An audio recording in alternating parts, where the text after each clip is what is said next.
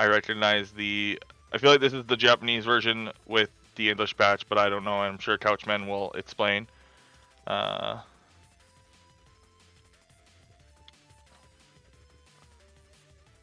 Also, surprisingly, it turns out that even if you have a really generous community, and I don't think I've said this much, but I'm so eternally grateful for anyone who spread the message of me being in a coma and the GoFundMe. I would be completely screwed if it wasn't for that. And even with that, I'm mildly screwed until until my first paycheck, which is next week. But for the most part, I'm okay. Thanks to that.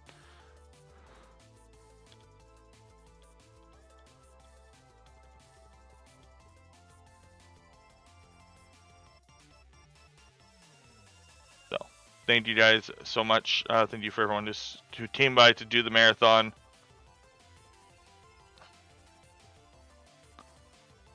I feel like Coachman started, but I can't tell if this is the opening cutscene.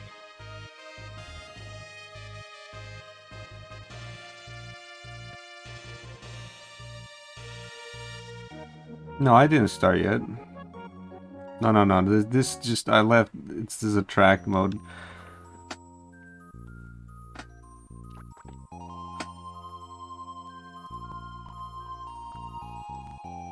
Okay, don't worry about that. Okay. So, a few things to preface here. Yes, this game only runs in 60 frames per second on the Japanese version, but then this is like a... It's like a patch for the Japanese version that makes it English, or... Yeah, because I don't think you can force the European version, which was the only English version, to be 60 frames. Because it originally ran in 50 frames, so I think it's Japanese translated into English, I'm pretty sure. And I believe the timing starts when I hit go here. So yeah, you can start the timer at, let's see, 3, 2, 1, go.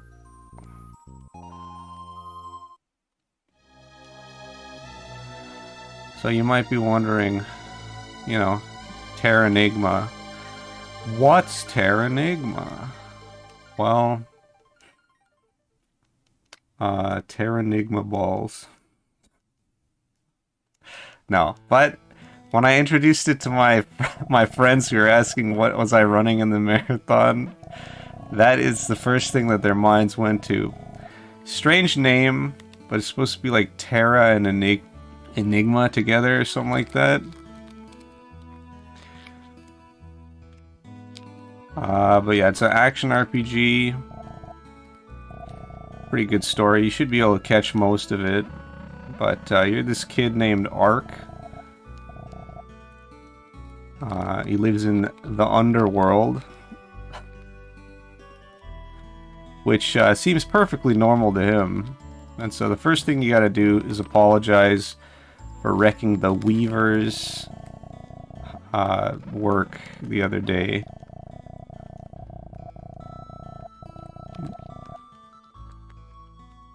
Alright, so you got running, you got jumping. You'll get a spear eventually. A lot of, you can pick up things and throw them, which we're going to do here. We're going to skip a little cutscene, or try anyway.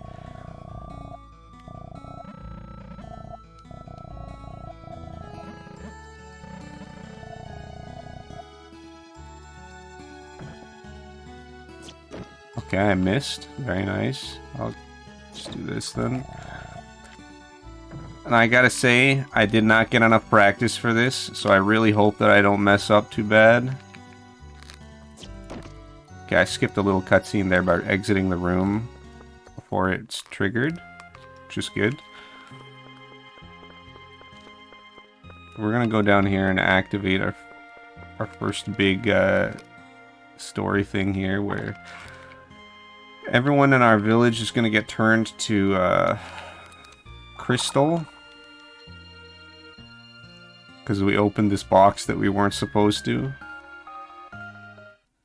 And inside here is this guy called Yomi.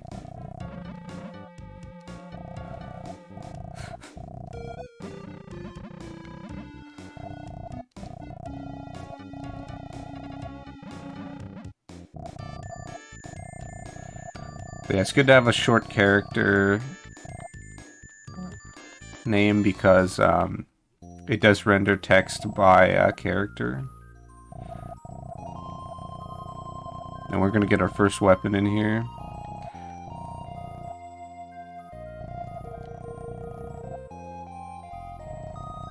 The general overview of this game is kind of like you're restoring the Earth because it's kind of been ruined or something.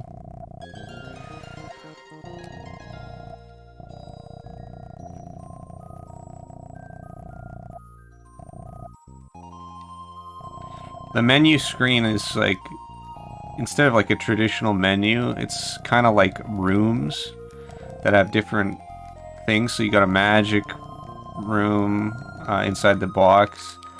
You have a weapon room, you have an armor room, and you have an item room. Oops. So we're gonna get our first weapon here. So navigating the menu is a little slow, but unfortunately, you can't really do anything about that.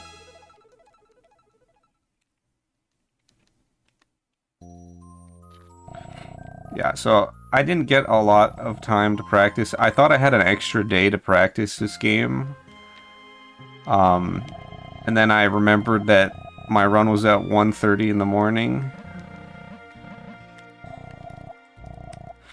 And I realized I didn't have that much time. So let's hope I can get through this because I'll be honest, I'm not confident that I'm gonna make it under estimate. Alright, so we're gonna equip the weapon we just got.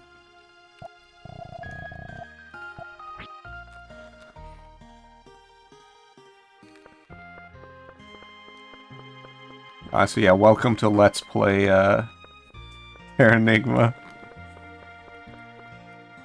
I apologize again, I thought I had more time, but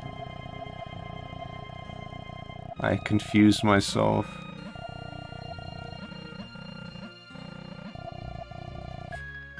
Some games render it by word instead. Alright, my favorite music in the game, the Underworld theme. Don't get to hear very much of it, unfortunately. Okay, so we're gonna move to onto our first. Gonna move on to our first tower.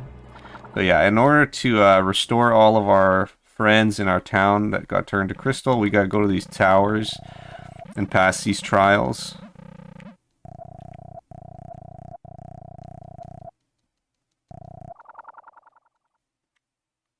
Alright. So EXP routing for this game, for the early game, can be pretty involved. I don't really remember it that well. Only sort of. So I'm gonna try my best to hit the EXP thresholds I want here.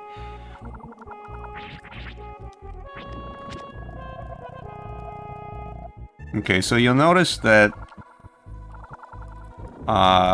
I'm gonna be doing this sort of dash attack a lot.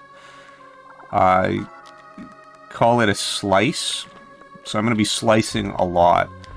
And slicing is really important because you are pretty much entirely invincible during the slice and then for a small period afterwards.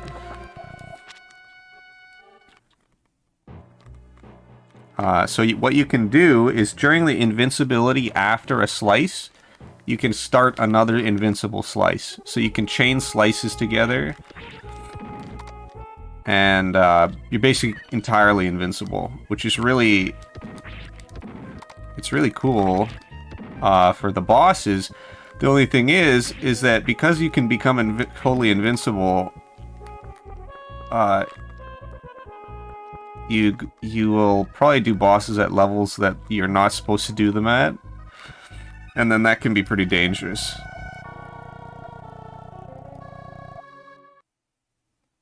Okay, so I'm gonna get a level up here.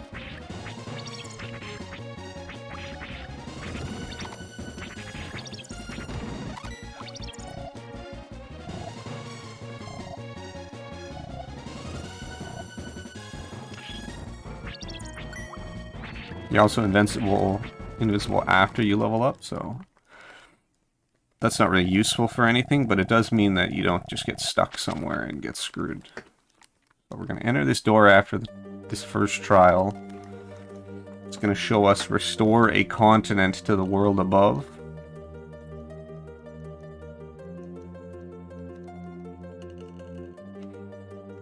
Which is a little confusing right now, but makes more sense later, kind of.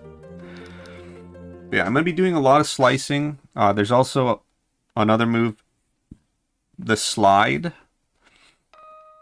where if you jump when dashing and attack, you do this big slide move.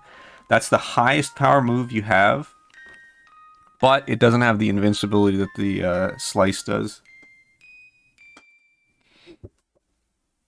So you don't use it as often, and you can't spam it as much.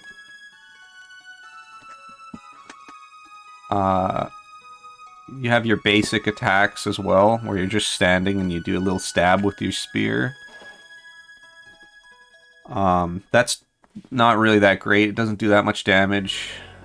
And if you mash it too fast, you do a cool looking move where you kind of like 100-hand slap with the spear. Unfortunately, it's not very good because it does reduce damage. So we will not really be using that too much. Mostly slices. Alright, so we've restored a few people in town. But we still have to do the rest of the towers. Just a total of 5 of them.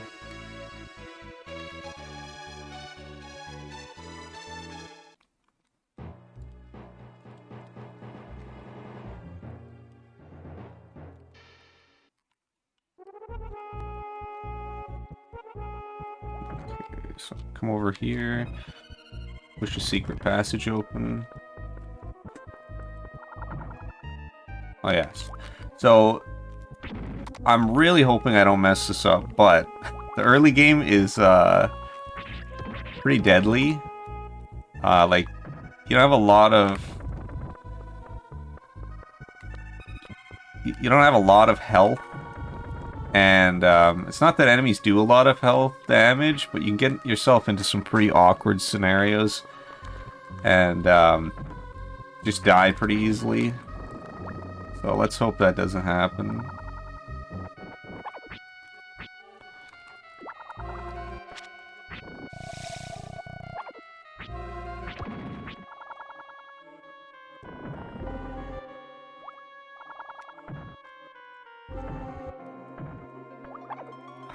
God. I did pick up a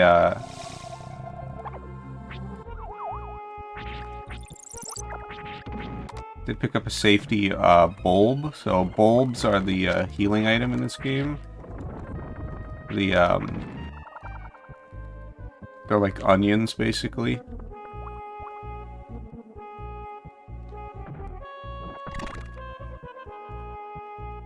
Oh well, thank you for the raid, Shiner.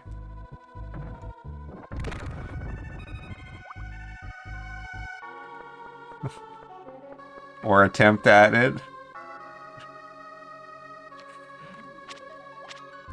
Then, okay, so you get a little bit more distance on your throw if you're running when you do it.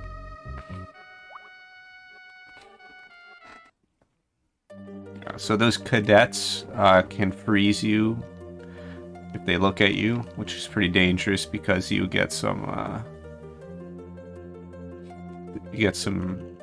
unfortunate damage on you there. But yeah, one really nice benefit of the slice being an invincible move is that you can actually use it for dungeon traversal pretty effectively. So if there's like a trap or something, you can dash through it and you take no damage, right? You can slice through it and take no damage.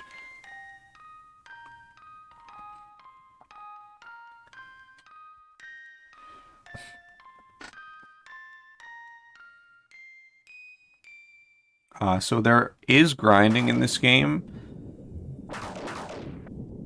There's a few points in the game where you need to grind to reach damage thresholds, because there are a few bosses, mostly this one boss called Bloody Mary, where you really, really need to reach a level threshold to be able to do more than a single point of damage. So I will be doing some grinding. It's not so bad. The last game I was running here, I had a grind that was like an hour and a half long or something. There's nothing like that in this game.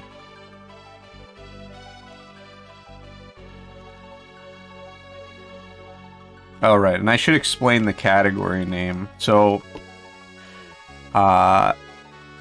there's any percent for this game. Now, it's been a while, so I'm probably forgetting a little bit the exact definitions, but from what I remember, you have Magirok percent, where you collect all of the Magiroks, which are the magic items. If you get more of them, you can use magic more often. So it's Magirok percent, where you collect all of the Magiroks. There is any percent, where you go through the game, and what happens is there's this boss, a bird's boss, right? And the bird's boss, you can abuse a glitch with the birds to where you can kill them and exit the arena at the same time that you kill them, and it lets you kill the boss multiple times, and you get the full EXP for killing the boss every time you kill it and restart, which is, pretty busted. You can get a really fast grind. However, it's extremely difficult and RNG dependent. So then there's the no birds category, which is essentially you just don't do the birds glitch, and it's much more reasonable and less RNG dependent, and it lets you get through the game without having to worry about that particular grind. It is a bit slower because you aren't doing the birds grind, but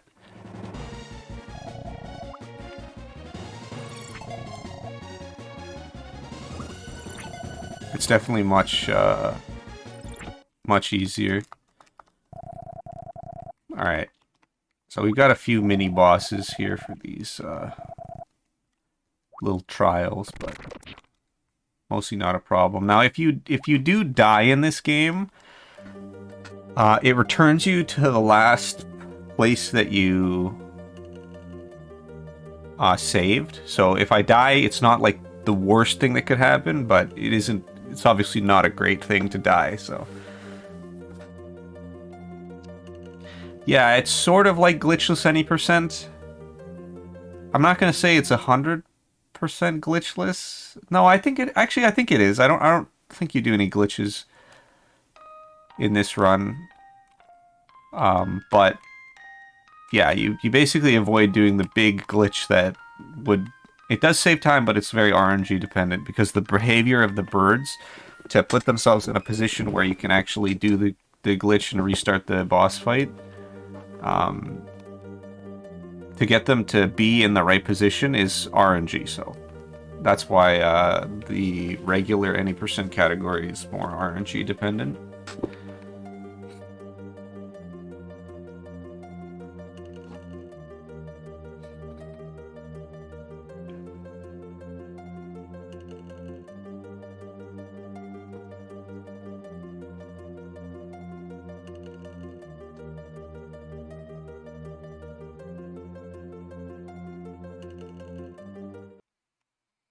But yeah, I will still be doing a grind to to get the same amount of experience that I need, that I would have otherwise gotten from the birds.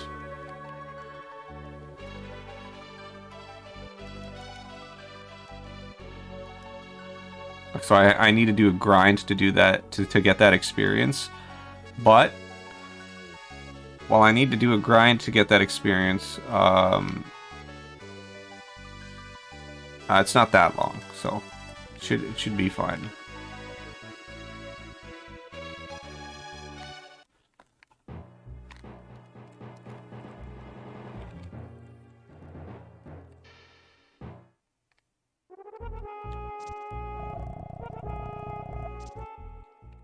Okay, this is slightly dangerous, so let's see if we can.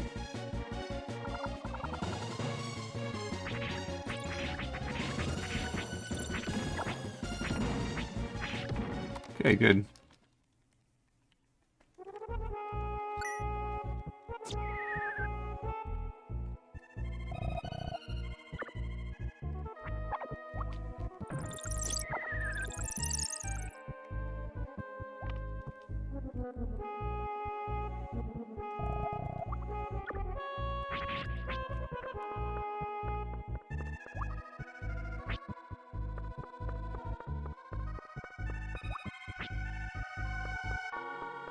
Something interesting about this game, so typically, and of course it's not this way for all games necessarily, but typically I find, you know, you play your Super Nintendo controller, you have your thumb on the D-pad, and you have your thumb on the buttons.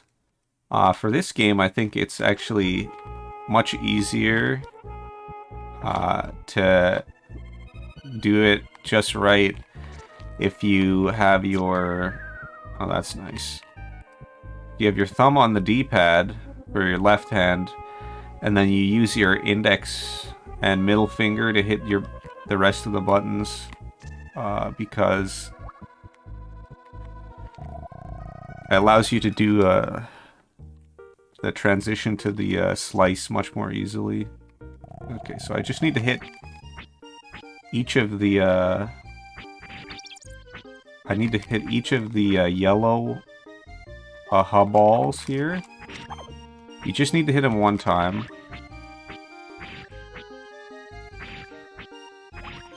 You don't actually need to kill them. You just need to separate them from the group. Now the pattern is the same every time, but I didn't have time to practice this part. You just gotta hit them out of it. And of course the invincibility helps a lot here. And there we go. Yes, the claw technique. I find the claw technique is far superior to attempting to use your thumb, because the Y button is your dash button, and the A button is your spear button. So for getting your slices off, it's much easier to use a claw technique.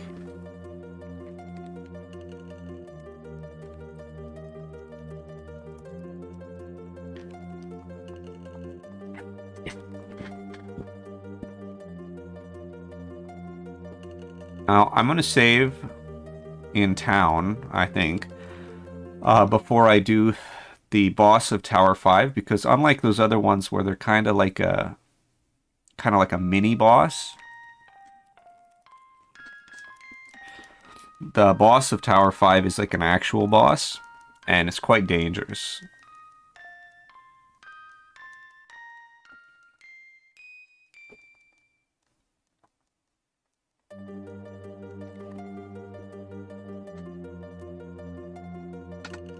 So while I'm not saying I'm going to die to the boss at the top of Tower 5, look, bad things can happen, you know?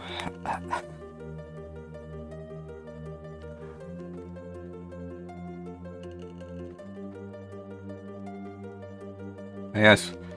Fun fact about these like... these big like pre-rendered 3D graphics. These little cutscene sequences that have the pre-rendered 3D graphics and some of the later cutscene sequences. If I recall, I read it took up like a quarter or like half of the cartridge's memory capacity just for those cutscenes. But the developers thought that it was important enough for the story presentation that they wanted to sacrifice that cartridge space to have the really detailed cutscenes. And I did pick up the thread, didn't I? I forgot, but I can't go in there. So if I go in there right now, I really hope I picked up the thread. Yeah, I did get the crystal thread. Yeah, sometimes I forget to grab that, and then you have to go back and get it, which is really bad. But you need the crystal thread because you're going to give it to your girlfriend Elle, and she's going to make you a special bit of armor. Now, if I were to go into Tower 5 right now, what would happen is the Guardian would appear, throw a teleportation blast at me, and then I'd get teleported outside the tower, and I wouldn't be able to finish it. So we need to get this special cloak from Elle.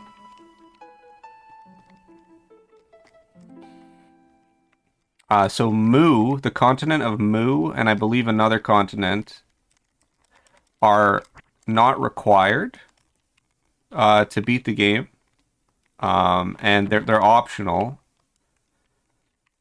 And if you walk around on the underworld map, there are these green crystals.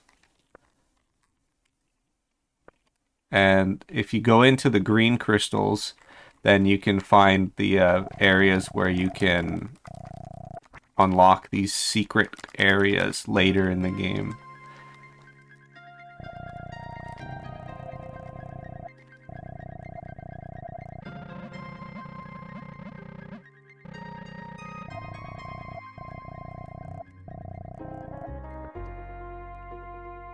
You get to hear Elle's theme. I also like this piece of music as well.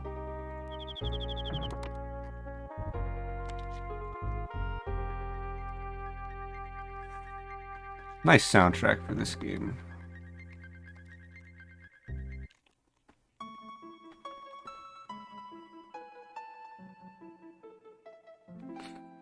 If I recall, you can't unlock Mu until you beat Tower 5 or something. It tells you have to come back later.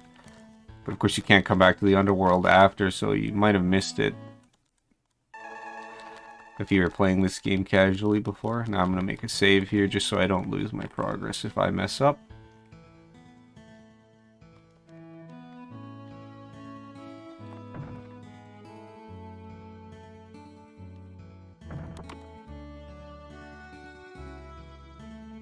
If I recall, it's been a long time, but if you go to Mu, I believe there's a really good... it's either a weapon or an armor, I think, there. That's optional, but it's really good for the point in the game which you can get it. But obviously it takes quite a bit of time to do that. Oh, right, I forgot to equip the... You actually have to equip the cloak. That's kind of important. I'll do it when I get to the tower.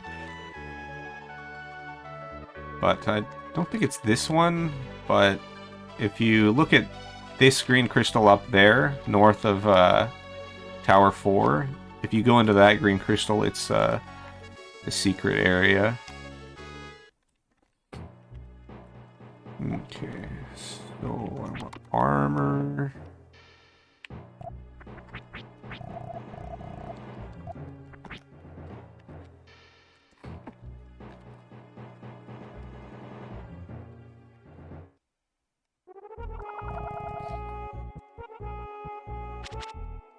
So you can't move. And he zaps you. But you have L's cape, so you're all good. No problem.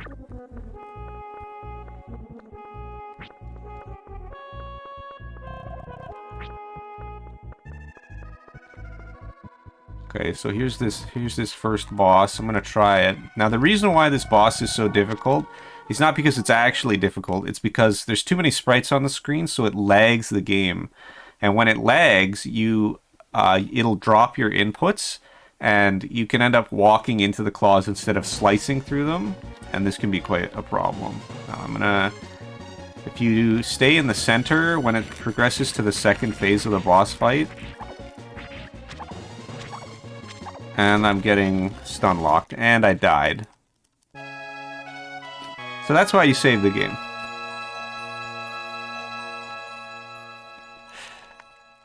Yeah. So you get... Now, it didn't actually lag that much there, but you get my drift. You have to be slicing through those claws, and it can be quite awkward. But this is why I saved. Did I already get the,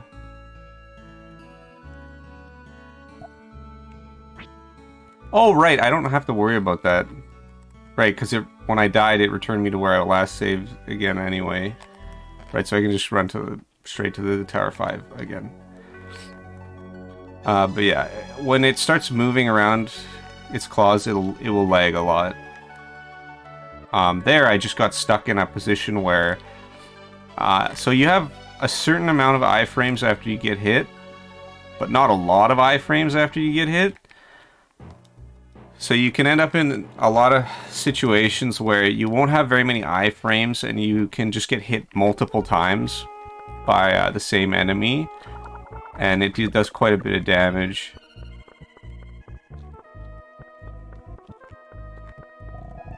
Because I believe ideally you would be at level 4 for this boss. But I didn't kill enough enemies. Right, so if you stay in the center here and kill the claws when it does its smash attack, which it does sometimes where it smashes both claws into the center, if you do that, it will never use the tail to attack you. Right, there's that attack, and there's the lag.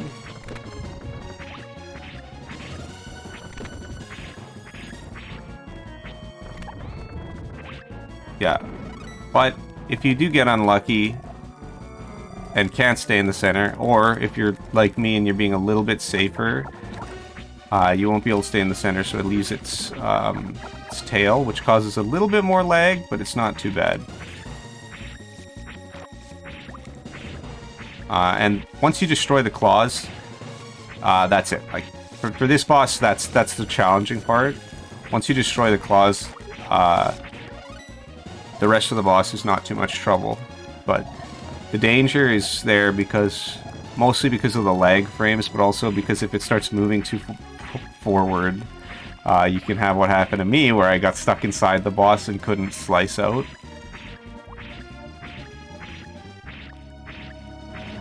But it'll be dead soon enough here.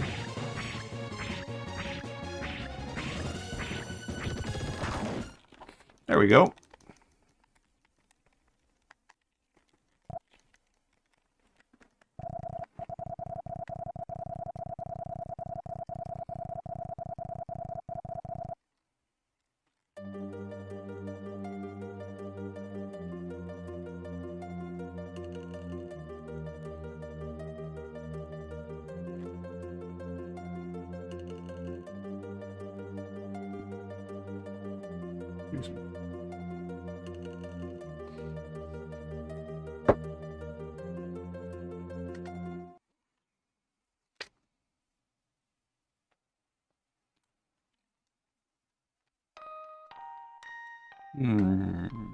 I don't think so. It's more closely related to, I think Soul Blazer.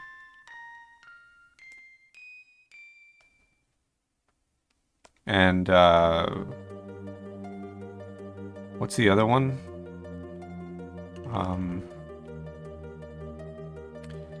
Illusion of Gaia, that's it. Yes. Illusion of Gaia and Soul Blazer. And this game are kind of like a trilogy, not really. But they were all made by the same company.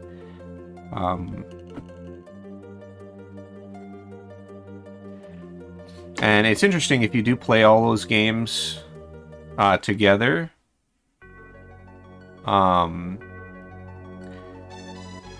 A lot of it is like there's a lot of reused assets for menus and stuff, so you can notice that sometimes.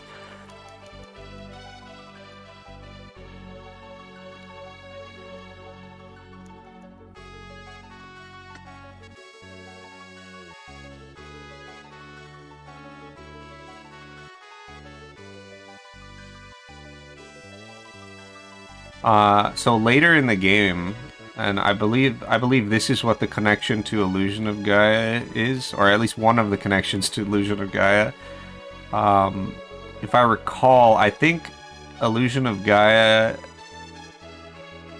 I think it starts in like Cape Town, like South Africa, or something.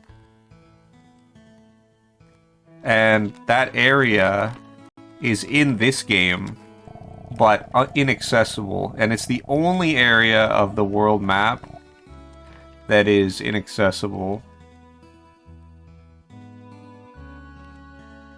Which is like really noticeable when you're playing the game and exploring. The one place you can't get to is like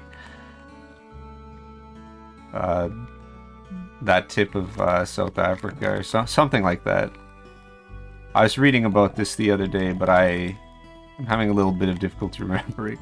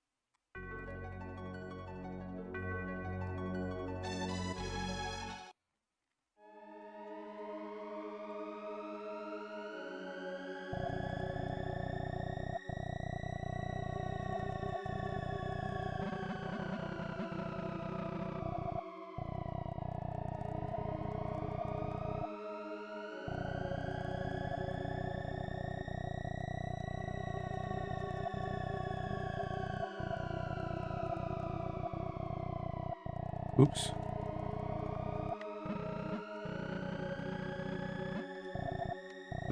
Oh dear. No, I don't have any unfinished business.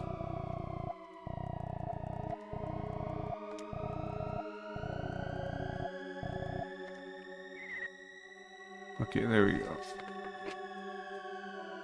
So we go from the underworld to the overworld. And this is part of the game, the part of the game that I really like is restoring the resurrection of the surface world.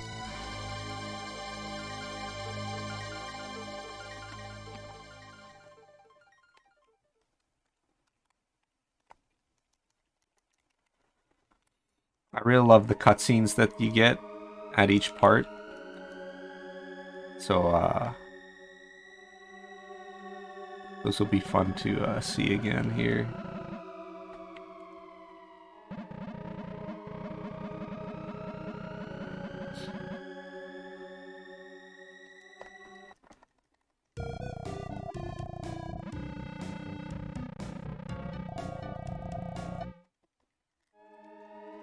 So we gotta go resurrect the surface world. And the first thing that we're gonna resurrect is the plants.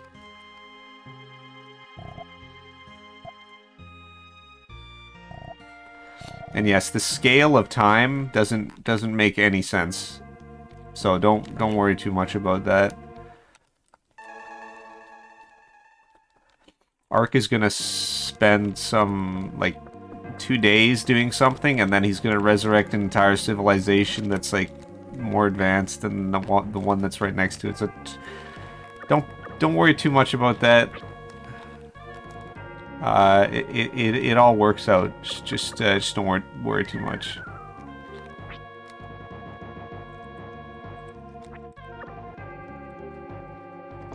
Okay, so I can't swim yet, so my first goal here is to get some way to swim.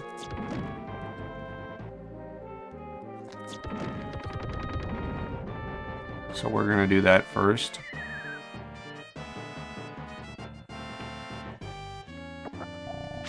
Pick up some healing items though, because it's always good to have a few on hand.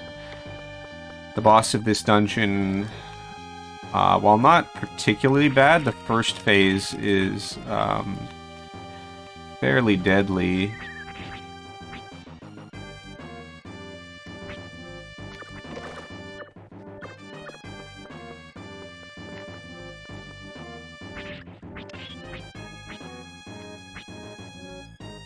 Ah.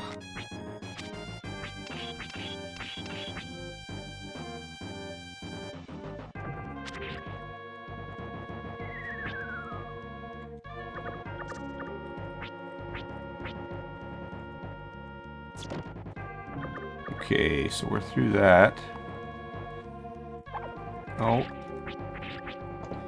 Now you see it still does 10 damage, which is as much as the first boss, right? It may not seem like much, but it can add up pretty quickly. We just want to kill this flower here to release this soul. And if you were damaged, by talking to that soul, you get a full heal, which is really nice. You just drop down here. So that little soul that you released was trapped by a monster. Is this flower here. It tells you to grab these. And you get these, and it's like flippers, you know? So you can now swim.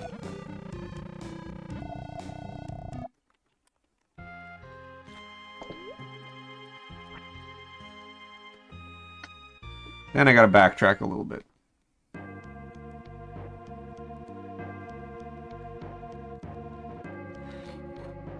Wish I could make a command for this. But basically there's a glitch that you can do on the birds boss that lets you grind them for EXP. And instead of doing that, you just do a grind off of normal enemies. So you do no birds grind. And thus it's called no birds.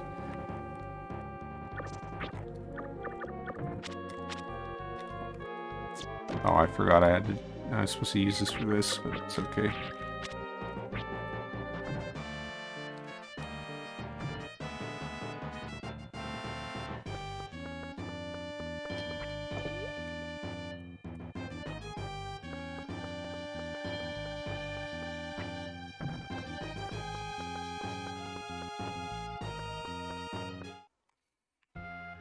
Okay, so you don't know about it right now.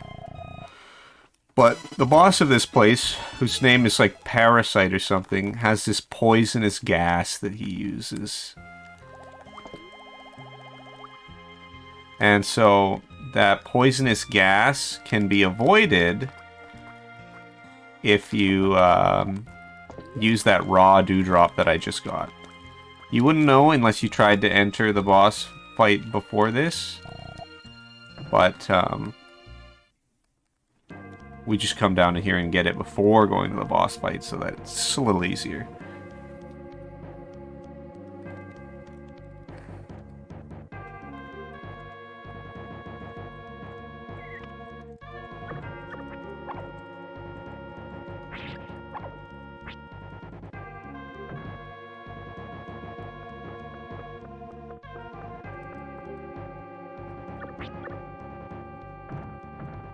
Oh, thank you for that. Be easier if I could just have a chat command for it. Oh, well, maybe it didn't work. Thanks for the attempt, anyhow. Okay, so you equip this. And then, you want to use it. I actually screwed up here because I... Okay, so you equip the leaf suit, which is a little bit better than the previous one. Yeah, I guess so. No Birds is its own category. But,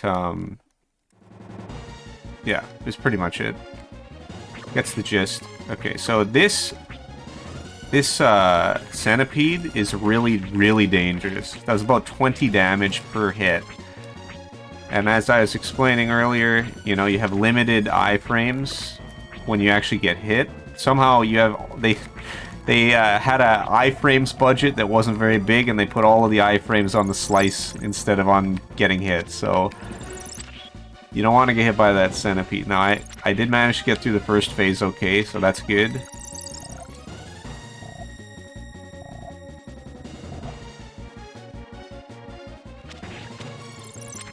Okay. So basically what I'm going to want to do here is get this guy to spit out these little balls. And you're going to kill these little balls. Each little ball gives quite a bit of experience. So what I'm going to do is I'm going to grind these little balls up to level 11. And then I'm going to get an extra...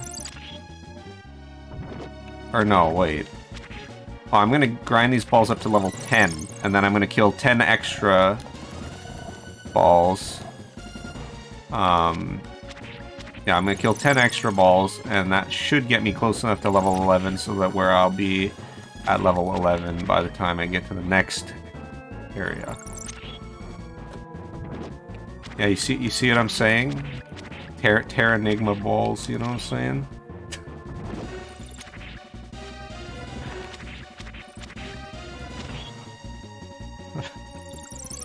It was all foreshadowing the whole time. What a callback. Okay, if you do stand a bit far to the side here, he can't hit you when he does the attack where he jumps out. So that's what you want to do ideally.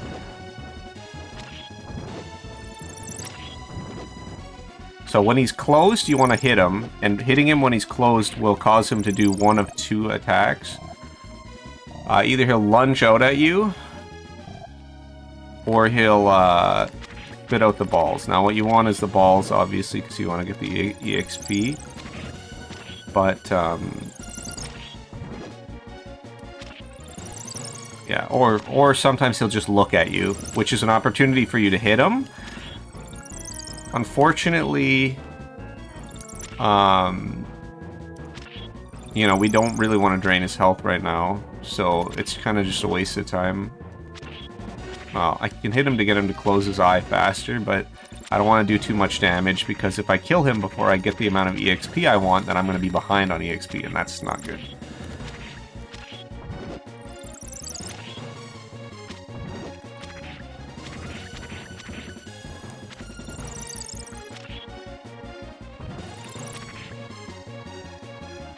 Again, really want to avoid that centipede, because it's quite dangerous.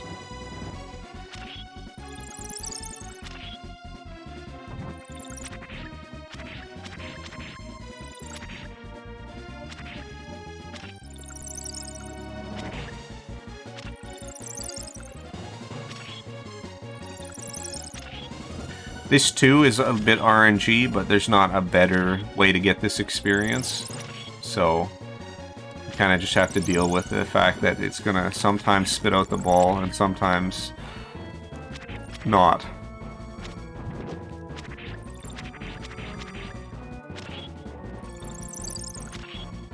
Now there's a very quick pattern you can do with slices if you're a little more practiced at this game. I've never really gotten it to work that well for me, but it apparently is a little bit faster to clear the balls away every time they show up. I think just walking and stabbing is not that much slower either, but anyhow. Okay. Right, so I'm at a low life, which is not great. I think that the centipede would still do damage. So what I want to do here is I want to use one of the healing bulbs here. And something you notice here is you can either equip or use a healing item, which is kind of interesting. So if you look at the top of my screen, you can see that next to my level I have a little spot called item. That's my usable item slot. So you can equip an item to be used in that slot, like magic or a healing item or something. The thing about that is when you use a healing item in this game, if you're familiar with Earthbound, it's kind of like that in a way, in that it will tick up your health. So my health will go up, but it will go up in a way where it like scrolls up, right? It rolls the counter up instead of just giving me all the health at once. Which is kind of an issue because, say I have, I got 150 HP, okay? And I got a boss that does 50 damage per hit. Okay, so the boss hits me twice and I'm like, oh dear God, I'm about to die. Because, you know, I have limited iframes and I'm about to kick the bucket. It's not going so well. So here I say, okay, I'm going to use a healing item, right? Now, while it is ticking up on the healing item, I can be hit and killed before the healing item fully heals me up to the full value. Like, I would say I would use one healing item, go to 100 health. Or I use 2 healing items and I'm going to go to 150 health to be safe again. Then, if the boss hits me twice, while I'm ticking up, like say I'm ticking up to 75 health and then I'm ticking up to 100 health and it's like in between there, I can just die from that. So, although I can equip healing items, it's not the best idea to do so, I don't think.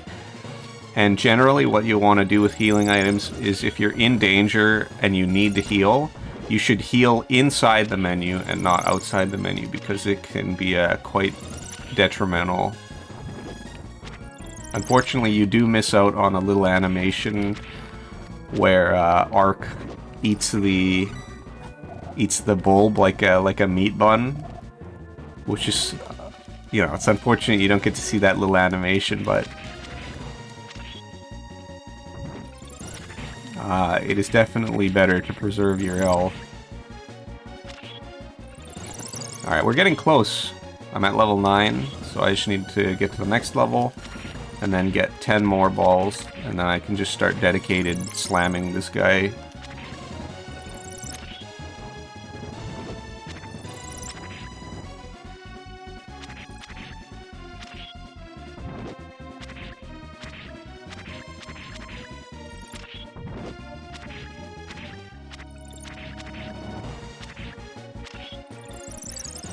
Yeah, and although you might not get to see all of them, like all the animations, Ark himself actually has quite a few animations that they did for different things he can do in this game, and like idle animations and stuff.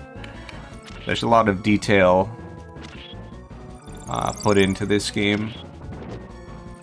I think the sprite work is quite nice.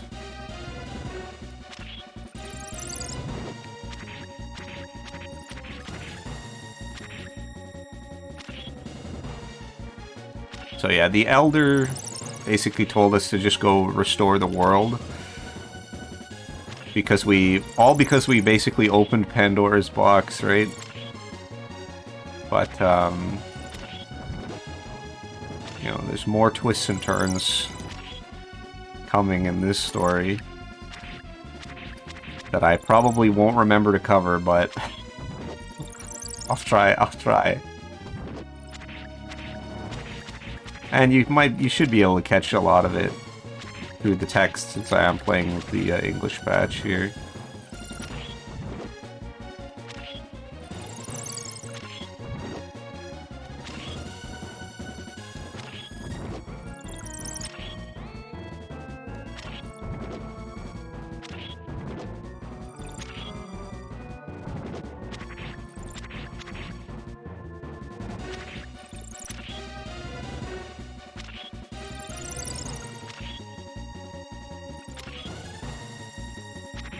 Come on.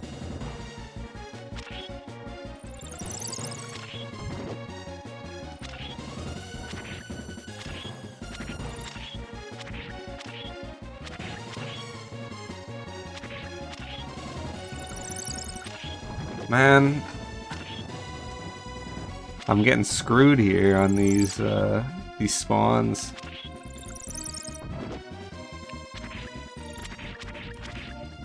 Oh yeah, if you see a little glowing number, it's because I crit. There's damage ranges in this game. Okay, good, we got 10. There are damage ranges in this game that I think it's a range of like 3 damage, which can be kind of dangerous sometimes, because you won't be able to know exactly how much damage you're going to do if an enemy is dangerous to you, but that's not too bad, generally. Okay, so that was what? 1, 2, 3, 4, so 5, 6, 7, 8, 9... Okay, yeah. That would be 8. Okay, so now I just start hitting them.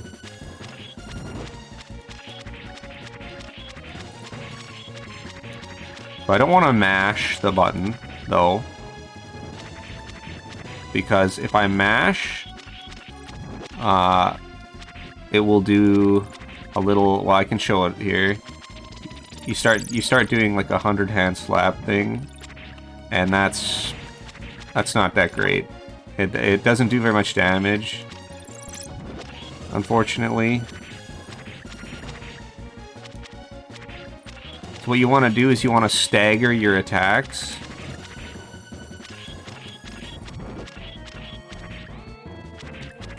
So that you just do your regular stab move. And it does a little bit more damage.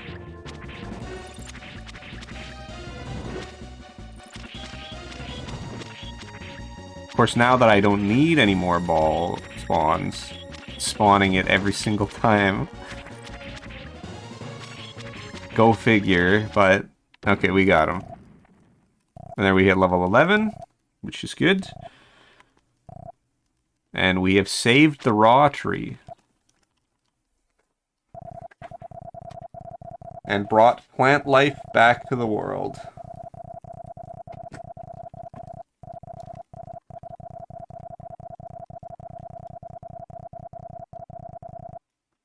This is one of my favorite cutscenes in the game. I just really like this. Yes, keep in mind that these cutscenes took a huge portion of the game's memory, so they really cared to have these in the game.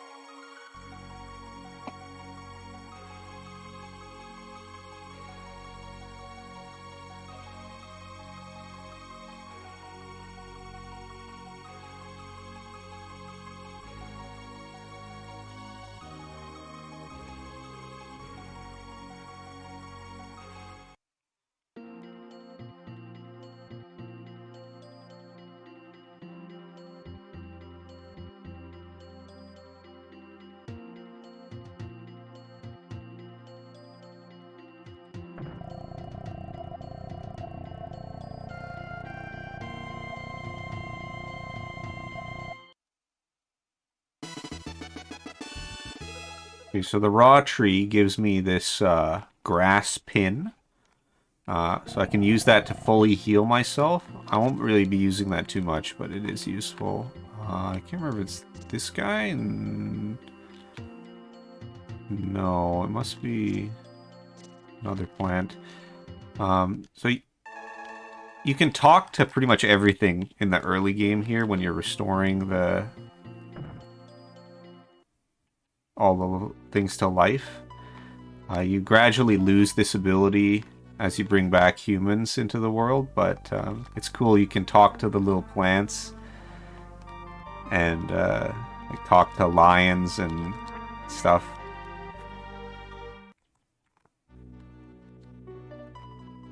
Before language was invented, everyone could talk to each other somehow.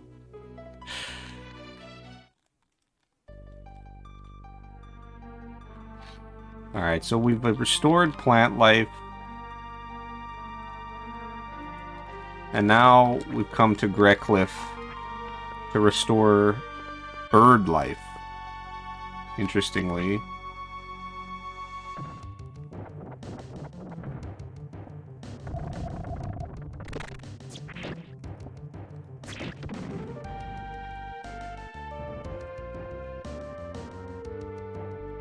Probably should have healed, actually. That's not very good, but we'll make do.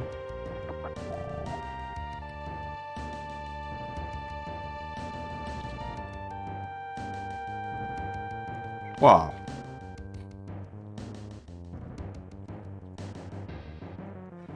No bird glitches. Ow. Okay, I am in trouble a little bit for the health.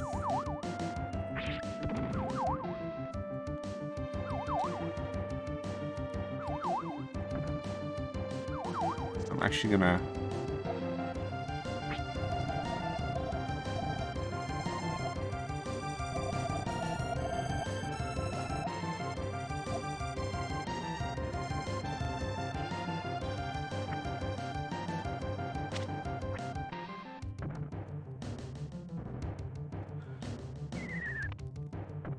You can drop off of vines if you hit the jump button while you're climbing them. It's useful in a few places. Those Quaker guys are pretty annoying, but they won't be too bad, hopefully.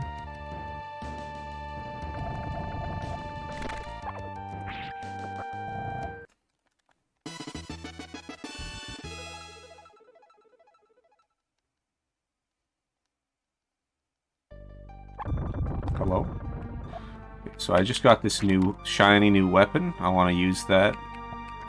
The rock spear. And what that will let me do is break these black rocks.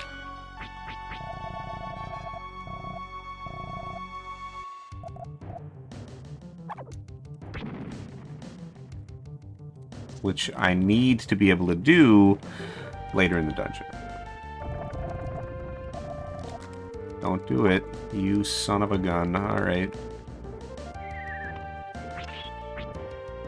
Hey, thank you for the raid. Always appreciated. No, I'm not going here. I'm going in. So I'm hoping my health will not become a problem, but it might just become a little bit of an issue. Worst case scenario, I just get kicked out back to the raw tree, which isn't that bad, but...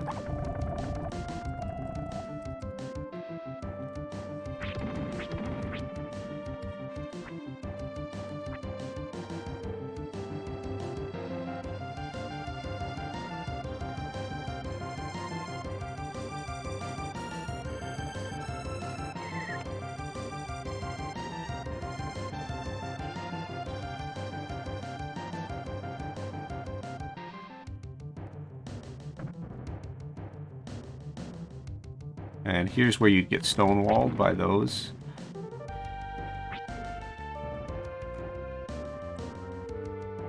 Literally stonewalled, if you see what I'm saying. These ledges can be a little awkward to jump up. so this enemy here, if you see these guys that are kicking at me, those are the enemies that I will be grinding to get to my next level threshold.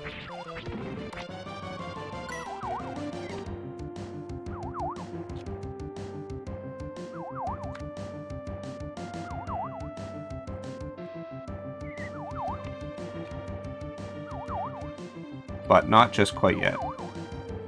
First I need to get an item that lets me climb cliffs.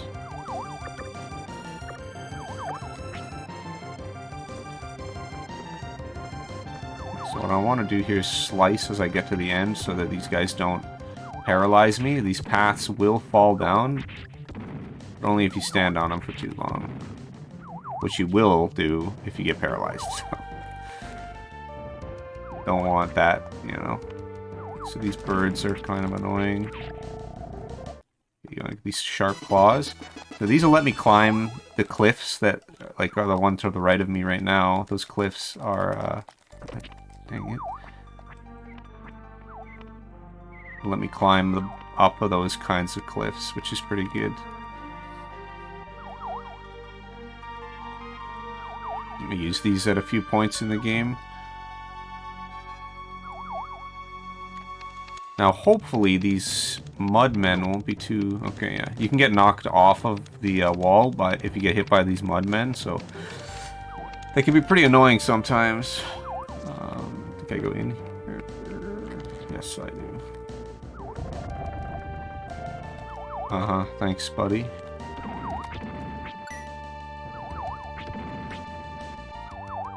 I do want to watch my HP. It is a bit low.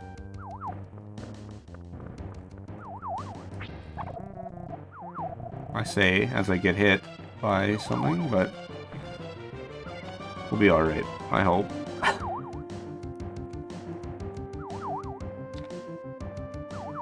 The most dangerous part of the grind is the beginning of it, so hopefully nothing too awful happens. I'll use my last healing item here. Okay, so now we're gonna grind these guys to level, what is it, 14, I believe.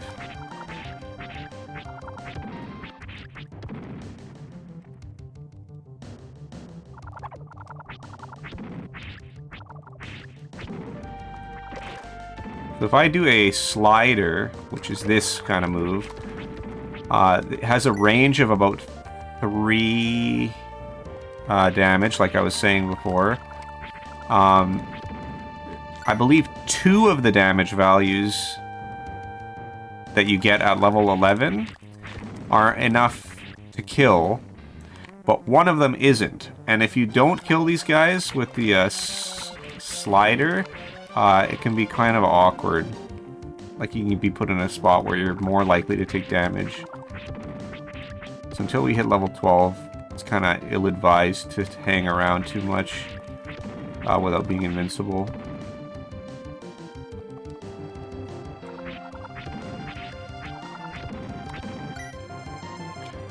Now, I can collect some little bit of money here, which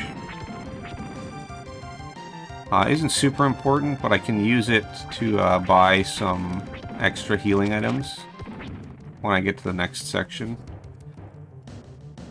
And that'll be really nice to have some extras on hand.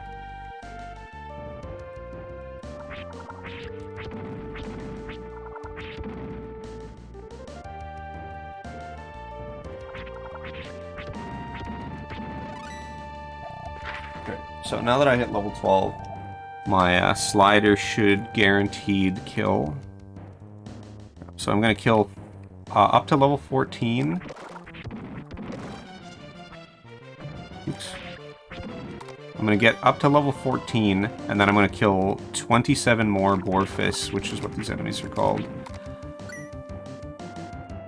And then that will put me in a position to be at the right level for the next part, when that matters. I'm getting hit a lot, unfortunately, because I am kind of messing up my movement here.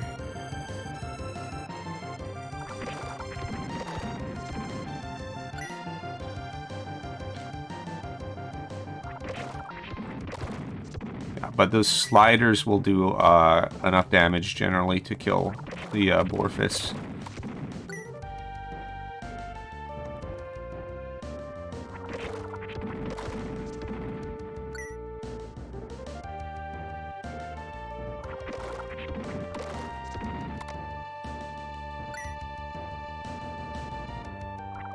Oops. Yes. So, money isn't all that important, but it is very important for one thing in particular. So, late in the run, fairly late in the run, you want to get this armor that gives you not the greatest defense, but it actually boosts your offense by quite a bit. But that money, like that armor that you need to spend the money on, costs something like $6,000, right? Or 6,000 gold, or whatever you want to use for the currency. And because of that, you do need to care about money up until the point when you have enough. The other thing is because I will want to be safe, I'm going to want to buy healing items, so I will want a bit more money as well for that. It's not as important for me to have money for healing items, but I will generally want to try and have some healing items on hand at all times, just in case. Just like the Elder says at the beginning of the game, you know, don't be too stingy with your healing items, you know, use them often. Because if you do, you'll be the person alive at the end of the fight.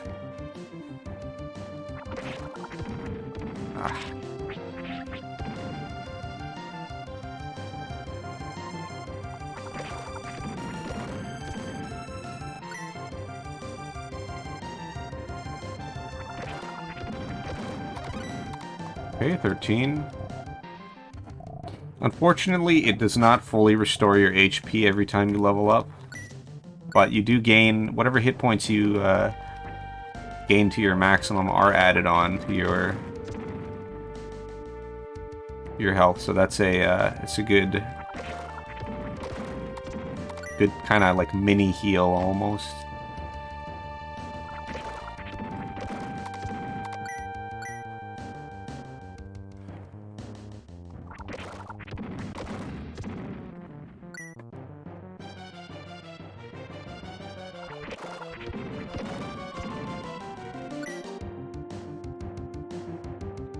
Yeah, that's nice. Sometimes you crit multiple times. What can I say? I believe critting is based on your luck stat, but I'm not entirely sure about that.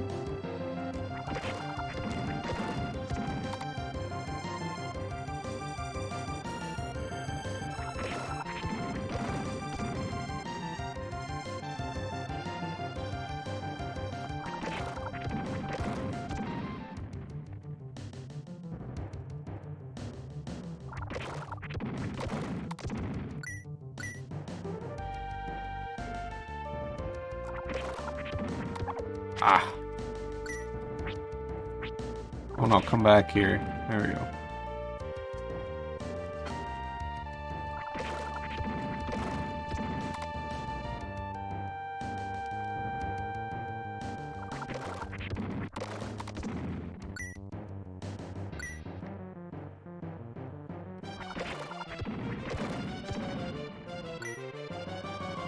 I've got quite a bit of money actually, which is nice.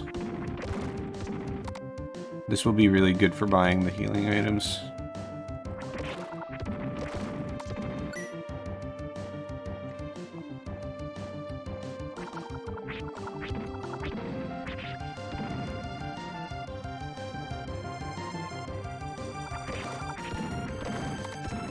So the other funny thing about this grind is, so the level I was at, somewhere like around level 11, is or maybe level 12, is roughly, I'm pretty sure that's roughly where the game wants you to be. So So we're gonna grind to level 14 plus 27. And that amount of levels actually makes the boss like really easy. So, because you have to keep in mind, if I were to do the grind on the bird boss, like the level grind on the bird boss, I would be going in there at like level 12. Which is part of why the bird grind is so difficult.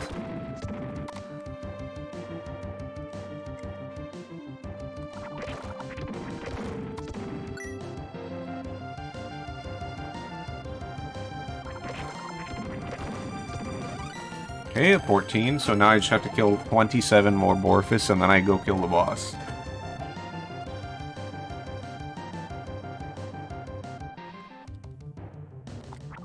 Okay, 1, 2, 3.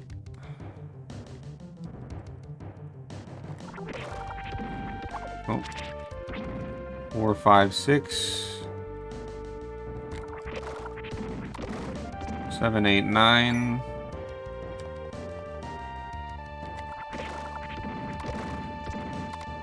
10, 11, 12. 13, 14, 15.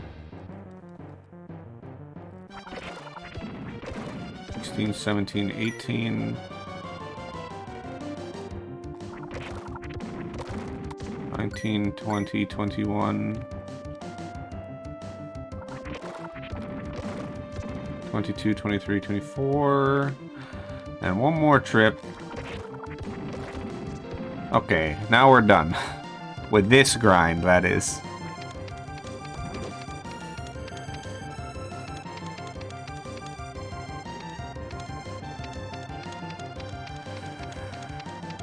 But as you know from other games with grinds, it's never over.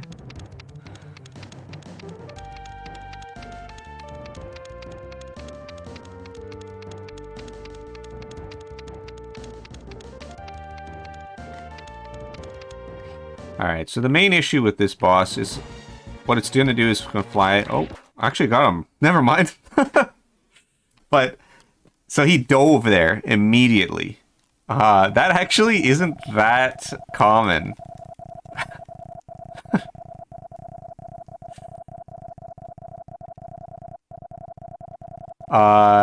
Generally what happens is he'll fly back and forth.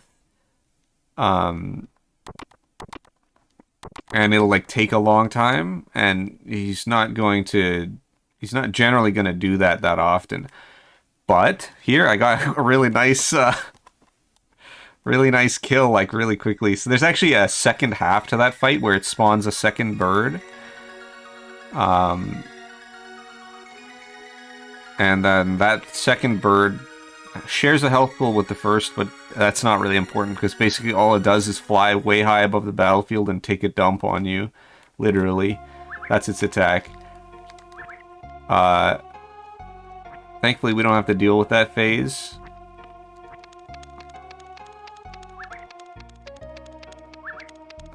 And in fact we almost entirely skipped the boss fight, and so that was pretty good.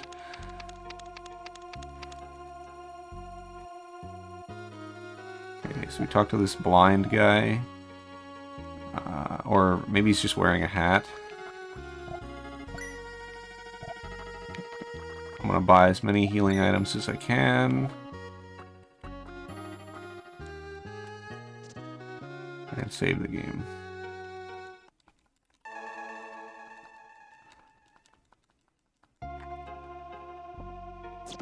So we're gonna go ahead and talk to the Bird King.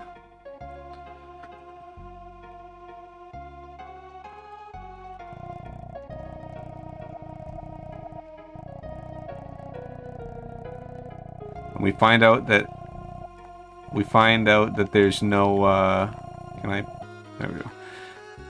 There's no wind, so the birds are having trouble. So we'll go to Wind Vale.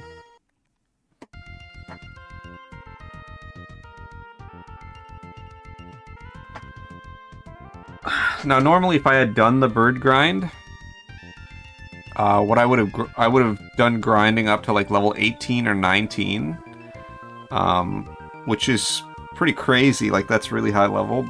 But since I didn't do it, I'm gonna have to do another grind later. It's not really a big deal, but does slightly affect stuff I'm doing here. Okay. You just pick up these rocks. Now there is a... And I think I actually already messed up because I threw the rock too far. There's a glitch here that you can do to skip the cutscene. I actually... Well, I wouldn't even call it a glitch necessarily, but I don't really remember how you do the inputs. So basically what you have to do is you throw these 3 rocks in and it does this cutscene. Now, if you enter the menu at the same time as you throw the 3rd rock, and then exit the menu, you can move while this little cutscene here is happening. The only problem is that while you can move, the camera does not move. So you have to navigate your way out of the cave blind. And I don't remember the inputs, so I'm just going to do the regular cutscene. But you can, if you do open the menu, you can skip that little cutscene.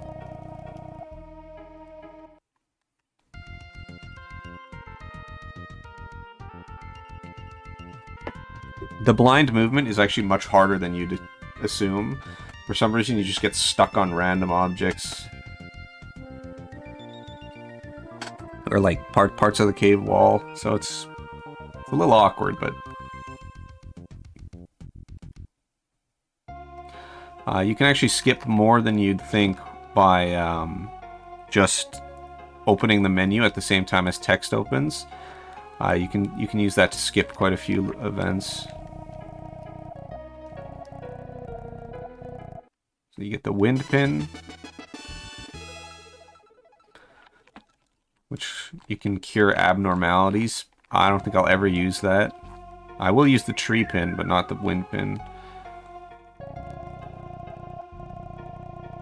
So this dude's like, yo, I'm gonna, now that there's the wind back, I'm gonna go ahead and fly to a new continent.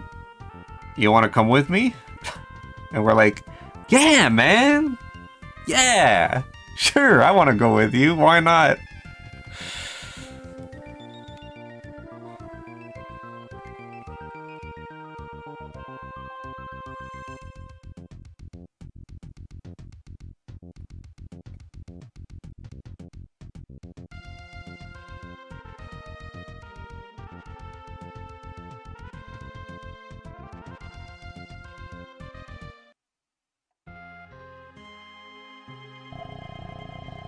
There used to be countless animals here. Where the hell's all the animals? Well, we haven't brought them back yet, so that's our next goal, is to bring all the animals back. Oh, and we get this horrible dungeon, zoo. This place is a bit of a maze. And now, I don't know about other people, but personally I find it very easy to get lost here. I hopefully will be able to navigate just fine.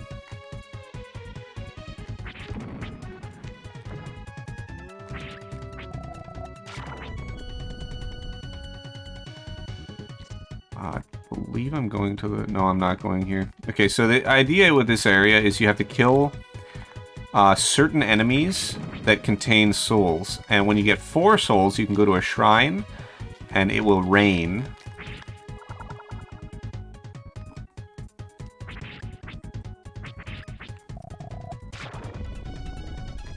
And when it rains, the land becomes lush, just like the real savannah. The land becomes lush with green, and the rivers fill back up. So you can then navigate to different areas, right?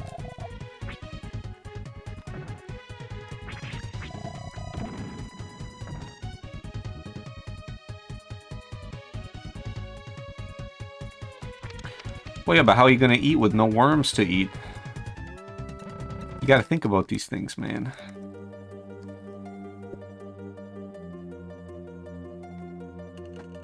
Yeah, Bloody Mary is one of the hardest bosses just because you have to be consistent with your slicing.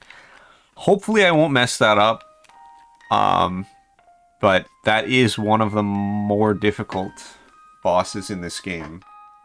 I would say Bloody Mary is like the difficulty spike aside from the final boss. It's like the big difficulty spike where you really need to have the levels to deal damage. Either that or you need to be able to like do slicing really effectively.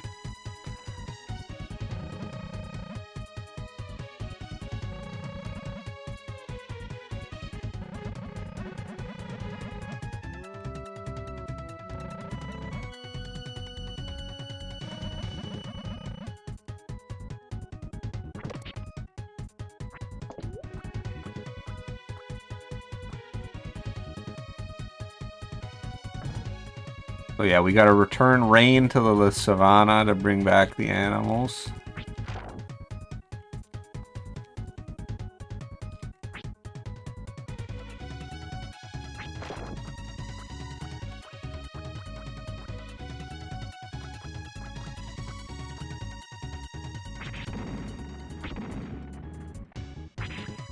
And to do that, we gotta kill these particular enemies.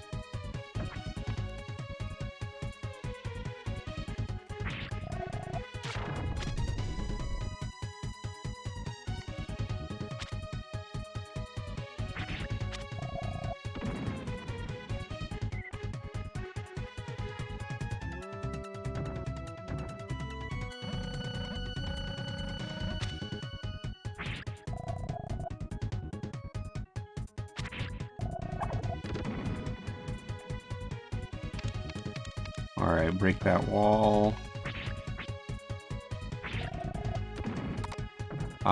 If we can kill a few extra enemies here and there, it's good, because it'll save us some experience. We have to grind later for one of the later grinds, right? If I do kill extra enemies, it's actually quite a good thing. And I might do it here and there to get some more experience.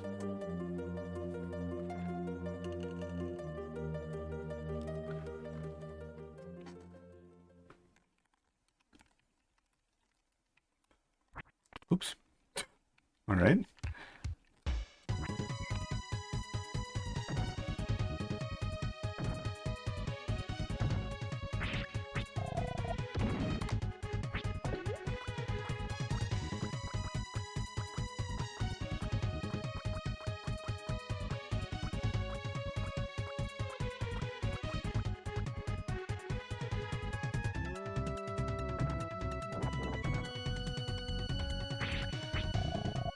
Should be this turtle. Oh, maybe I just kill that turtle for fun? Huh. Okay.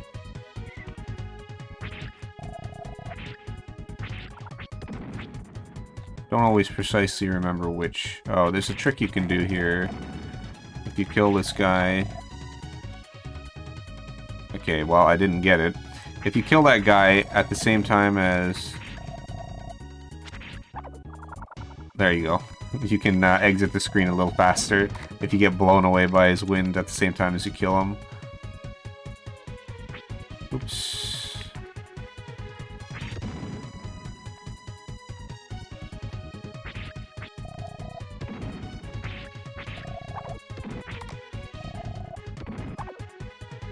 Okay, dude.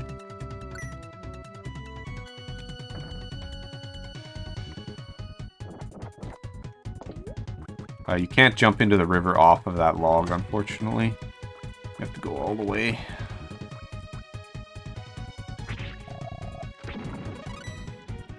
There we go. See, we hit an extra level up, which is always good. Higher the level, the higher the damage you deal to your bosses. Shorter those fights are.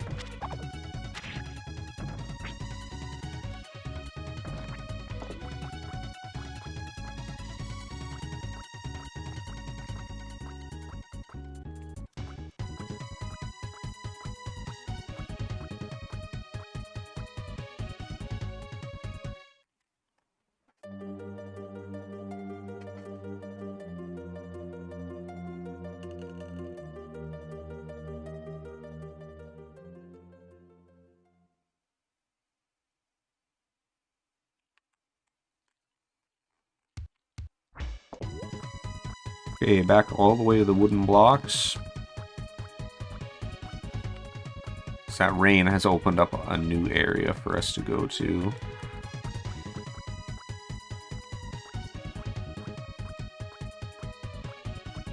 Oddly, instead of the dead trees becoming populated with leaves, they just disappear. Not sure why exactly that is, but hey, you know what? Doesn't matter.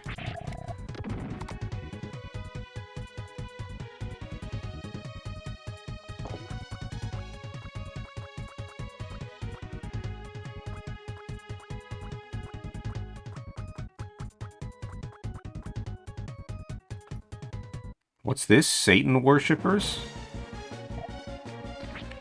I'm not sure where those came from, but can't be good. So we're going to switch spears here. I think this does a little bit more damage. So,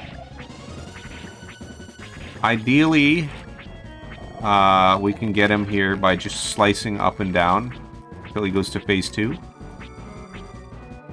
Oh, and while he does this, what I want to do here is equip magic.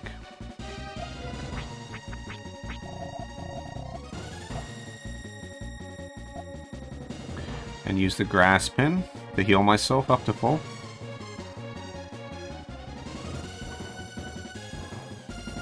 I should have equipped that when I equipped the spear, but it's okay. Now we get to phase 2. What I want to do is slice into him when he comes down. I can get up to 2 hits sometimes. But you have to wait for him to come down. So unfortunately, I think this is the only time we use it, but it's a really useful healing magic when you get to a higher level. Like if you're playing the game casually, it's really useful to have that when you get to higher levels and have a really humongous amount of HP, because at that point the bulbs can no longer fully heal you, right? Like I think the highest health that the bulb heals, like the large bulb heals, is like 125. So if you have like 500 HP or something, you can't fully heal, but the tree pin will always fully heal you. So it's a really nice thing to have late game.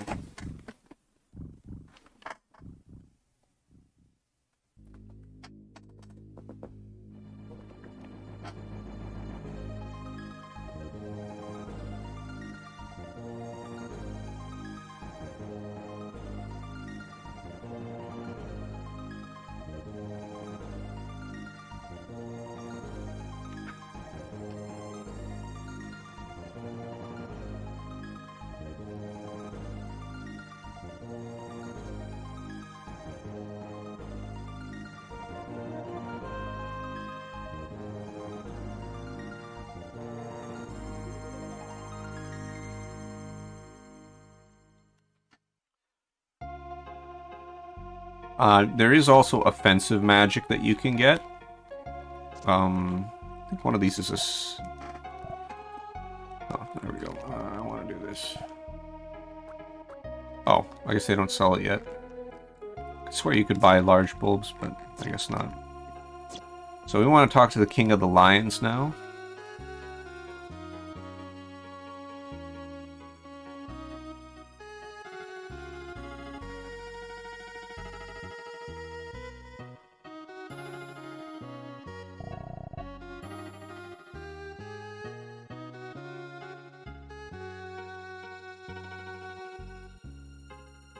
Because he's got a problem with his son.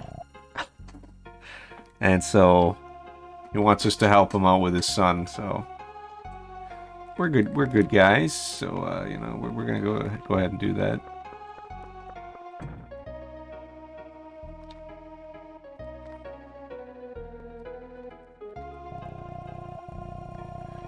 Whoops. We need to talk to the mom.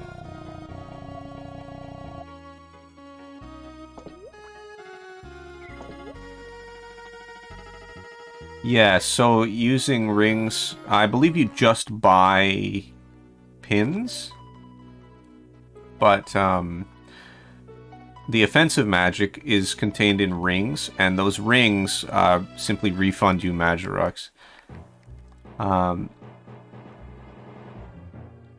Magic is largely not really that useful for regular enemies, unfortunately, like to kill regular enemies. And then against bosses, generally only a single type of magic will do a decent amount of damage, and then even then, you're probably better off doing the spear because it'll have higher DPS. So generally, offensive magic's not that useful. The pins, like the tree pin and another pin that you'll get later, are quite a bit more useful. Okay, so there's this ritual that the lions have where the future kings gotta go do a trial in this canyon, but the monsters are around, so the little lion is having a bit of an issue with it. So his mom asks us to help him out, so we're gonna come here and make sure he makes it through the trial safely.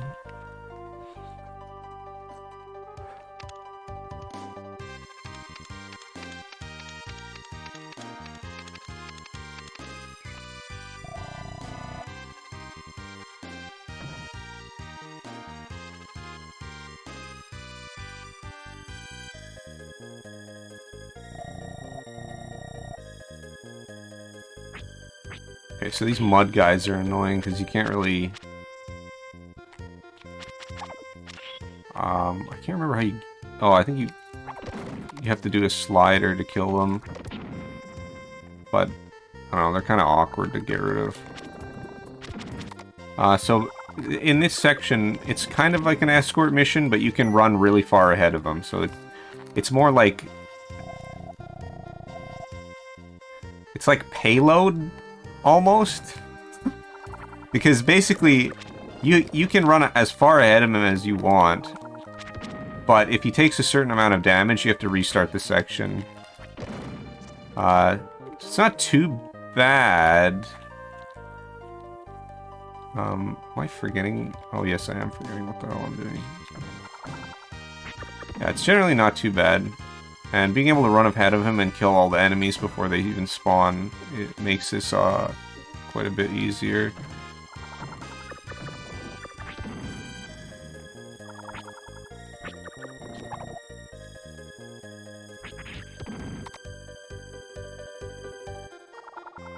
Wait, did he already stop? Oh my god. But what happened? Did I lose him somehow?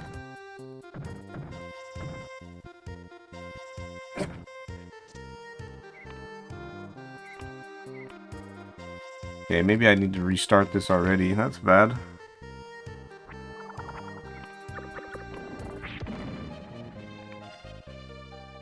You can generally run far ahead of him, but I must have gone too far ahead or something. And maybe he took damage. If he takes damage, right, you have to restart the section. Or if you lose him entirely, then you have to restart the section. Oh, beside the large rock, right. And then he's like, oh, this is the wrong way. That's right. And then what he's going to do is, here he's going to ask me, there's a split in the road ahead, and he's going to ask me, oh, well, which way should I go?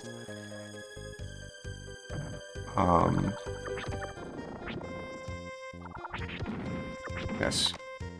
See? I told you guys I didn't get enough practice for this game. I'm forgetting important things like this. And I believe to the right is the correct path, and yes, I am correct about that.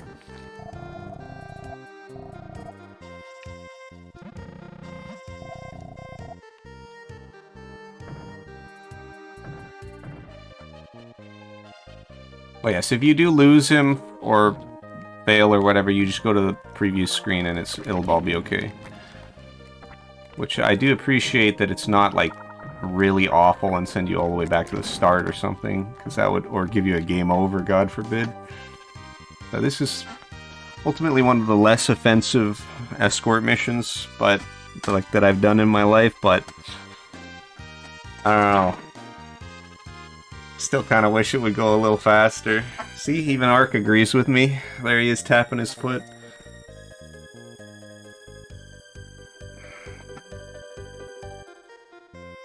Oh, there he is.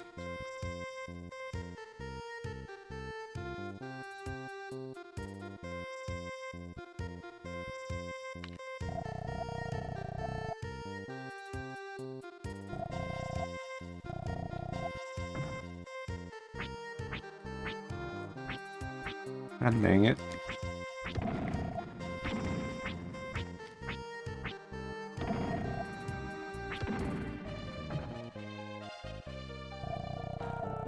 So this is a really weird one. You gotta walk pretty much exactly where the lion goes, or else the bridge will fall. Kind of awkward, but not a big deal. I don't remember if I can run ahead of him here. I don't think I can.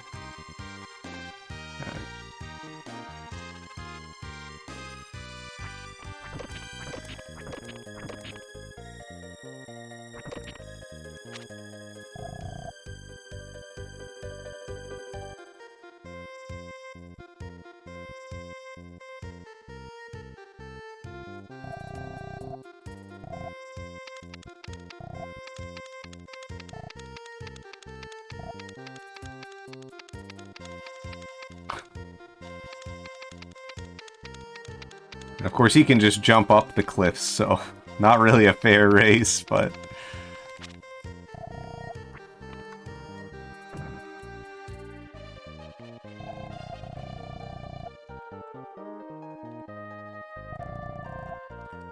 Okay, so here's this kind of the boss of this area.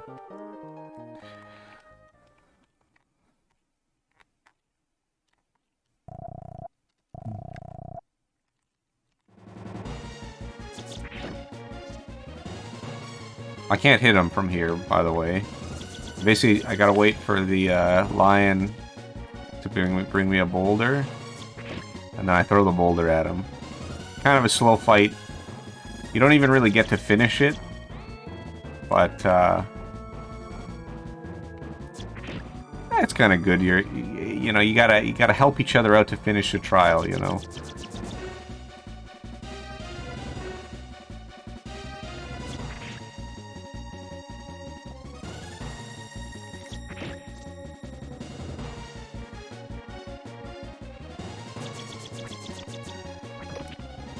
No, they named a constellation after this guy, alright? A constellation. They named an astrological phase after this guy, alright? It's Leo. Not a constellation. Okay, so once this sequence starts, you can actually skip a lot of this text by opening the menu.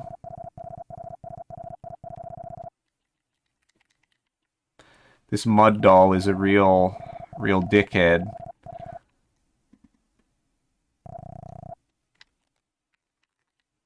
And he tries to kill you, but turns out Ark's a little bit hardier than he thought.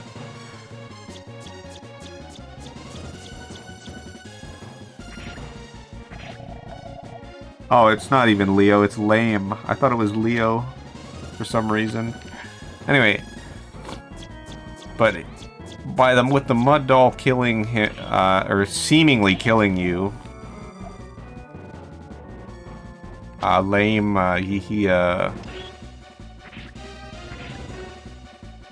he steps up and kills the mud doll. And let's see, we'll even see this.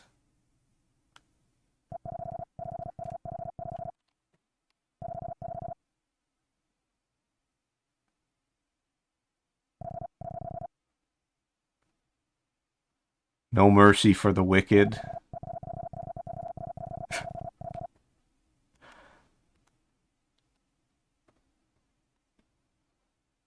Yeah, it does get a little taxing sometimes doing this escort mission because it's so slow.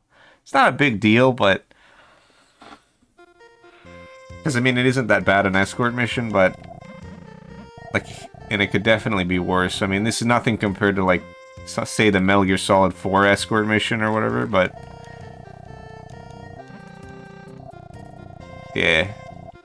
It's alright.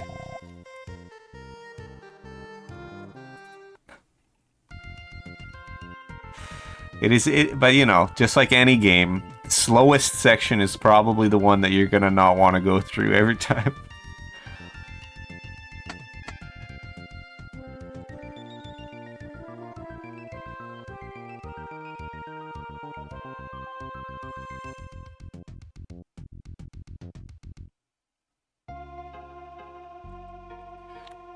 Okay. But that wasn't too bad.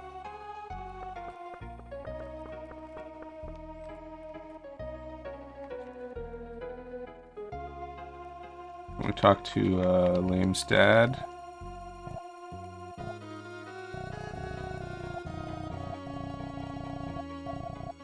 So we get the fang. Just takes a fang right out of his mouth and gives it to you. And turns out it's a pretty damn good weapon. So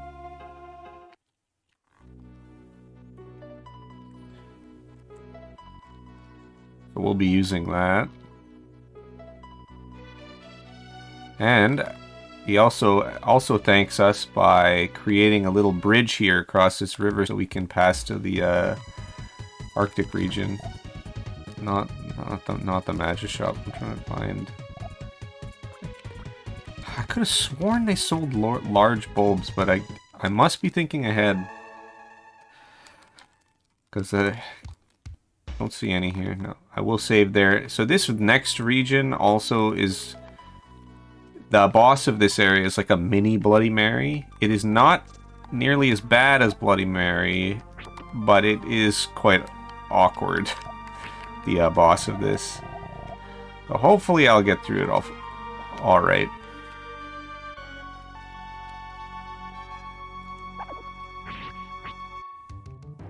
No. This is the fan translation. I think most of the text is the same.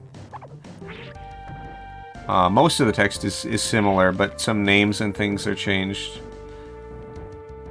The gist is essentially the same as the official translation. I don't think there's any significant differences. But this would have been sort of a fan translation, kind of. Because I think it mostly used the European script.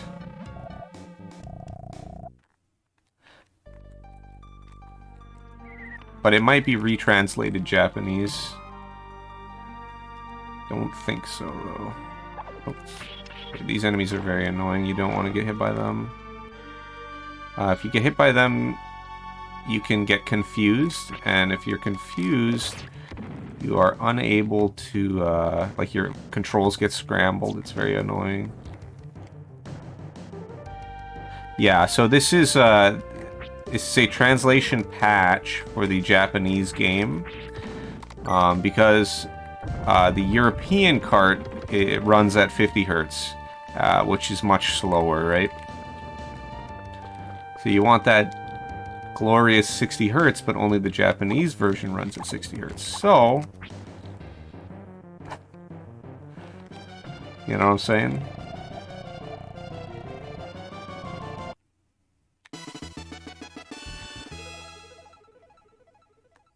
Kind of weird. I think pretty sure they mostly use the European script, but there's translation for the JP version as well.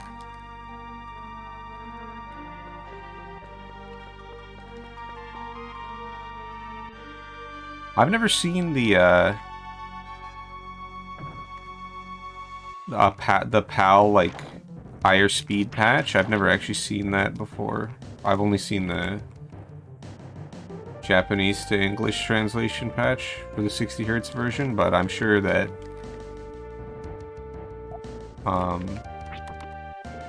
It would make some sense that is something that someone did. So I should be able to... So we heal this Yeti.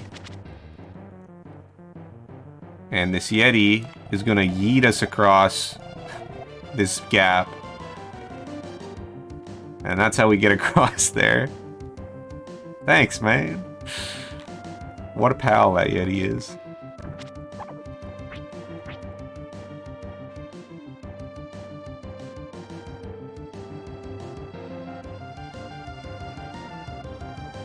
I think I'm going this way. Yeah.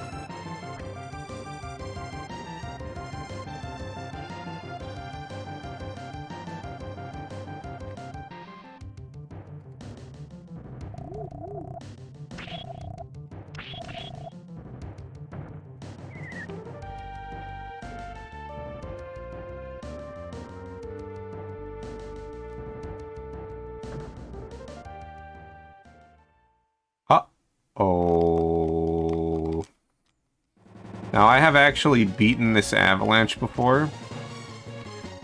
If you run fast enough, you can reach a cave at the bottom of the avalanche area. Unfortunately, there's actually nothing there. So you can't beat the avalanche. Like, there's no way to avoid the avalanche. You always get hit by it. Even if you get to the cave, it does not... There's no way. Oops. Oh, I think it will just start to get dark here soon.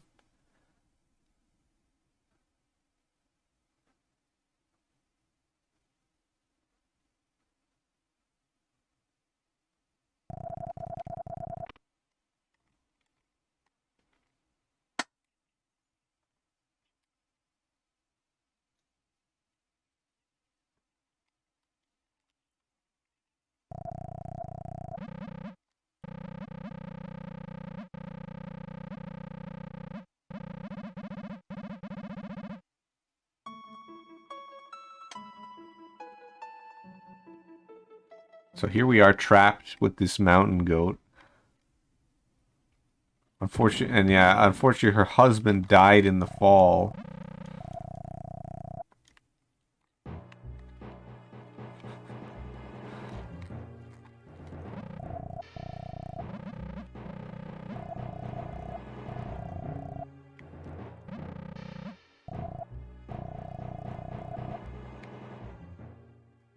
And basically the mountain goat's like, yo man, you gotta eat my husband. You gotta get stronger.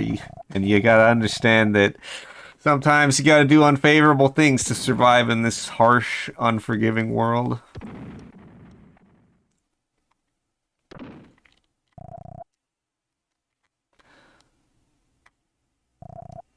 Unfortunately, it's like a sheer wall. So I can climb it with my claws. But unfortunately, the goat may have difficulty getting out. But if you've actually seen mountain goats in real life, holy shit, those guys can climb up like 90-degree cliffs like it's nothing. So don't worry too much about that mountain goat. She'll be alright, I'm sure.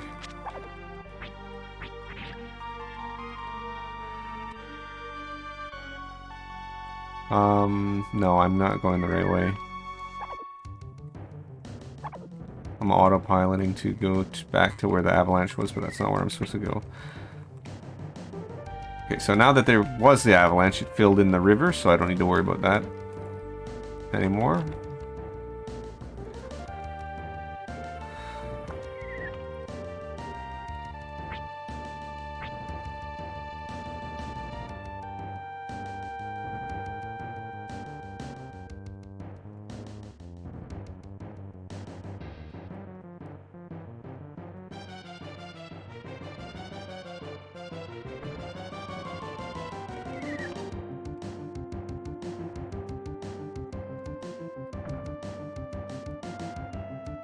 Okay, so there's a tough... yeah, there's definitely a tough boss coming up here. This boss has an attack where he, like, turns into a swarm of bats.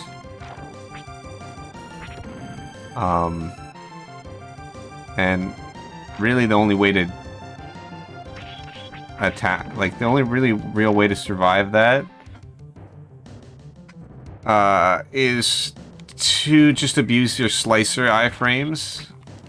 So, yeah, hopefully I can get my slicers off correctly. Let's just say, yes, Majorok, Majorok percent is a bit more involved. You have to do a lot more side quests, because there are a few Majoroks locked behind side quests.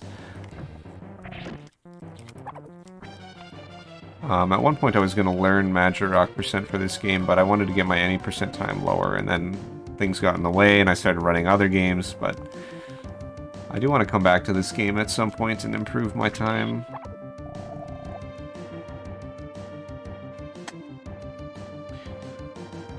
Okay, here we go. This boss, it can be quite difficult, so I'm actually going to heal preemptively.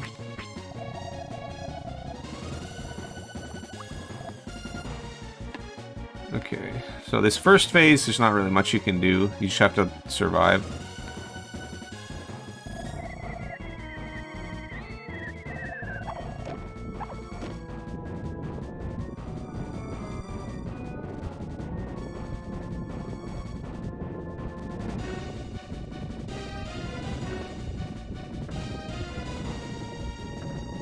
Yeah, it doesn't exploit the birdie XP glitch. Thus, no birds percent, and that does so much damage, actually. I think I may be one level lower than I'm supposed to be here.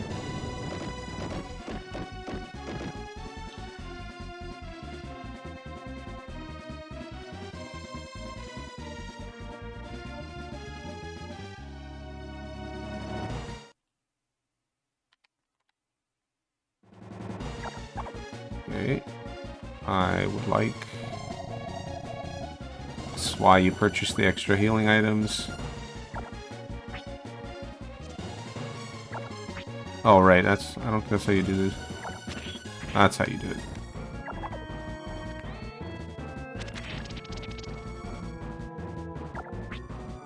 This is, sometimes it does a little bit too much movement to confuse you.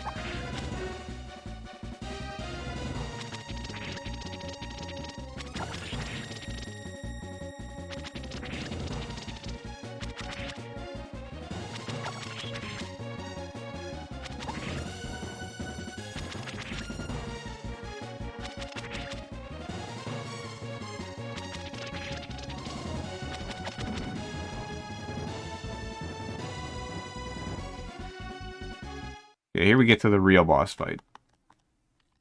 Dark Morph. Actually, I'm just using medium bulb.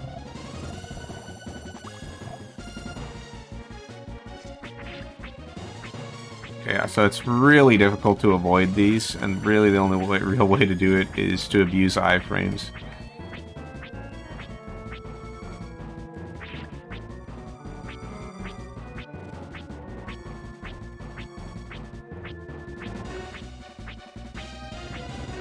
These bats will do a lot of damage to me.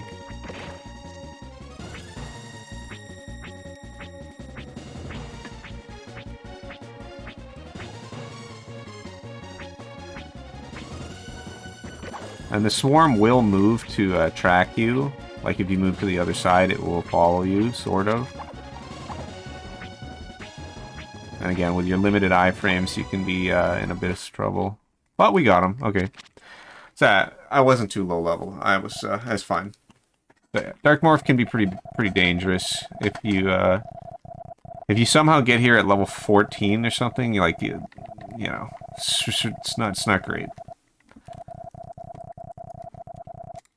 Anyway, so we've now returned humans back to life. So now everything has been returned to life, and now we can start building civilization.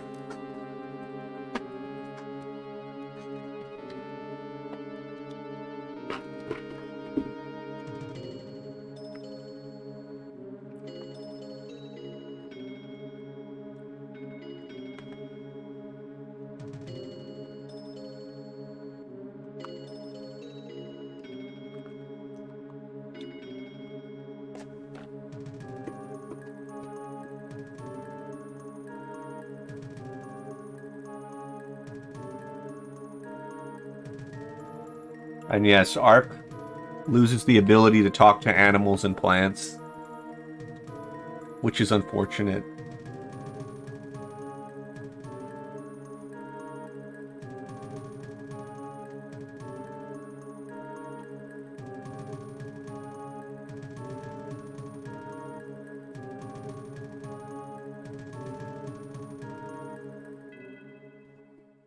Shows an entire cycle of life, huh? Animal eats plant. Bird somehow eats animal. Monster eats bird. Ark eats monster. The cycle of life. Yeah, and then Ark dies and becomes fertilizer for plants. The cycle of life.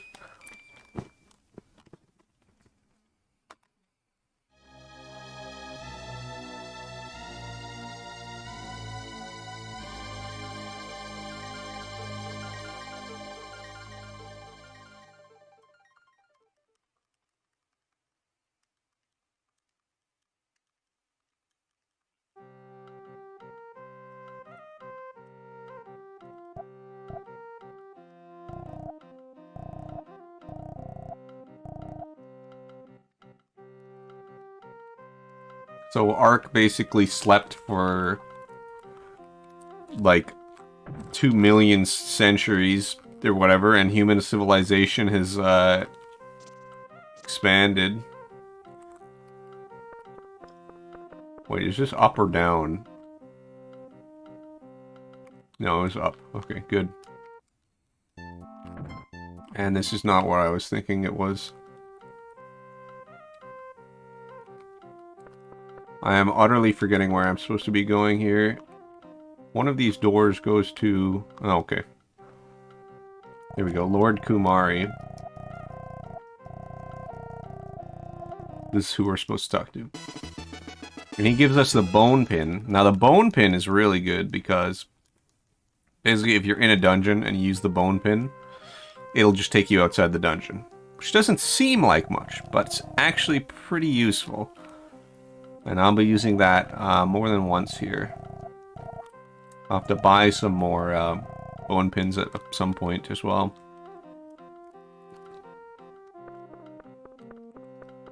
Oops.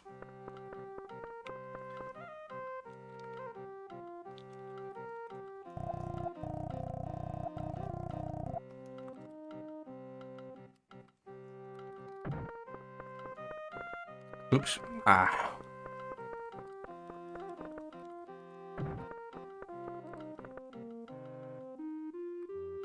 So we want to talk to this guy to figure out our next thing we're doing.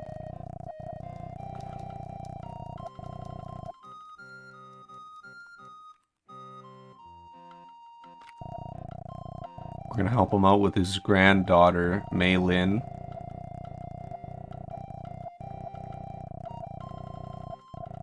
Oops. God dang it.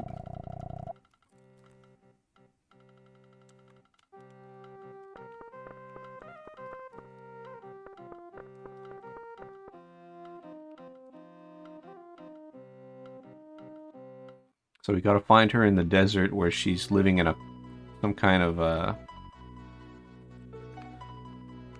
illusionary town.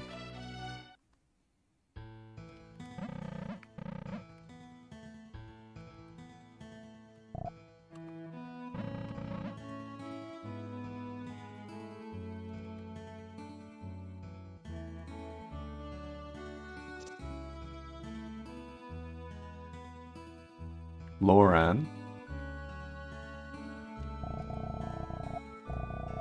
Sure. What I should do in the hope when I die? Take it with you.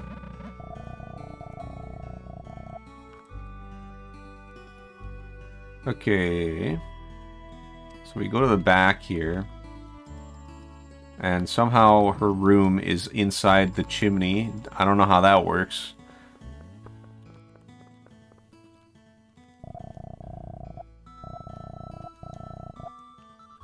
So you gotta get that text box from her where she says, "Get out." And you're like, oh man, what the heck? What's the big idea?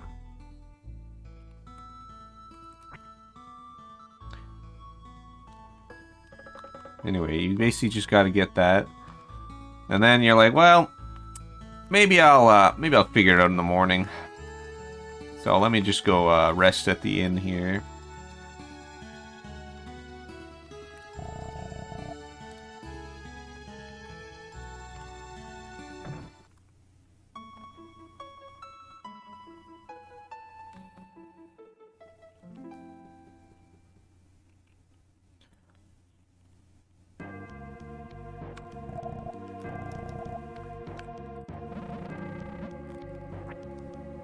Sickening stench like rotted meat. What the hell is going on here?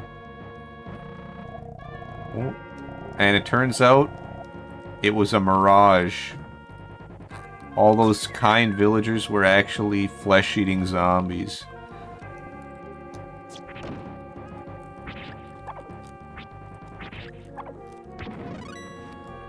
How could this happen to me? Now we gotta figure out a way to get out of here.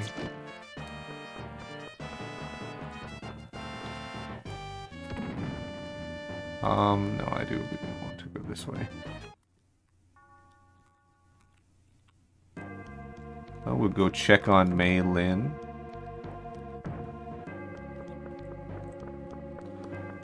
She's gone, but there's this ribbon here, or red scarf.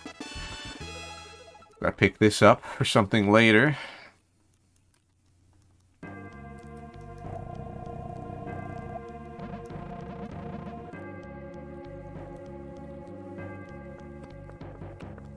Yes, he says he can. If we find the dog, we can use the dog to find Mei Lin and then get her out of here.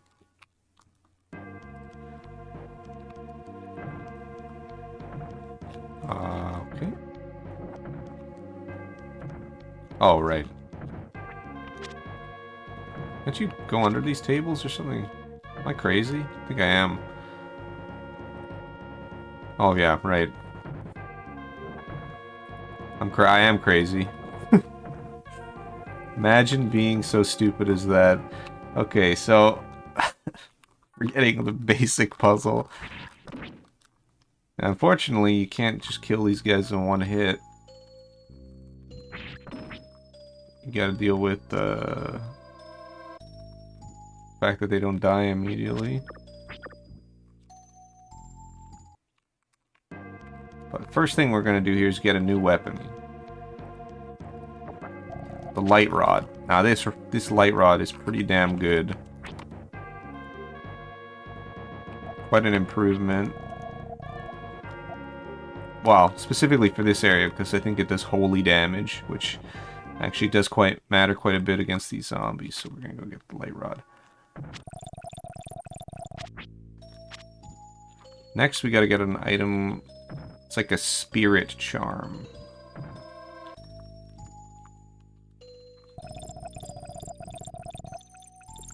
Okay, clearly I'm not remembering where I'm going, though. But what else is new, am I right? I don't think this is right either. It's one of these buildings.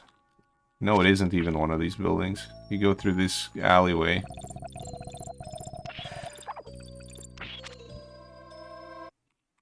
Here we go.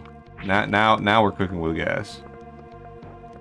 This is the right way. Yes. Now, if you get, I think if you get afflicted with something by those guys, it will warp you back to town if you get hit by those ghost, like, possessed armor enemies. So you don't want to really fight them that much, or anything. Or maybe it might be the other thing that I need this for, but I do need this holy seal, because it's pretty important. This will protect me from those enemies that would warp me back to the start of town. Now, I can either death warp here, or get sent back to... There we go. Yeah, these ghosts will abduct me and send me back to the entrance to town.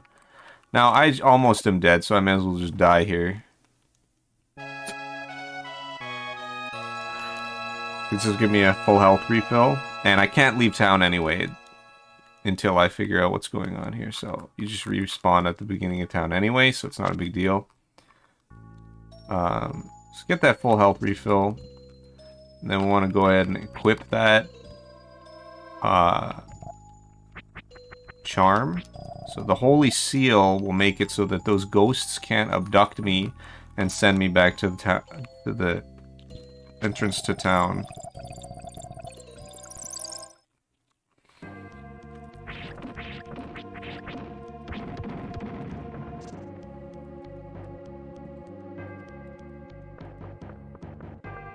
Which is particularly important here because this is the only way to get through here without getting sent back to town. So you need that Holy Seal.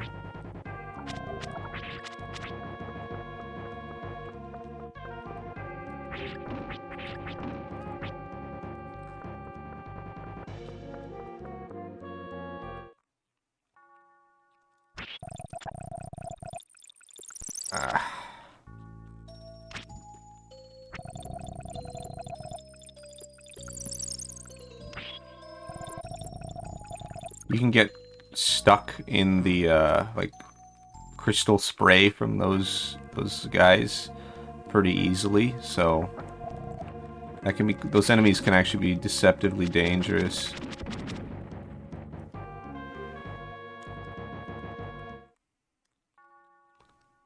The like moth enemies.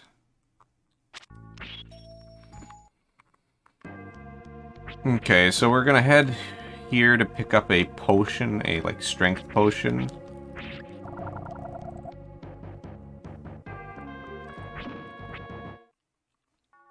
Then we're gonna grind again.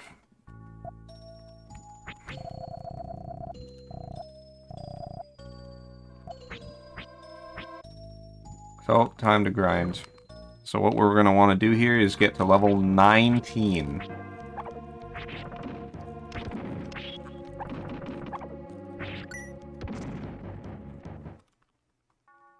And not die while we're doing it. That would probably be pretty good, you know what I'm saying?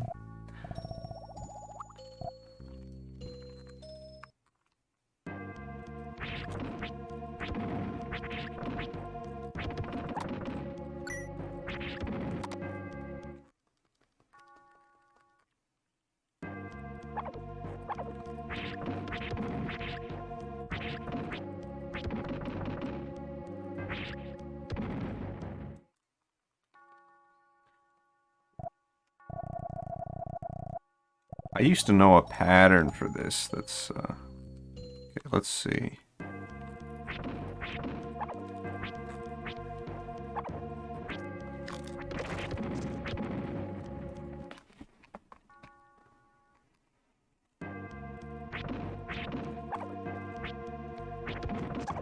Hard to avoid it. And I've almost died again. Jeez Louise, man. I am not doing well at this grind. Of course, like any grind, it comes easier as it goes along.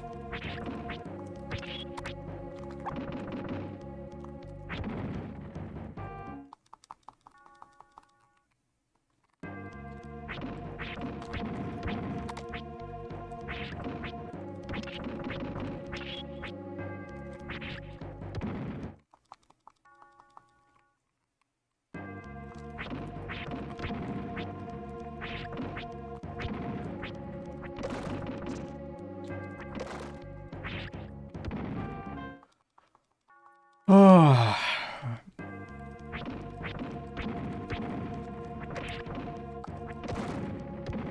But it's in and out until you hit level 19.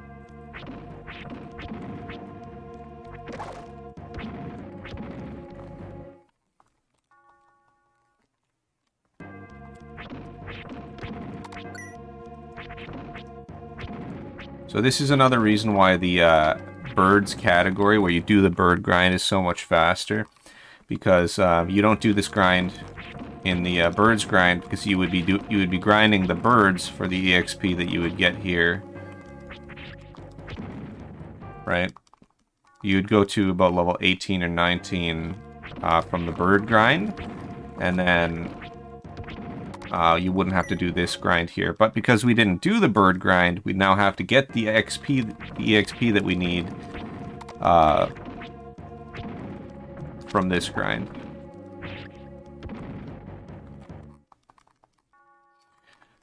So yeah, we're going to go to about level 19 here.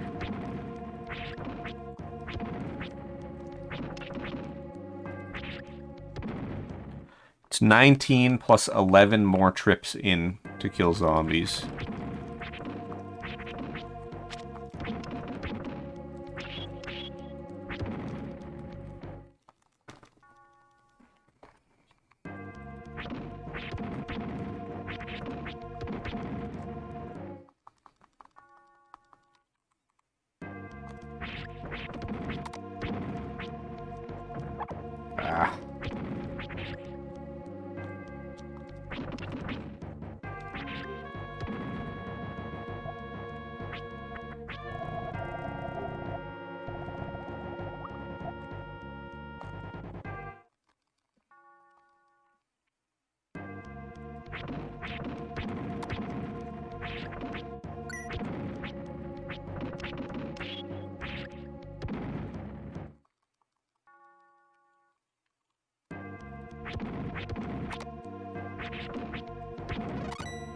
Okay, there's one.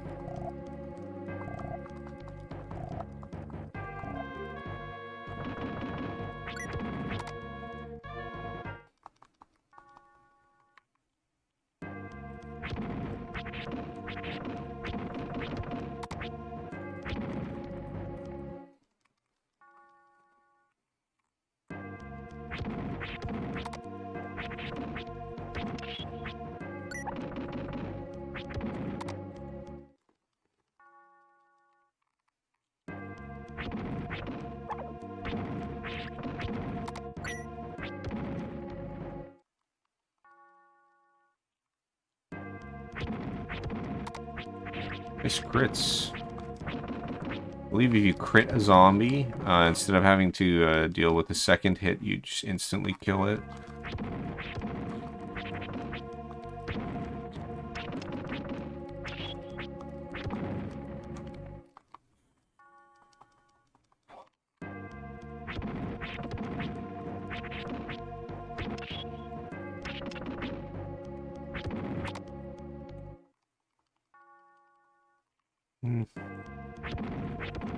Well, not much to say here about this grind.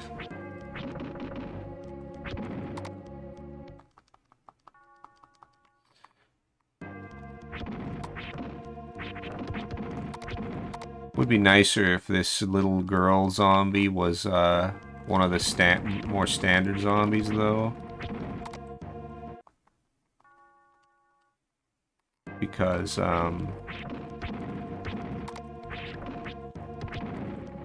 standard zombies are just easier to kill. They're much faster. In general. That's interesting. I didn't know that. That game's still on my list of games to play. I haven't played it. It's sitting in my Steam library. I have it installed on my computer, but I haven't gotten around to playing it yet.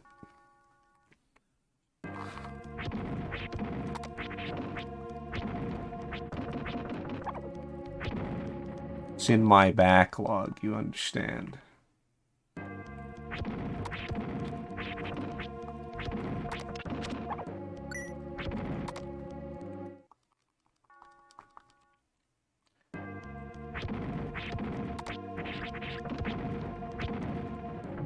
But I haven't been all that excited for AAA releases or anything. Or really any releases at all recently, so might have some time to play it soon enough. There's level 18. Yes, I've heard good things about it, actually. Like, quite a few good things about it. People say it's really good. I believe one of the previous really longathons had a 100% run or something of it.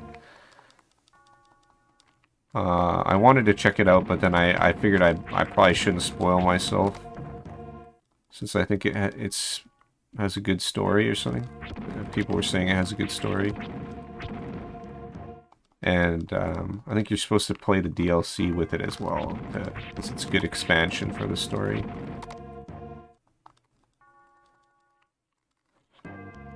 Which is... But yeah, I've heard it has glowing recommendations. It's definitely on my list of games to play.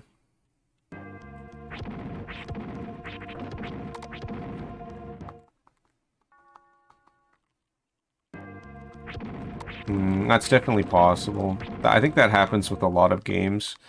It's very common for a lot of games to start really good, but then get quite tedious. I think I said it during my last run that I was doing in this really, really long-a-thon, the Arabian Nights run, but I was playing the...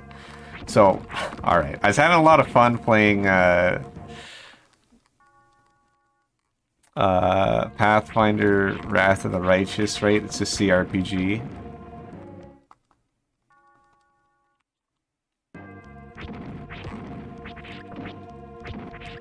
And I was having a lot of fun with it.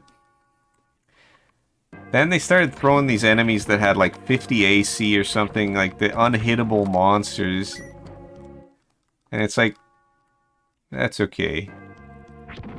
But it's just, it's a bit annoying. And then they have inflated health pools, like you gotta kill a guy that literally has 1,000 HP, and it's like, well, maybe that's just kind of annoying.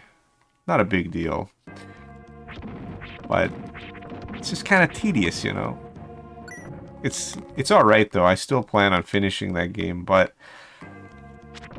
I think I screwed myself over with some of my characters and the way that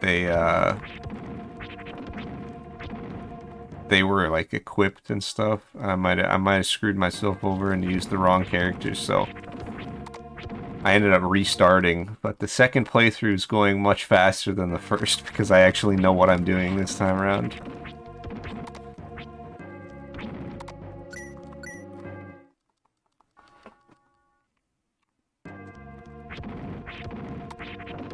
But I am having a lot of fun with it.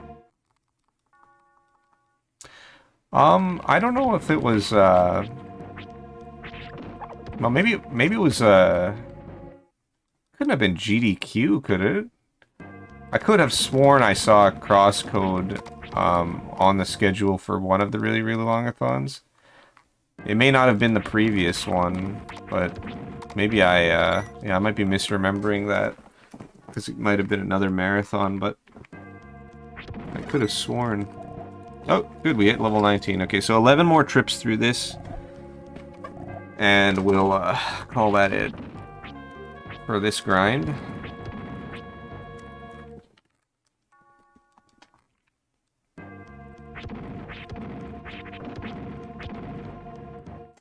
One.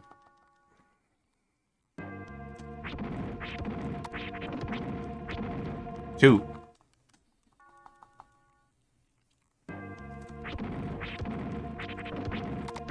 3.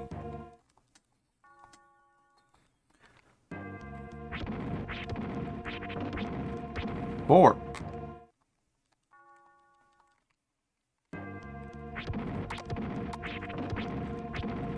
5.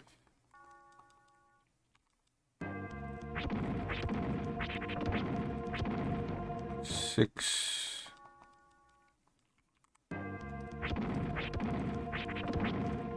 7.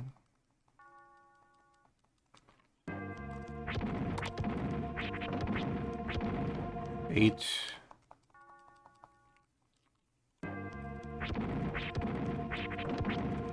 9.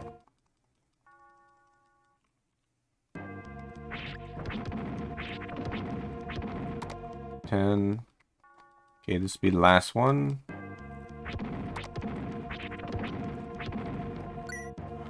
Okay, and we're out of here.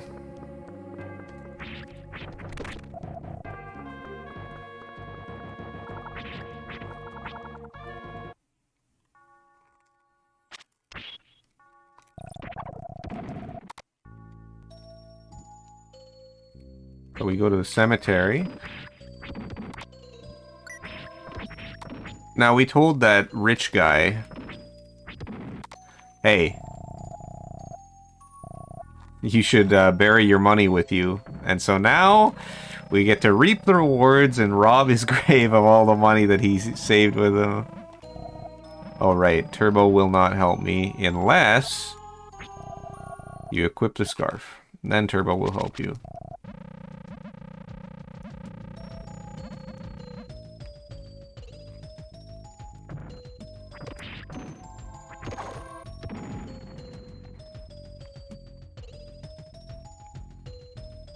Okay, so Turbo is going to find Mei Lin, but it's going to take him basically 50 billion years. This is not actually an escort mission. You just have to wait for him to get to where he's going.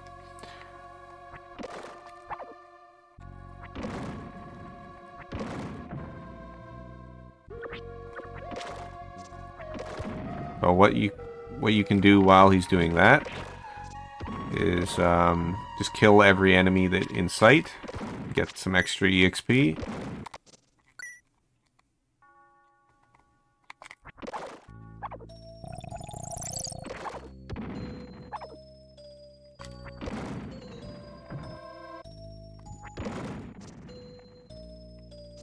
And wait for him to get here.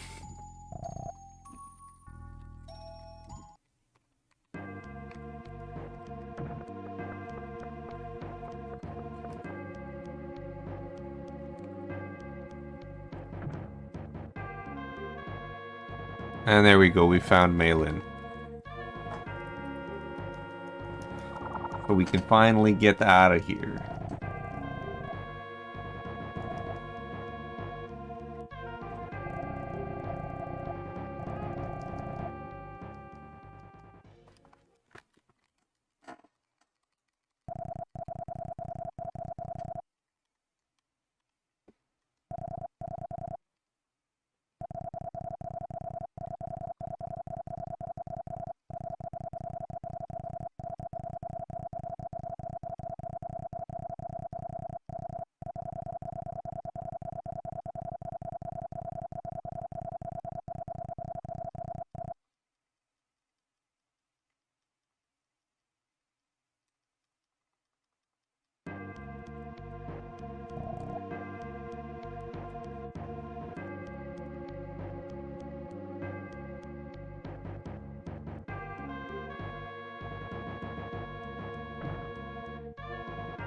Wow, some gratitude, huh? Anyhow, now we can get out of here.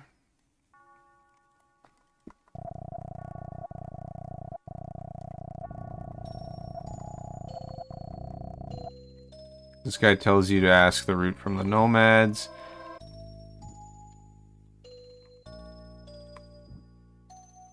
But you don't actually have to do that, if I recall. As long as you know what you're doing. And I don't know what the hell I'm doing, so I'm just gonna try my best here. Okay, 1, 2, 3, 4, 5, 6, 7, 8, 9, 10.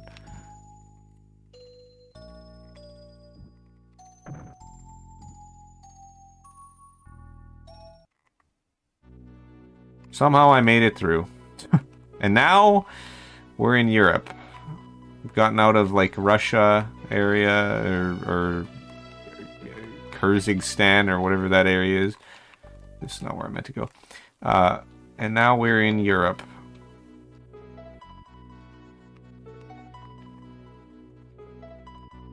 This is not where I meant to go either.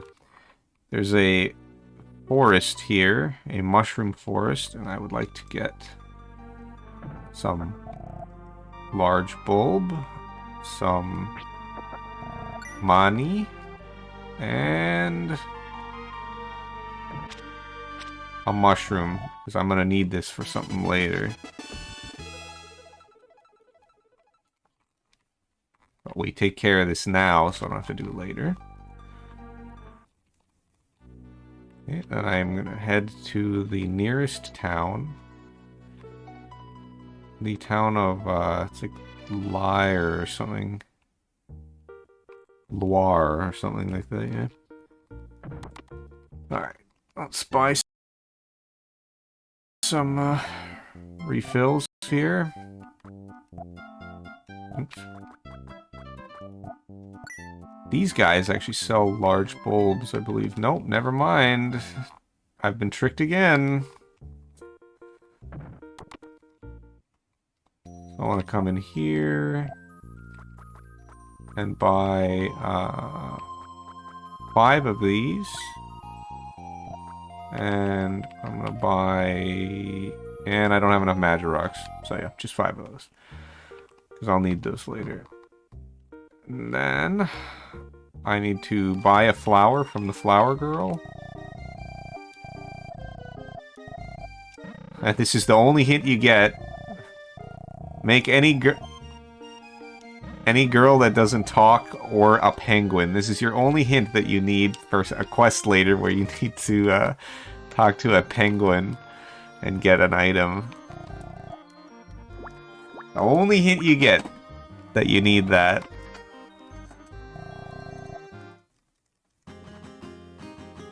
But it all worked out.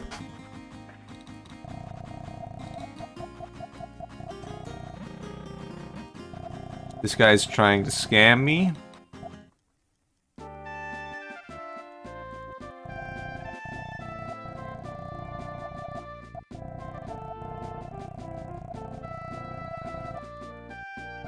So here we have another character named Fida. If you recall, if you were around for my Arabian Nights run, there was a character named Fida in that as well. And there's also a character named Fida here. Spelled differently, but similar name.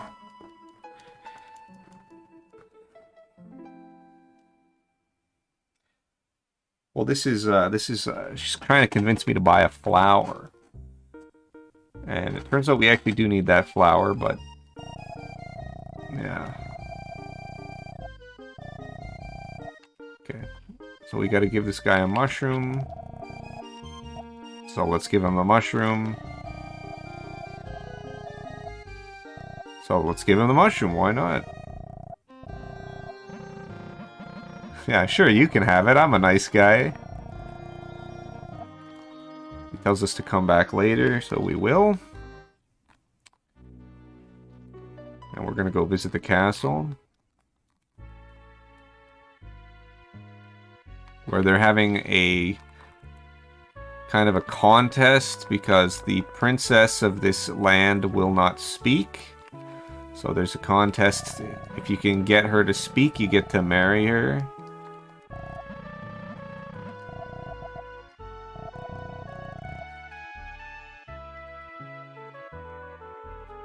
So we're gonna try and do it for no reason at all.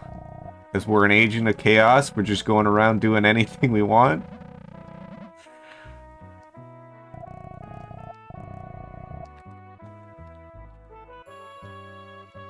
Why does Ark do the things he does?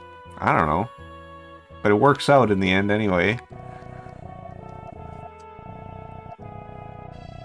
Talk to the king. Talk to the princess. Who looks just like your girlfriend Elle. Remember from Krista down in the underworld. For some reason, she looks exactly the same. She even has the same name for some reason.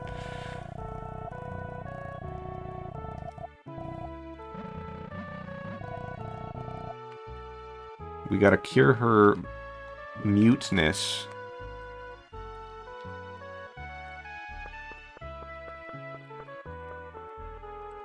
Oops.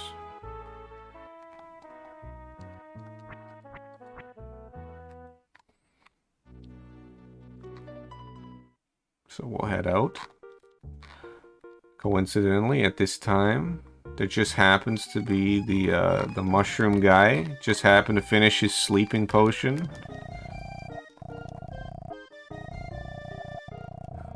And there he gives you a clue on how you're going to use it. Why, if you put it in a pot, everyone in the castle would fall asleep.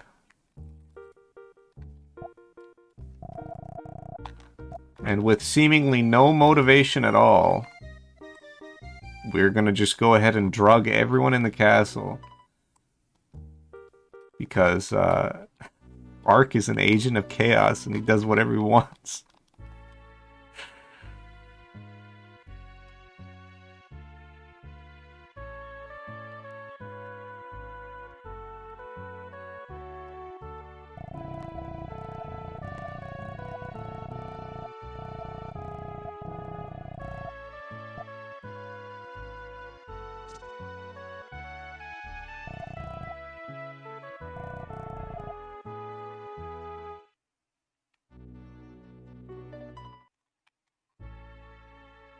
Now everyone is drugged and asleep. If you talk to the guards, they won't be able to figure... Like, they won't be able to... They're just sleeping at their posts.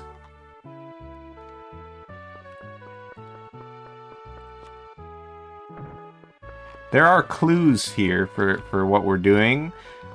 For why we want to do this. But I didn't read the clues, so I'm just doing it for no reason.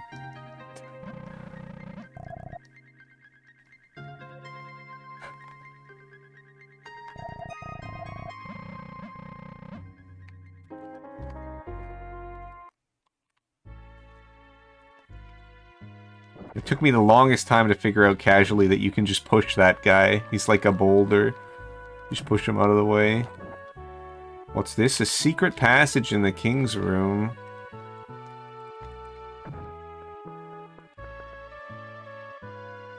Nice bell. Don't mind if I yoink it.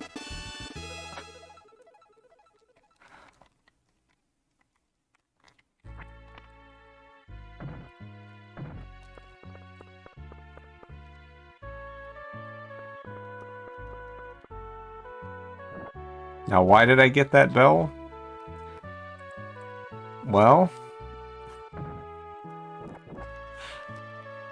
at this point in time, even Ark doesn't know, but there's a dungeon coming up, and if you do not have the bell, you can't find your way through it. Even if you know the way through, you need the bell in order to let you actually get to the end of the dungeon.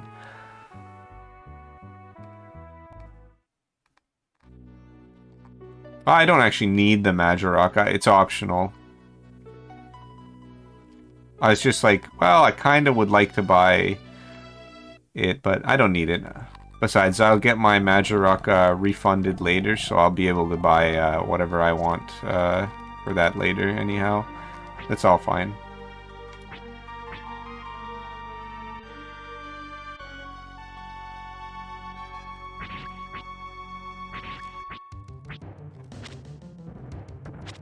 Okay, so, oops. Okay, so I actually want to go this way. Let's say north.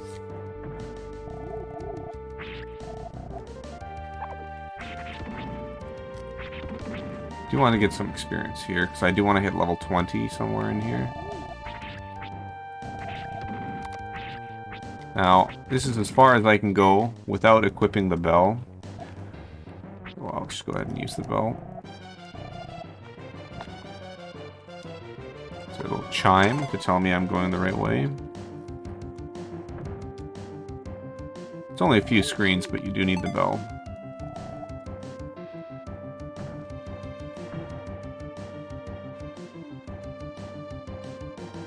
Okay, so we're good now.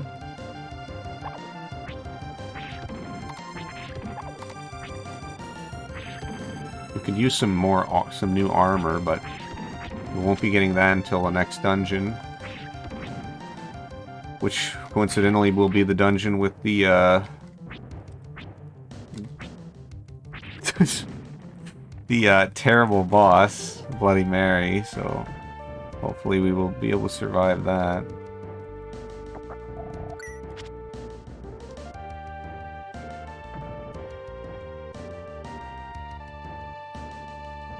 But yeah, I would rather have the teleports. I think I actually don't need as many teleports as I bought, but it's okay. When I actually end up using the teleports, up, I can then exchange them.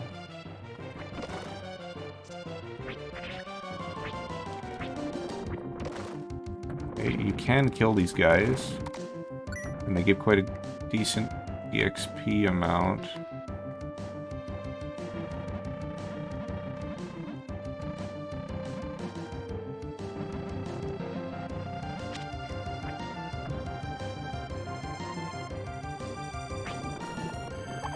Oops.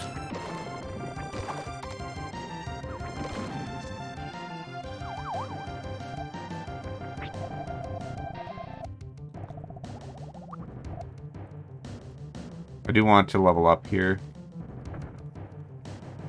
The more attack power I have for the next boss. Oh, grand. Jesus, good thing I healed.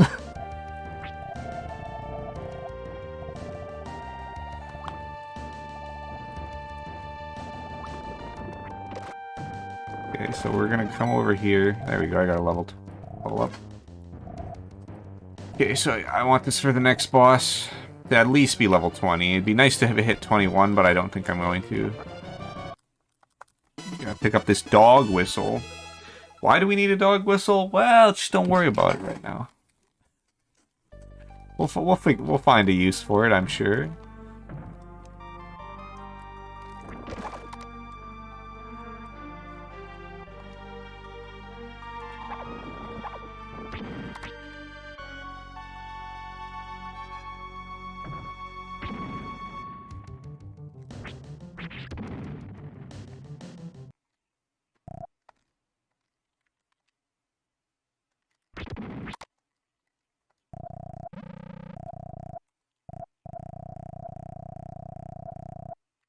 So Maylin was the one that was following us the whole time. She was the shadow that was following us the whole time.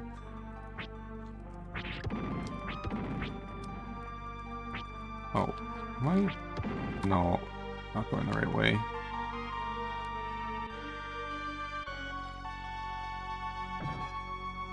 Right, the broken bridge.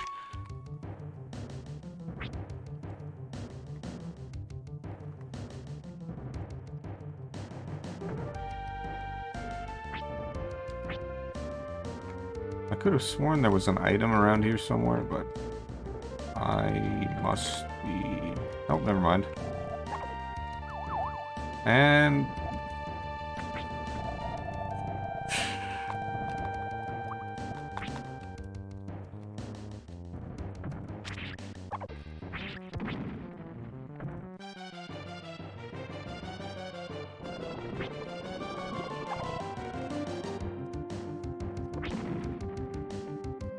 Still want to get that EXP though. Okay. So, get to Stockholm. And what? What's this? It looks like Krista for some reason.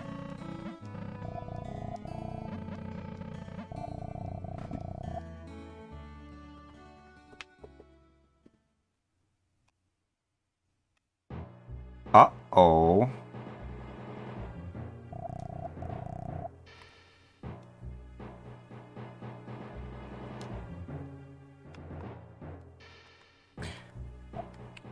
But wolves are sort of like dogs. So what if I just use a dog wolf missile? Turns out that was what I needed it for.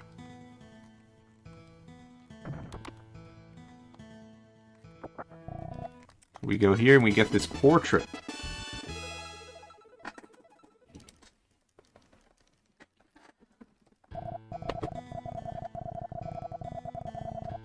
It's a portrait of Elle's family.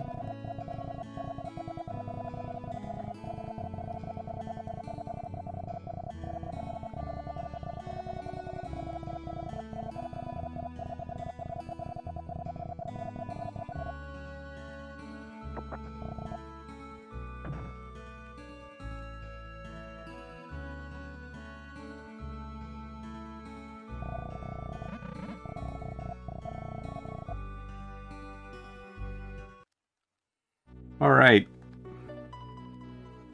So that was why we had to go to the forest, to get the portrait, so that we know what her family looked like, so we can make illusions of them, so that her, she would speak so that we can complete the task. Why do we need to complete this task? Don't worry about it.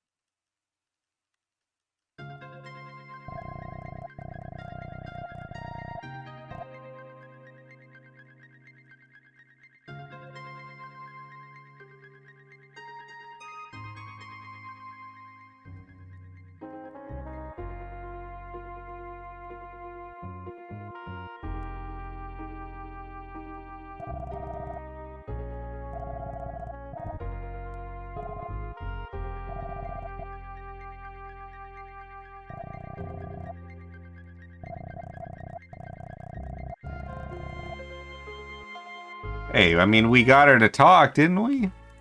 But they throw us out anyway. Ah, well.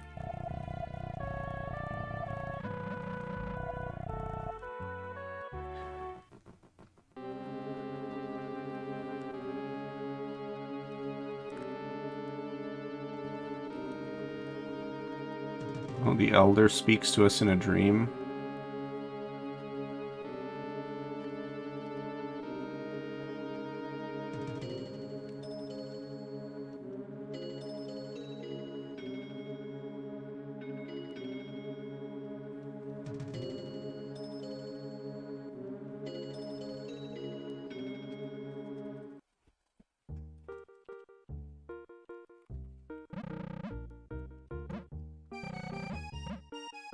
Well, I guess we gotta figure something out about this genius feller.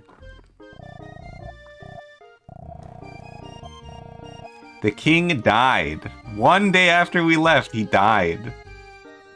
What the hell could have happened, huh?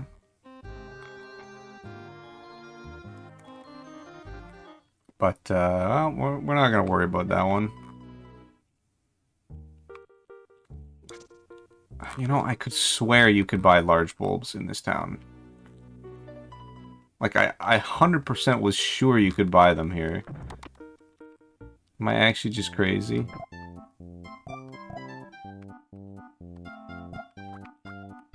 Yeah, I am just crazy. That's like... I don't know why... I could have sworn you could, but...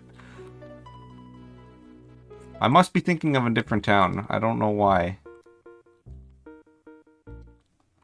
Alright, alright. Yes. So, we gotta do this castle. This dungeon's... kinda... whatever. And this boss is, like, the worst in the game. So it's like, you know, what are you gonna do, you know? Sometimes that just happens. This boss is what you would call a massive difficulty spike. So, like, I'm gonna be doing almost 0 damage to the boss. Like, literally, my strikes will do 2 damage. So, we'll see if I can slice my way to victory. Thankfully, I will get some new armor right here. Just to be safe, let's equip it now.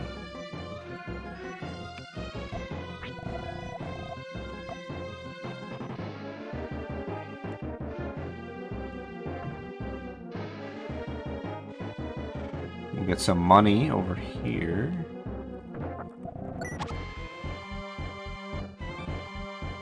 Armor already paying dividends.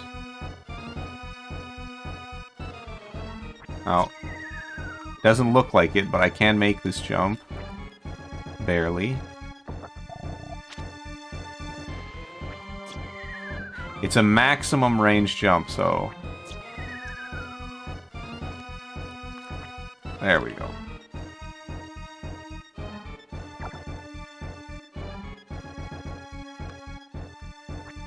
One last max range jump and we're alright.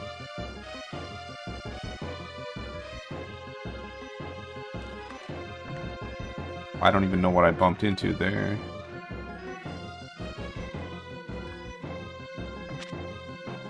Okay, so we want to clear these bony fellows out of here.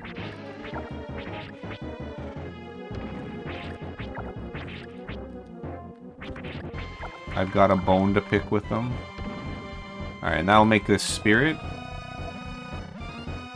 And it's just like, oh, until I get my body back, well, can I come with you? Why not? I got no problem with that.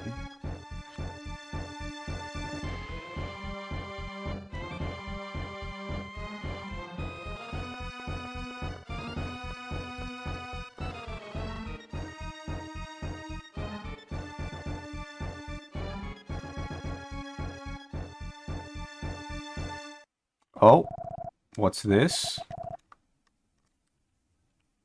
Turns out he was evil the whole time. How could I have known?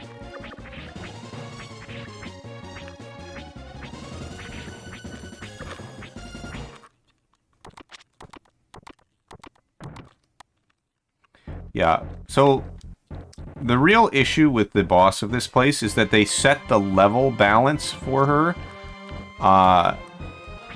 very poorly. If she was roughly 2 or 3 levels lower, I think that the player could probably get past her, maybe. But the way she's balanced right now, for a casual player, it's really awful. When I was doing my casual playthrough of this, I almost dropped the game here myself. But, I did persevere through, and it was worth it, but I tell ya, it's not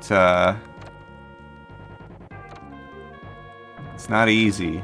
286. That's what I'm looking for. There we go. You find out this number by looking at a portrait, I believe. 286 is the year that Mary's children are died or something. That's how you're supposed to figure that one out. Okay, so I need to get a weapon here. And a key. So the real goal of this dungeon is to get 4 gems and put them into the eyes of the 4 portraits in the main hall. So that's what we'll be doing, and all that we've been doing so far has basically just been set up for that. Actually, I think I can go over here first.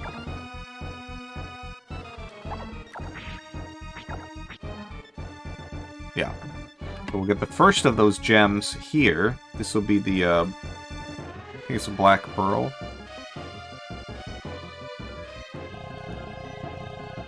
Or black opal, excuse me.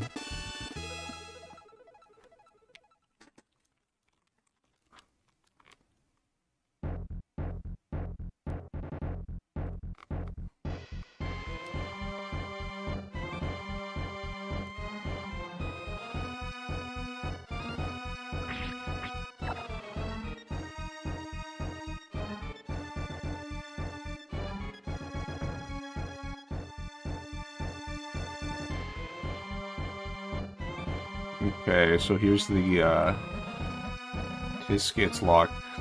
Here's the tower that we need the, tower key for.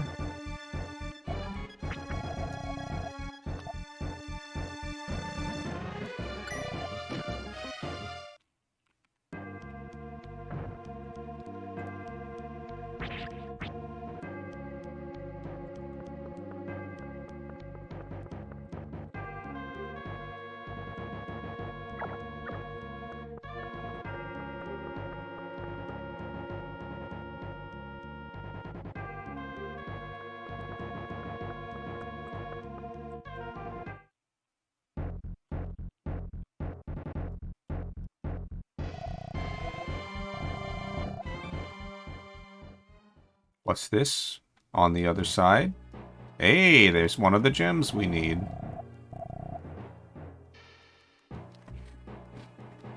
So how do we get over there?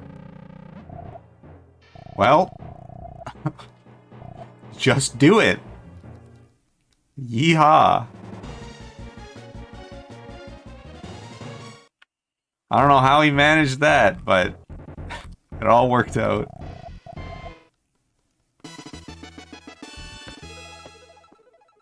And we get the topaz. And then we can just drop off and go right into this tower.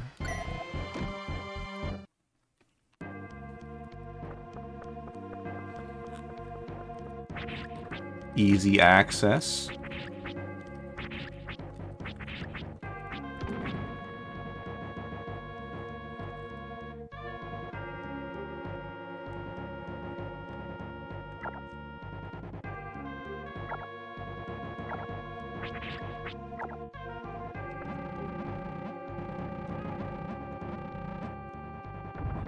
Yep. Looks like it might bite. Ah, what's an arm or two? Doesn't matter.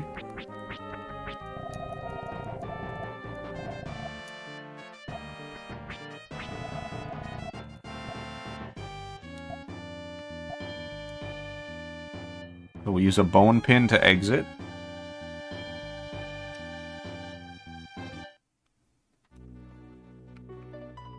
And go right back in.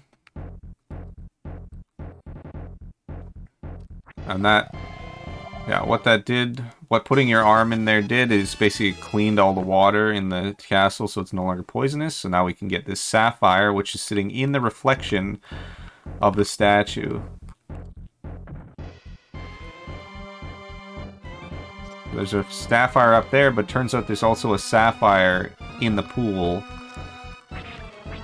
where it is in the reflection. Very fancy.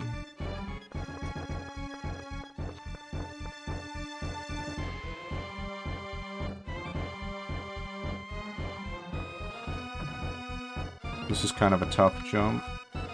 There we go. This is kind of angled, diagonal. And there's the last gem, the ruby. So we're all ready now.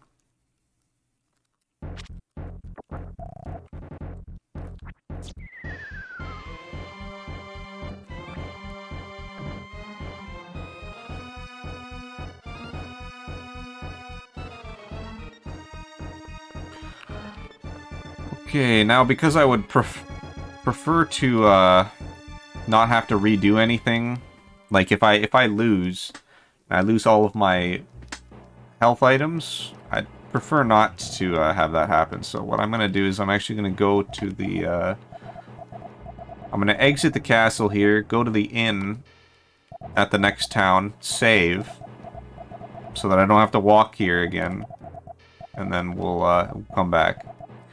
Just in case I die to Bloody Mary. The other thing about that is if I die to Bloody Mary, what was the last place that I saved, do you think? I'll tell you where it was. It was not close by. Last place I saved was like in the like Nepal area or whatever. So that's pretty far away. We don't want to have to go all the way back there, so.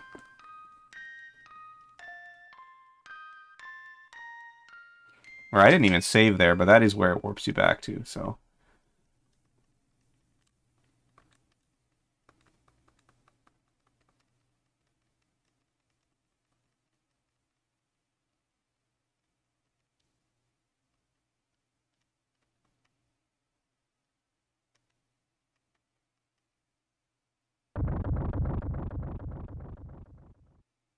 And why did we do that?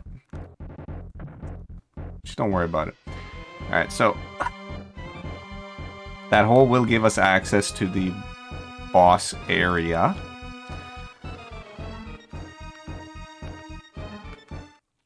But before we do that, we're going to come over here and save the game in the inn. So how you're supposed to figure out you're supposed to go to the castle is you come to this town, and then a guy's like, you go into the clinic, and you talk to the guy in the clinic, and the guy in the clinic's like, oh, I just happen to know this guy called, like, Christopher Columbus or something. And Christopher Columbus went to the castle, and he never came back. What the heck? So then you're supposed to say, oh, Christopher Columbus, that guy's pretty important, so I should probably go to the castle and figure out what the hell's going on.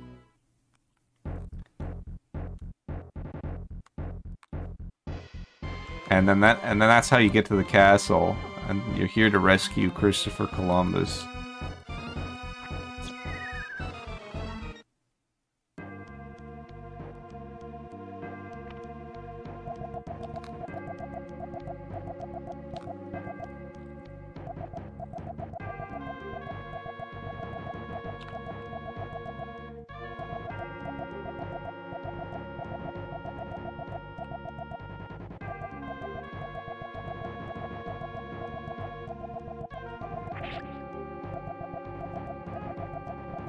I don't remember how you tell which one is the right one.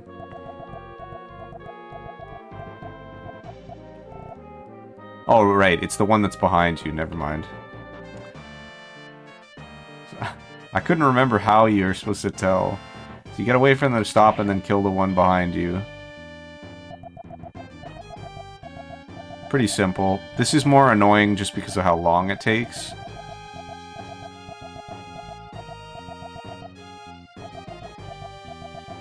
Eventually they will go away, though. And you can progress.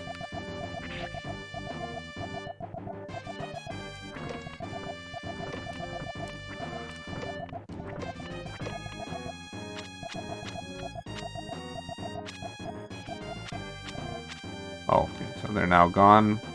I will want to equip. For this boss fight, we want the holy element to do just a little bit extra damage. Even though it does have less power than the weapon we found here. So this is Christopher Columbus here, but he was unconscious. And what do we got here? A game of Simon Says.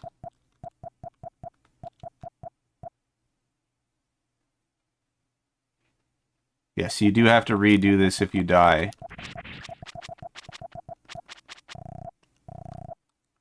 Okay, here we go. The boss. So she takes roughly 110 hits.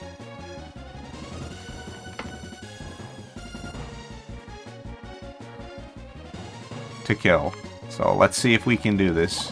And I just took a lot of fucking damage. 2, 3, 4, 5, 6, 7, 8, 9, 10, 14, 15, 16, 17, 18, 27, 28, 30, 31, 32, 33, 34, 35, 36, 37. Ah.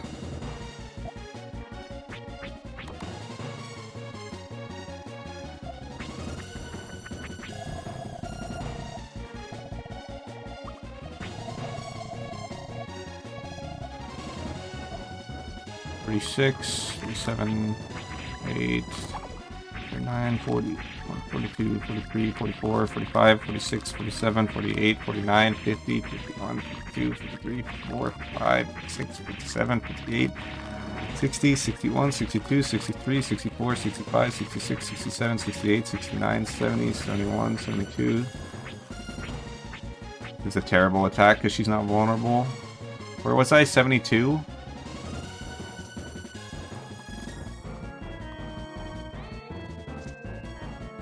I'm actually going to heal myself.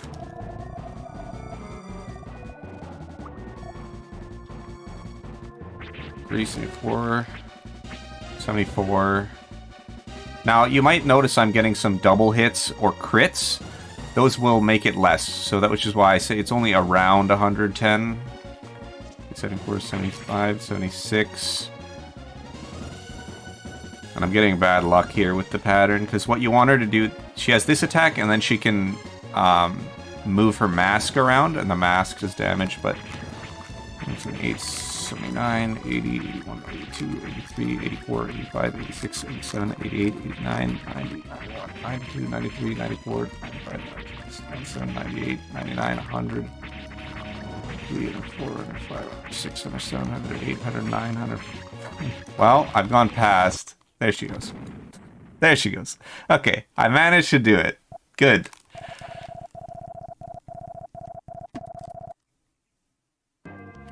But yeah, her mask attack, where she just moves her mask around, she stays stationary while the mask moves around, and that is the best attack because you can just attack her over and over again. But yeah, if you miss your timing on your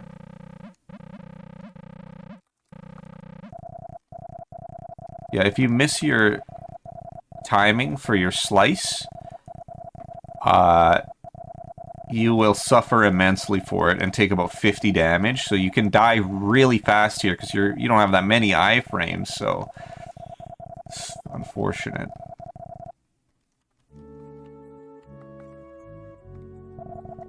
No. This Columbus is alright. Don't worry about it.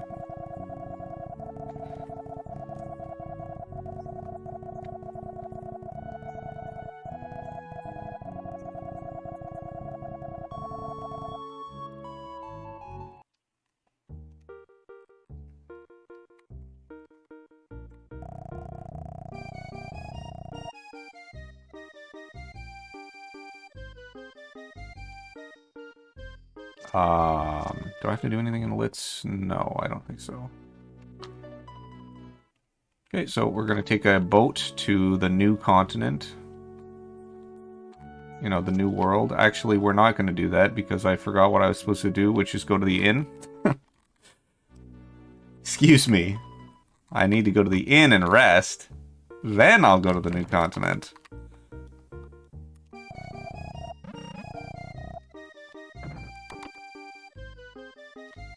Okay.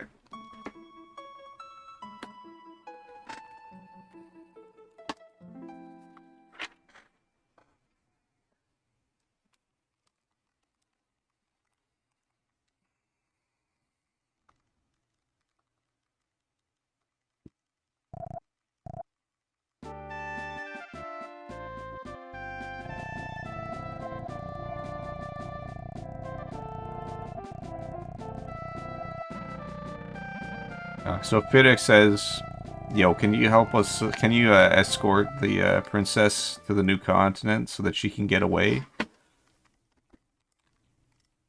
We're like, okay.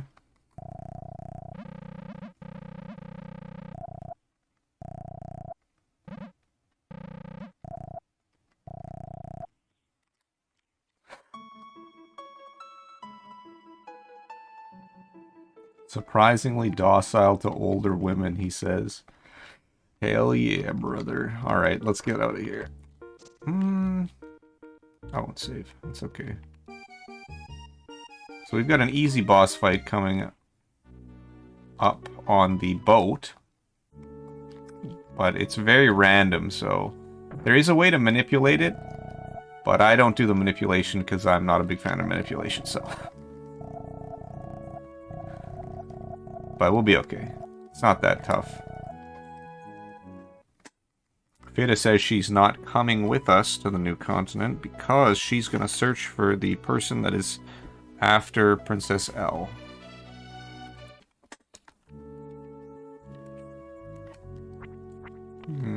Okay. I think we just... Oh no. You gotta talk to L.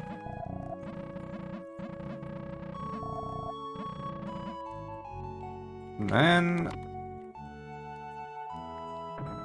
we go rest in the bed. I get it. I get the joke. It's important to know the ins and outs. I get it. Real funny guy over here. Alright, I'm gonna go over here and grab this large bulb. And what in the good goddamn is this, huh? Well, it's not much of a fight. Really all it is, we gotta hit... When they spawn, they're vulnerable. There is a way to tell them apart or something, but... And you can manipulate this, but... Yeah, it's kinda annoying. Ay, caramba. Yeah, and only one of them will be real, the rest will be fake. If you hit the wrong ghost, you may be in trouble.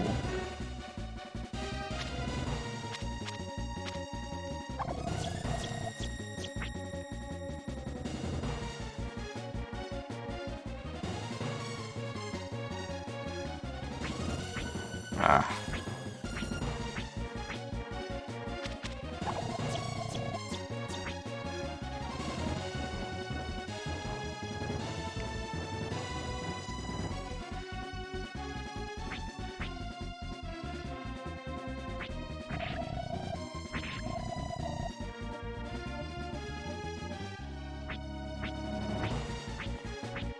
And when they're swirling in the tornado form, you can't hit them.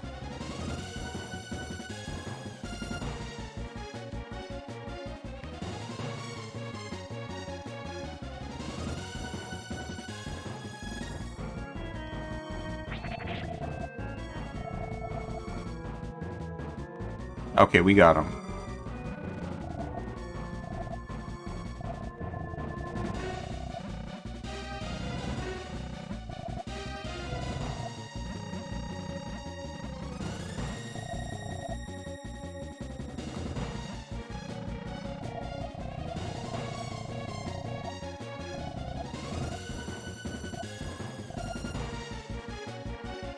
Okay, so we got her.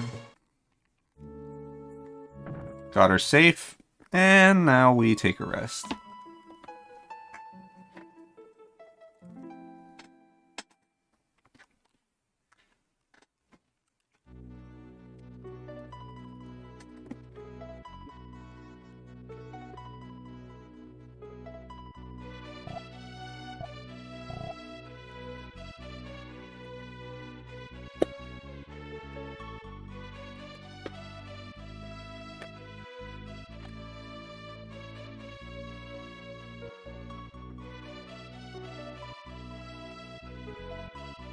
Dare I say it, he's manic. Alright. Oh, we've made it to America.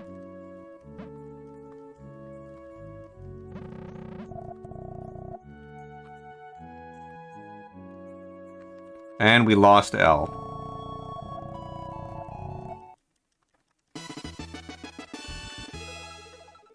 She tells us that she didn't want to cause us trouble or something. And so she left us behind and disappears somewhere. Well, that ain't good. But not much we can do about that. So let's go ahead and talk to 90s kid over here.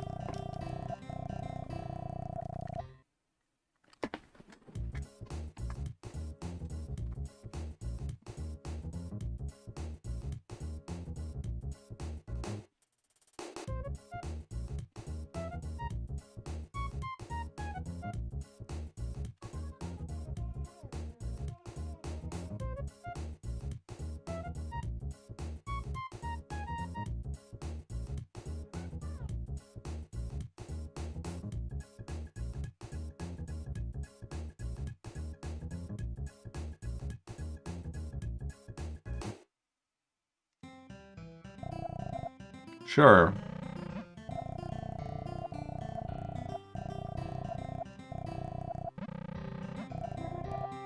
Okay, so he wants us to follow him to the orphanage. But we're not going to do that because that takes too long. So we just go enter this house. And he goes right... He instantly gets to the orphanage so we can run there.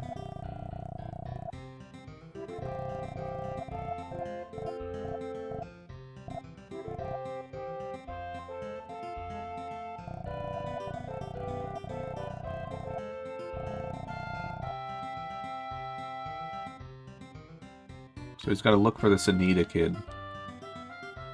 But she's alright. I think she made it to her destination just fine.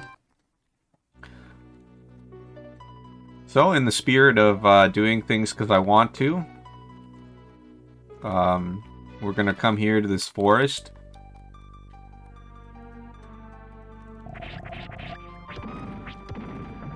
And collect 9 logs. Why are we collecting 9 logs? Just don't worry about it. Right, that's 2 out of 9 logs.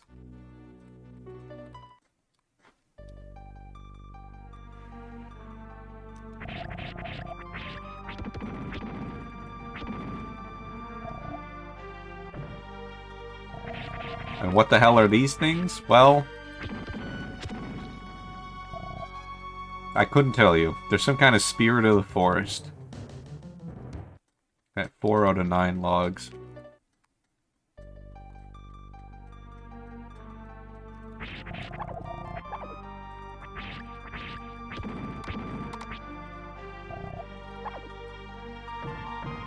Five out of 9 logs. 6 out of 9 logs.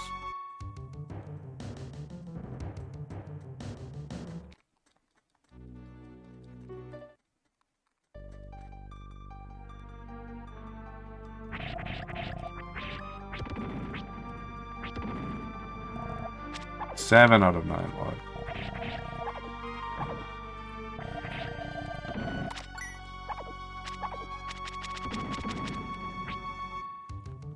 Eight out of 9 logs.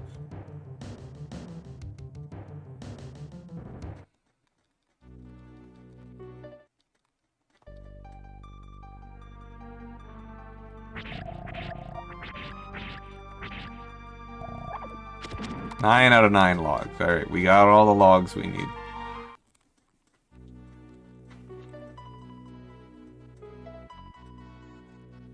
And we're gonna come down here and talk to this guy who just coincidentally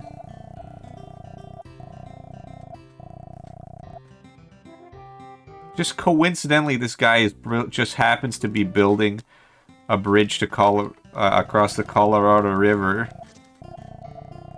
Oh, I don't have it equipped, that's why I don't have it. He just coincidentally happens to be building a bridge across the Colorado River. And he just coincidentally needs 9 logs to build this bridge.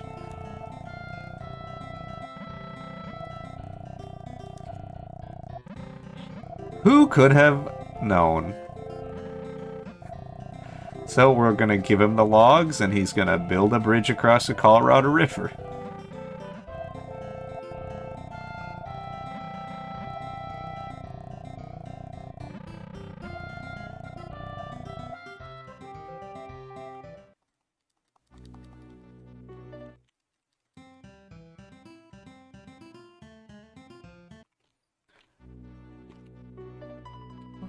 Let's see. And now that we're here, why don't we go to Brazil, you know? What an excellent vacation destination, Brazil. I've always wanted to go to Brazil. I mean, it seems like a nice place, so why don't we just go to Brazil? You know, why not?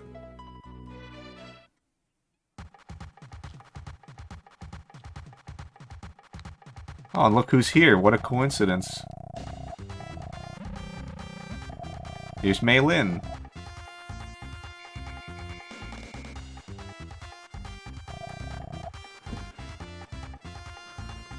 Well, I don't know about these days, but people do say Brazil's a nice place to go on vacation. To some degree. As long as you stay in the good parts, you know?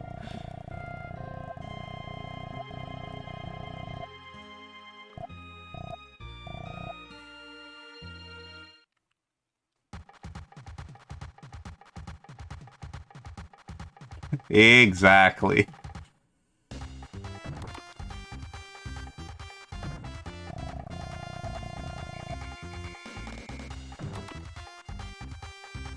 Oops, wrong door.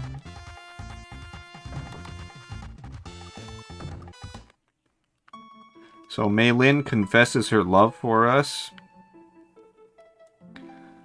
But unfortunately for her, we're a one-woman man, and we just want L. So, things are not gonna go so great.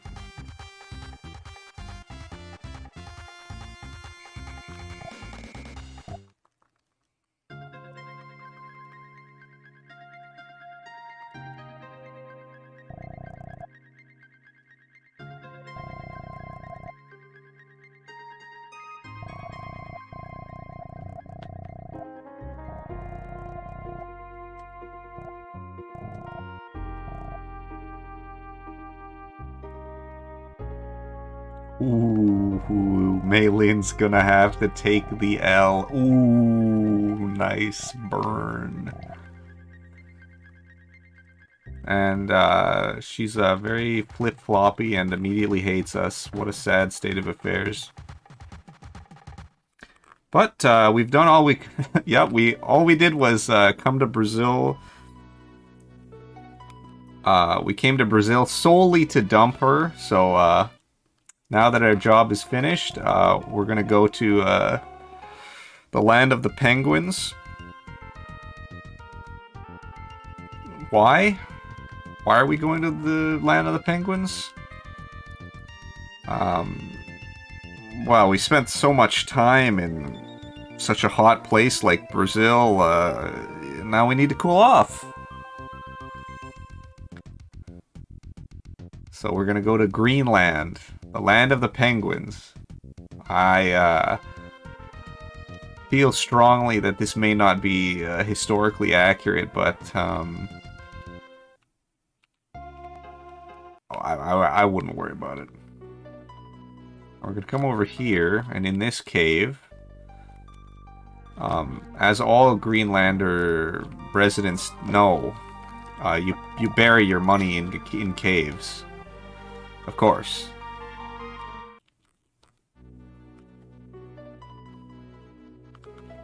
And here we go, visit this penguinia. This penguin here, outside this house, really likes this girl penguin here, so what we're gonna do is we're gonna go ahead and talk to him. It's like, yo bro, I'll give you this starstone for your flower so I can woo this girl penguin. And you're like, alright. I'll take the starstone. It's okay.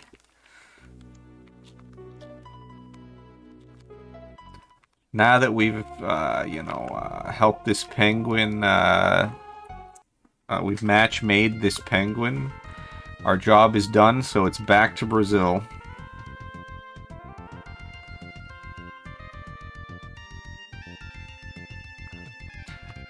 The starstones are important. And this is one of the... I think this is the only starstone you can get really, really early. But we can't really do anything with them right now. But it is... because we're already in Brazil, this makes it so we don't have to come back to Brazil later. To do this exact thing that we're doing here, so... may as well take care of it now.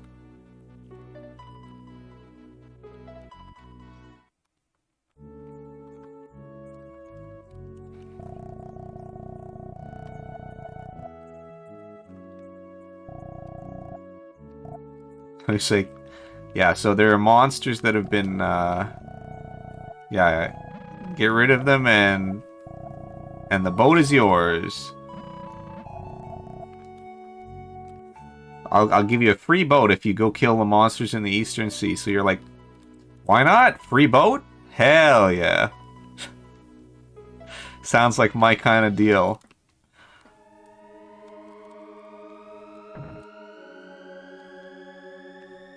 Alright, I can just jump into this. Forgot about that, actually.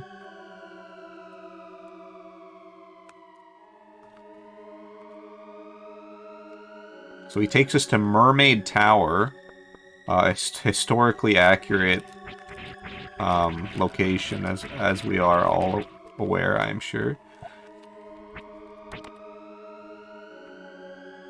But we will need this ice pick, which I did not re-equip after married, but you can see a huge increase here. I think these guys may actually be weak to ice. But what we're gonna do here is we're gonna grind these big fish, since they're not that bad to kill. And we're gonna grind these big fish to get to level 21.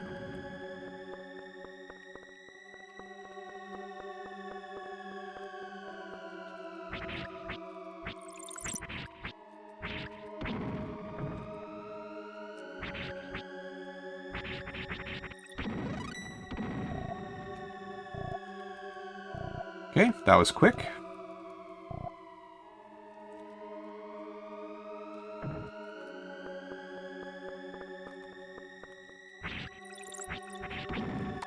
Still worth killing the ones on the way here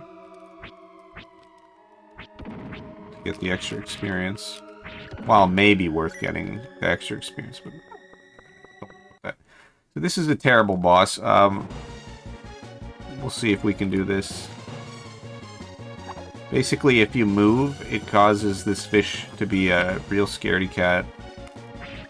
You gotta try and get him to slowly swim up at you, and then slice him if you can. These green fish make this awkward, unfortunately, but hopefully we can get him here.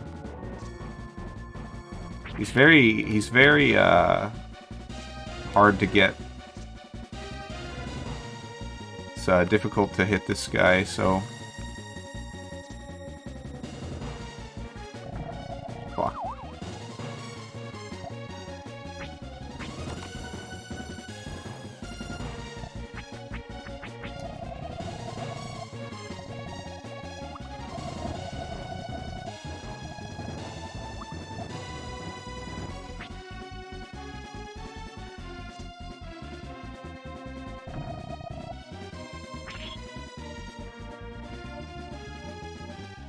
It's somewhat random.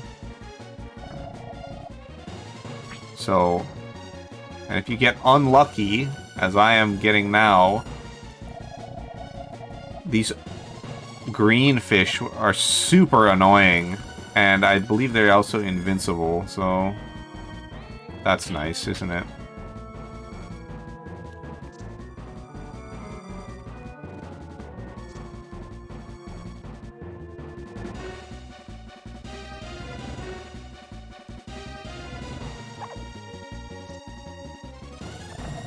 Oh.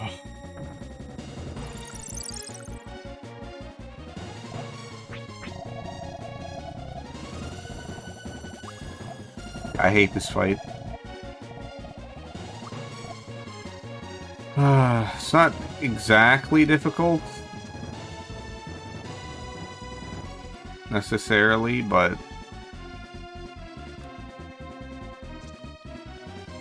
Okay. Yeah, it's not exactly difficult, but it's annoying.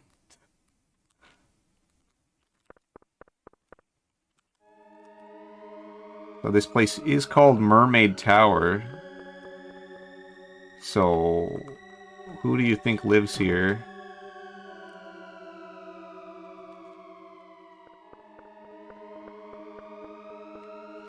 Mermaids.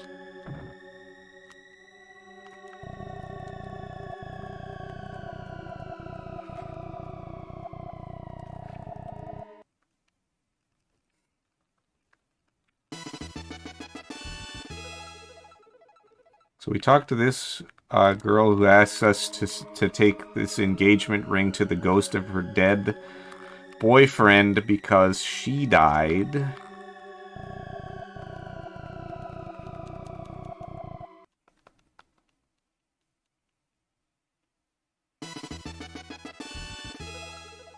And became a mermaid. She died and became a mermaid, and he became a dead ghost that is blocking the way to the destination that we want to go to. So we're gonna help her out. Why not? And now that we've taken care of the monsters in the Eastern Sea, so he gives us a boat.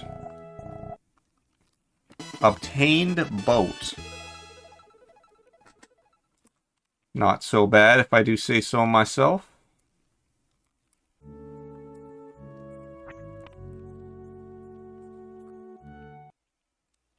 And we're going to immediately use our boat to go back to freedom.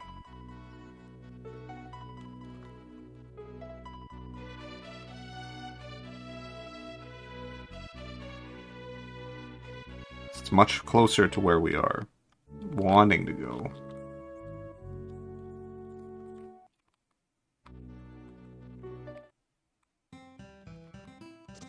Should be right here. There we go. I think I only used one of these. Yeah. We'll fill up on bulbs. We can now buy large bulbs. Good.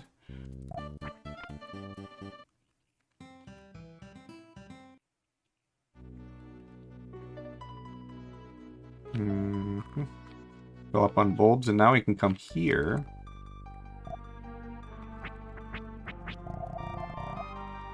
Equip the ring. Talk to the dead boyfriend.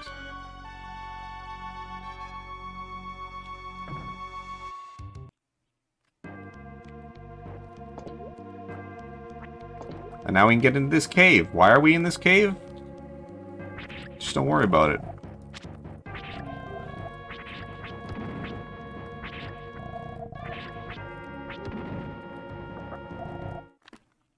We'll come over here and get the air herb, which lets us breathe underwater, sort of. We already seem to do a pretty good job of that already, you know, at the Mermaid Tower, but this time...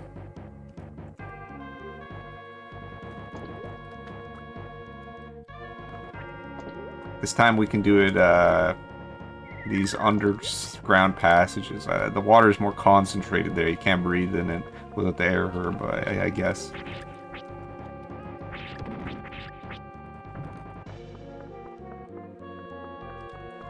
Okay. But actually, what you're supposed to do is go to the town nearby this place. You're supposed to talk to some of the people there.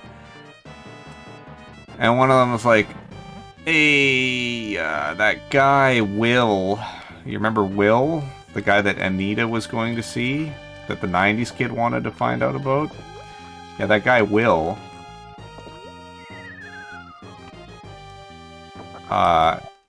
He came here and no one saw him again. So now we gotta find Will in this area. We're gonna get the magic anchor, which allows us to not be affected by currents of water. It's just there for some reason.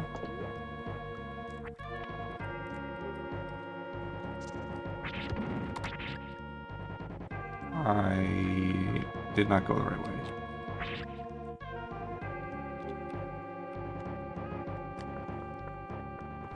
It's this way. There we go. Well, we're going to come up here and grab the Geo Staff.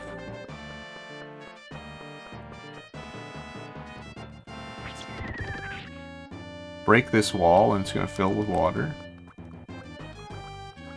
This will give us access to this area over here that we didn't have access to before. This was too high up.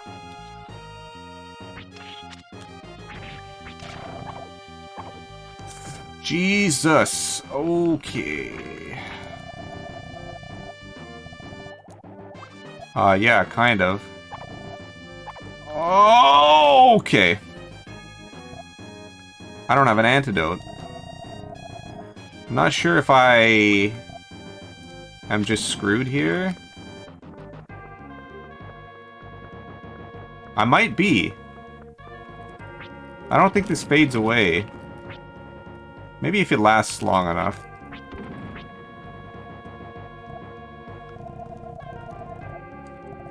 I can't remember if status effects ever wear off, but we have to do a grind here to level 24 anyway. Can't remember, what's my path here? I think you go up, and then there we go. Oh, that's true, I do have a way out of it.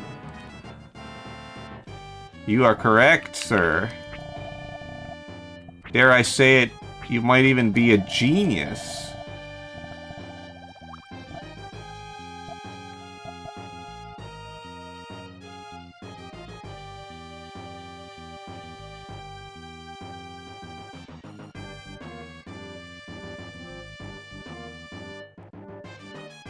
How does that cure me of poison? I don't know. The only thing that matters is that it does cure me of poison.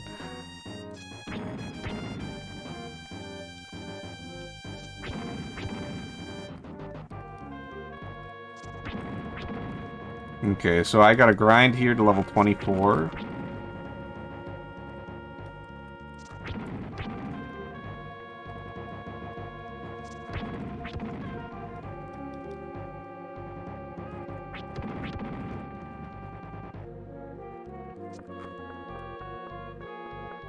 Whoops.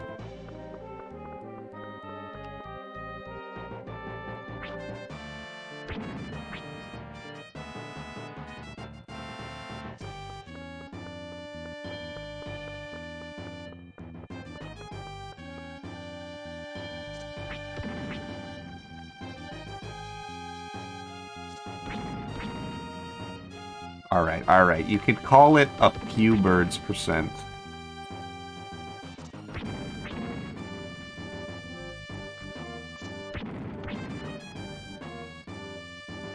If it makes you feel better.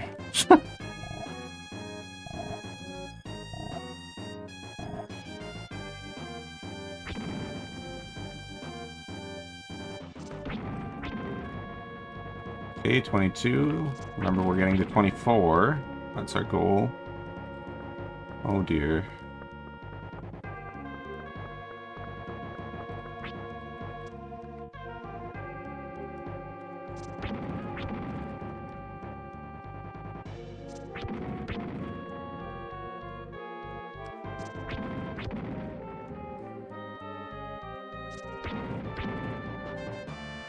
Use the command no birds, or exclamation point no birds.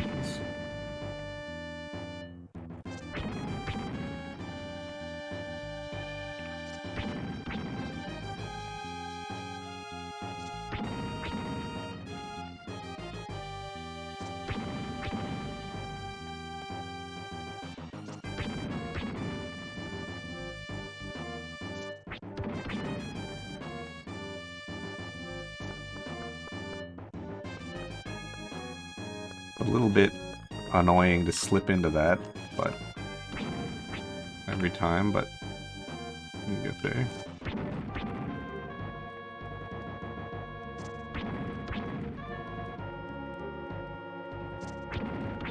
This is true, no one does read the stream title.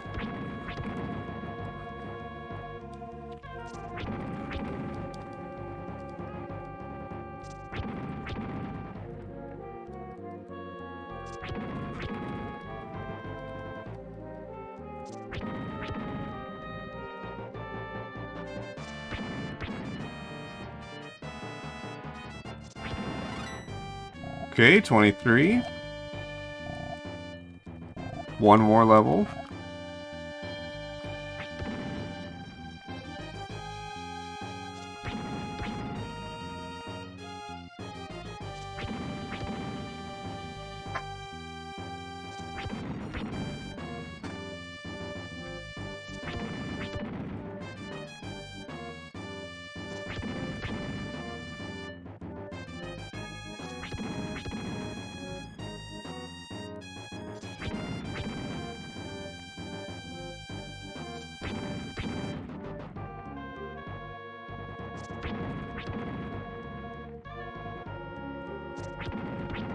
So I should explain the boss coming up. So basically, there's going to be this giant dragon turtle, alright? That's not the boss. No. The boss is Starro the Mind Dominator, you know, from DC Universe, is here. And he's making the turtle uncomfortable. So we're going to kill him for this terrible crime. That's basically the that's the plot of this dungeon, really. And then that's gonna somehow save the orphan guy that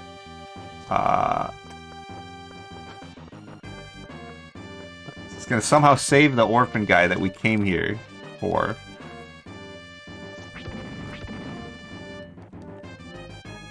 Well, you never seen Starro? Look him up. He's a it's a giant starfish. But yes, the next boss is in fact a starfish. It's actually a very dangerous boss because the only way that you can actually kill the boss. Oops. You have to. Hold on a second. I think I have to equip this. Yeah, the only way to kill the boss is to get him to stand on the log that you're on, which is actually somewhat difficult. And then you have to kill that while it's standing, and there are 3 of them. But hopefully we won't have too much trouble. But if they do hit you, they latch on and deal constant damage until the dragon turtle breathes fire on them, which is not even all that common. So it's quite a dangerous boss.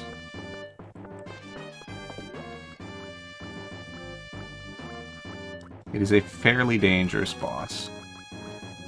But hopefully we will be able to get through it. Okay. I may or may not, unfortunately, respawn in the, oops, in the wrong spot if I die, and that would really suck, so let's not do that if we can avoid it. Okay. Oh! And that just did 70 damage to me. Ow.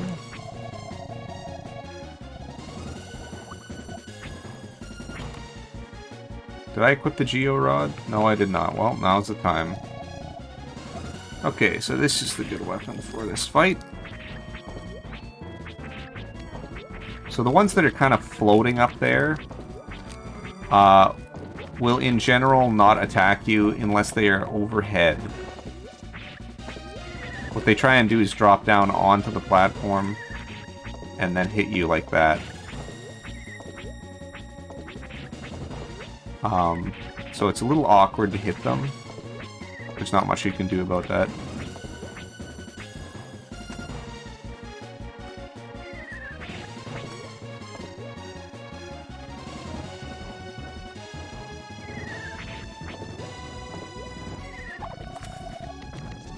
Okay, there we go. That gets him off. That's good. That's a very dangerous state to be in, is having the starfish latched onto you. It can kill you quite quickly, so it's a good thing that they breathe some fire there.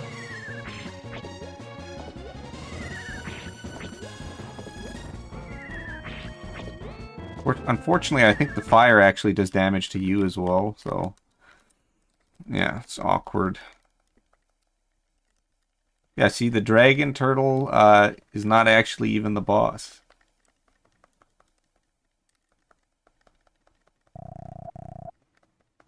It gives me the horn pin. What does the horn pin do? I don't even know. I never used it before.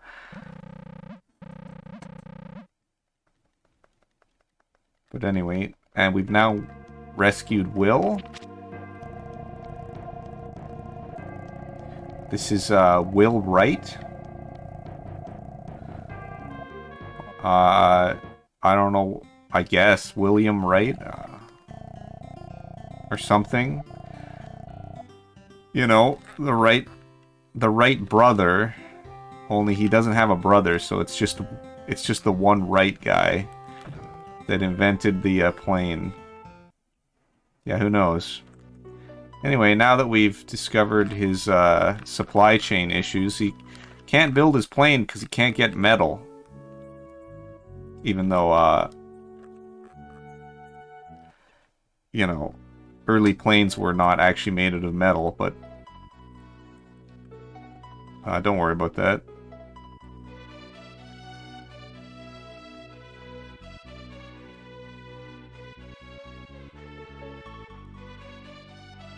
So we've got to supply some metal for him. And where do you get metal? Well, China, of course. China is the source of all metal in the world. Didn't you know? So we've got to go to China to get some metal.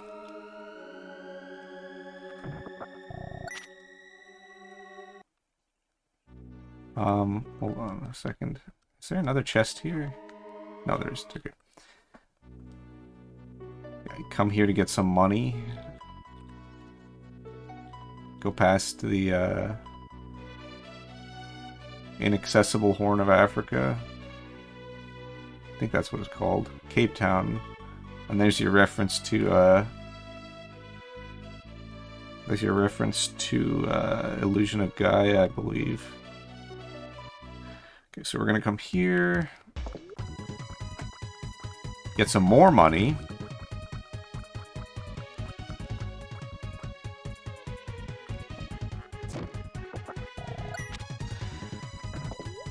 And I think I'm just a hair short of where I want to be on money. But it's okay, because I think there's one more chest with money in it.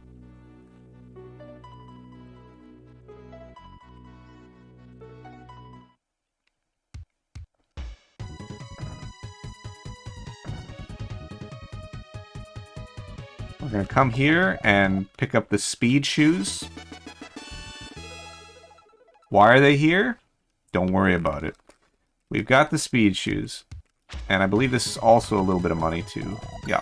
So we now have enough money as well. We're all set.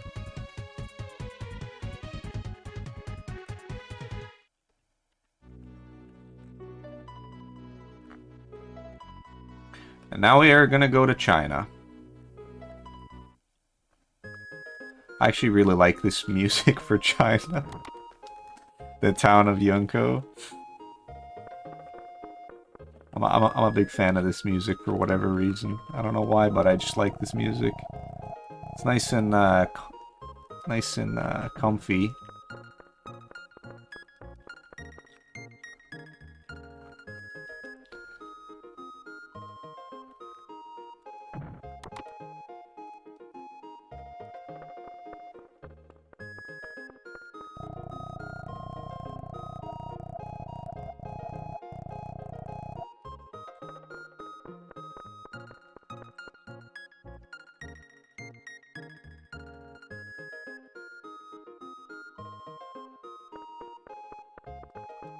So we've discovered that Fida is sick.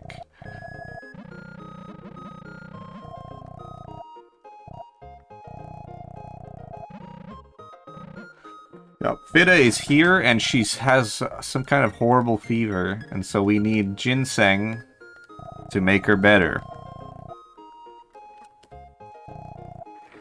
So he offers to give us some ginseng if we will do something for him. So we're like, yeah, alright.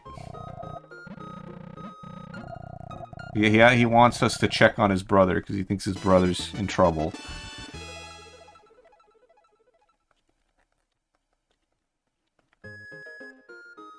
So we got the ginseng. Now we can go back to the doctor who needs the ginseng to make some tea, then give that tea to Fida and she'll get better.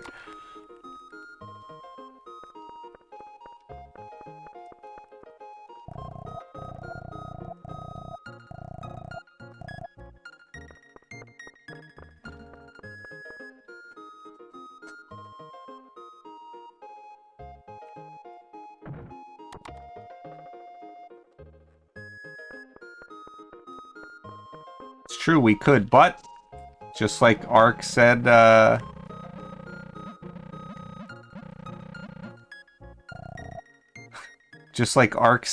a nice guy. I'll do it. So we're gonna help him out anyway. Why not? And here we find out that Fida is actually a mass murderer and killed everyone in the town that El was born in for the king. And she committed war crimes, but she's alright, you know. What are you gonna do? Sometimes you just commit war crimes. I mean, That's just life, you know?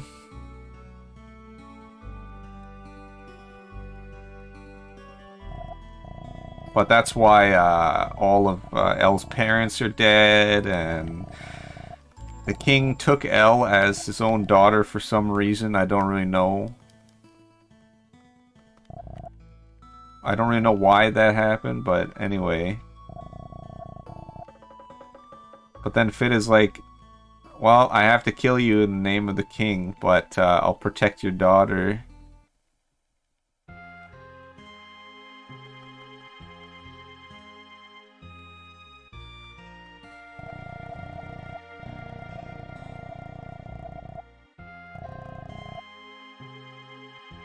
Oops, I think I fucked up.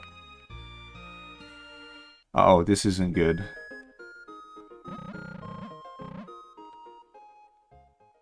Okay, I think I messed up. I think you have to answer that's not true. Or else you and then if you answer the wrong way, you gotta loop the whole nightmare again.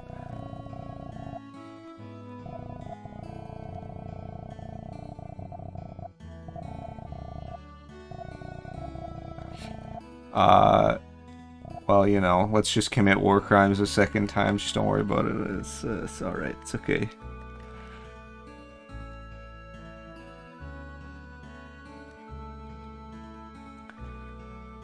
It's okay.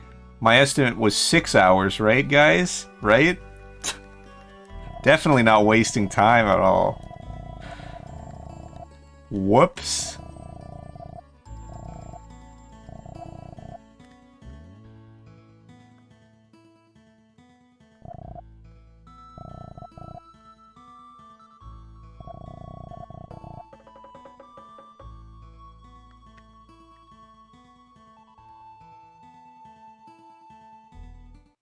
Exactly. It's a story so good we wanted to come back and see it again.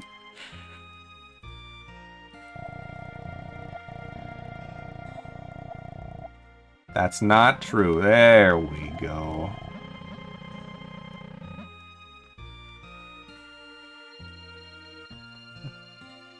It's like, if you don't protect Elle, who will? And then she's like, oh shit, that's right.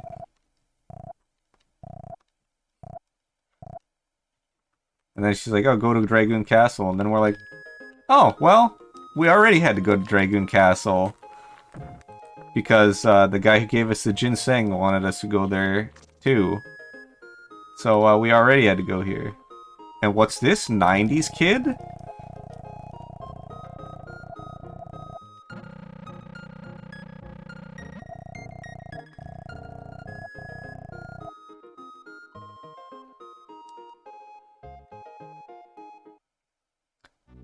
'90s kid is here, and he's gonna help us break into the castle.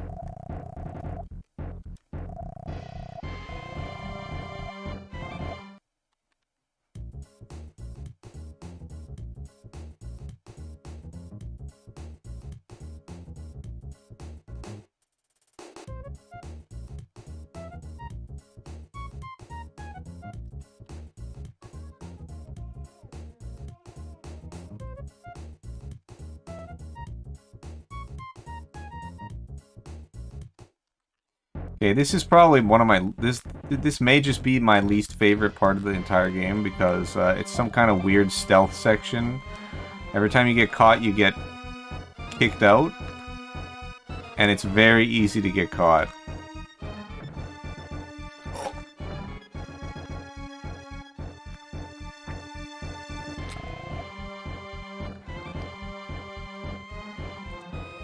So I kind of don't like this section.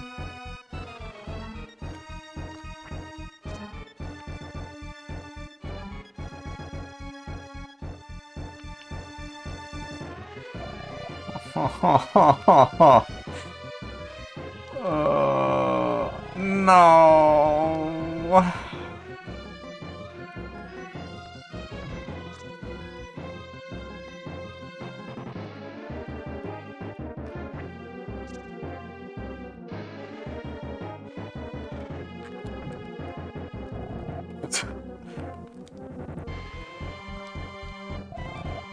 Bro. Just stop. Just stop seeing me. Just stop doing that. Oh, I hate this section.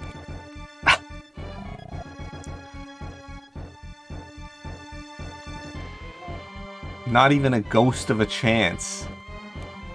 Oh.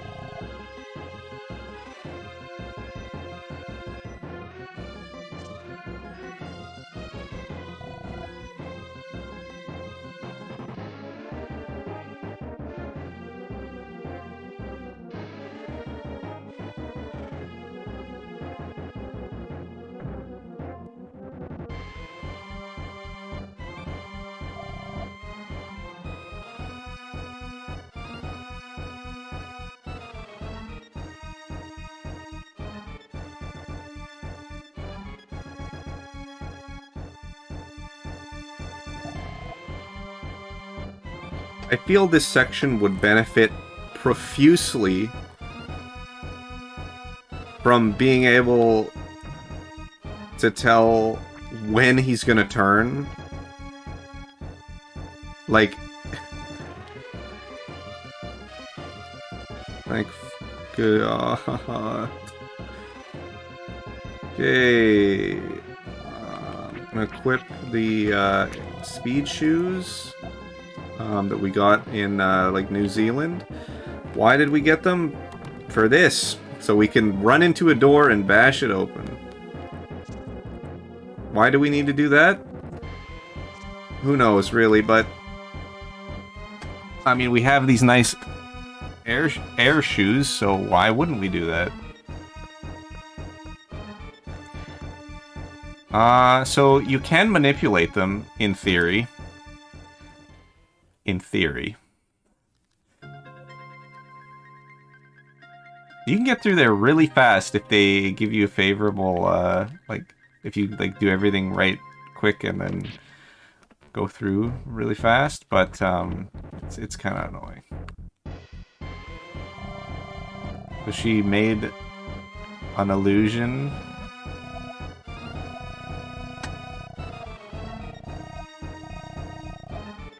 And it turns out Mei Lin has betrayed us because we dumped her in Brazil. And now we're stuck here.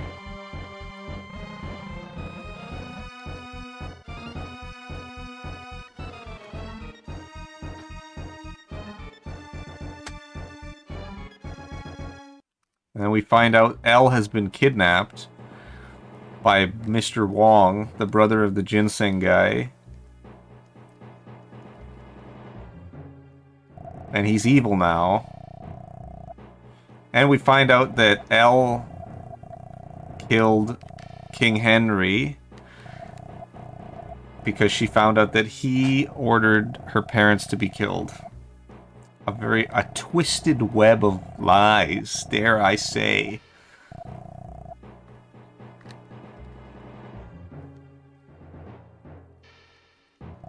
I mean, honestly, kind of based, you know, just, the king killed her parents, so she killed the king. Easy transactional, exchange. And meanwhile, Ark is down here. And he's like, I'm pissed off, so I'm just gonna lie here until I die. And then Fida helps us out, so actually we're okay. Hey, thank you for the luck. I will definitely need it.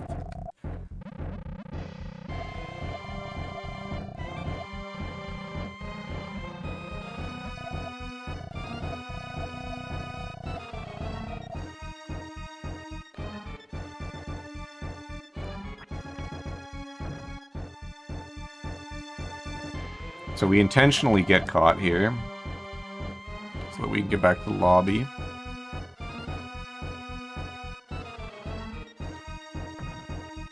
And we have to go to the east side now.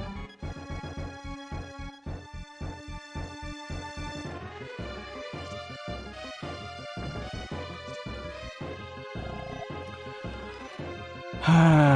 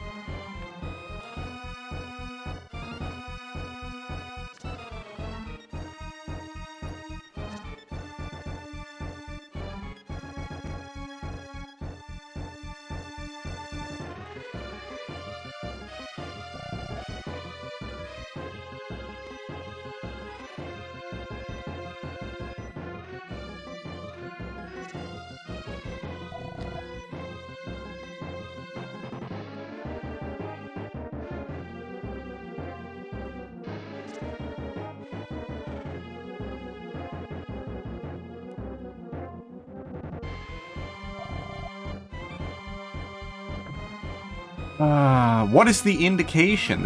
I don't think there is any indication, man. God, I hate this section.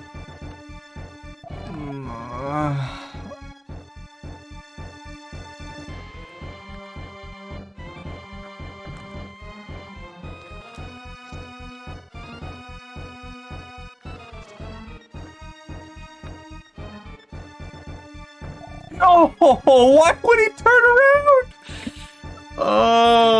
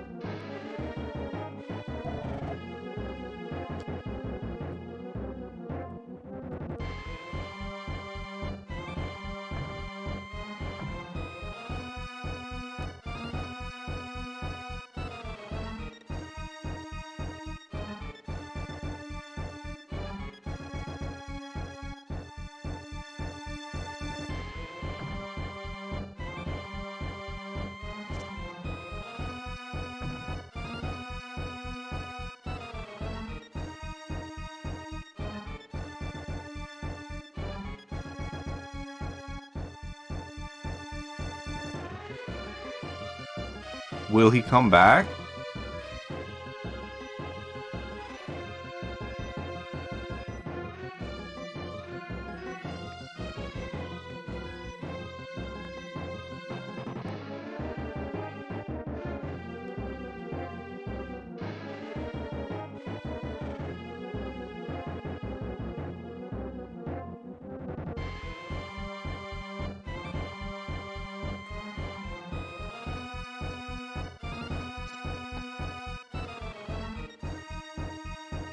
He actually checks the alcoves too, so that's not a safe place to wait.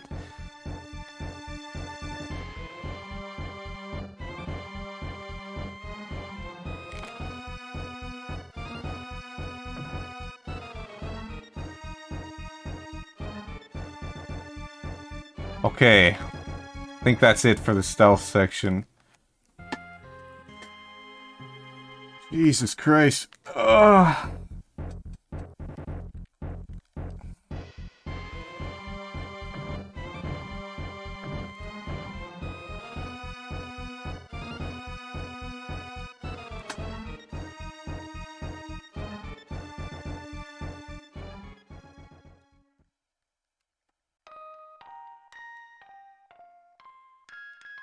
So here Mei Lin is going to mesmerize us with visions of her girlfriend.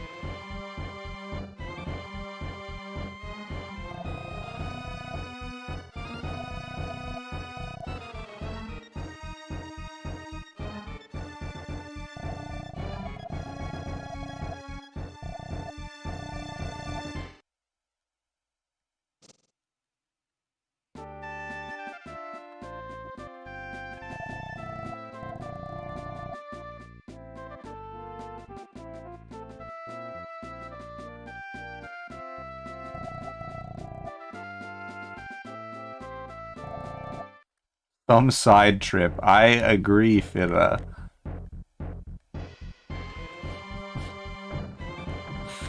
Alright. But turns out they sealed us in.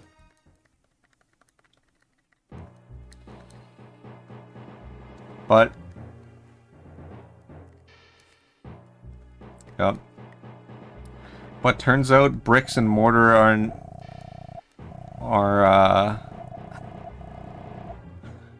bricks and mortar are nothing compared to the sheer might of 90s Kid.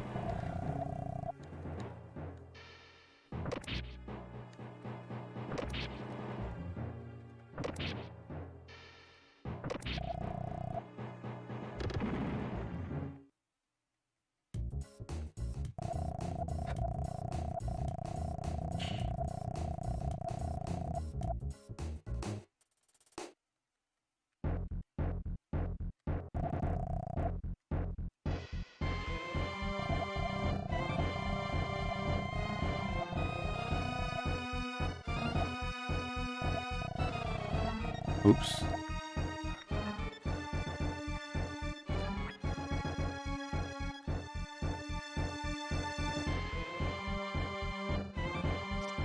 Yeah, I don't think it's a big deal if I get caught now. Now we need to go to the west side. I'm fairly sure. But no need to worry about stealth anymore, so it's okay. Okay, so how you open this is you gotta put out all of the candles in this room. You can actually get 2 candles at once if you throw the jug right, but I do not remember how to do that, so I'm just gonna do it the old-fashioned way.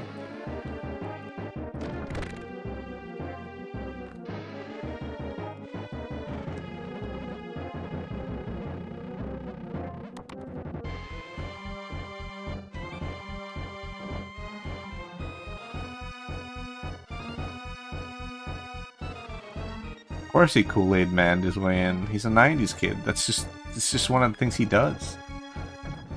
Okay, another use for this. And bada bing, bada boom, we found the princess.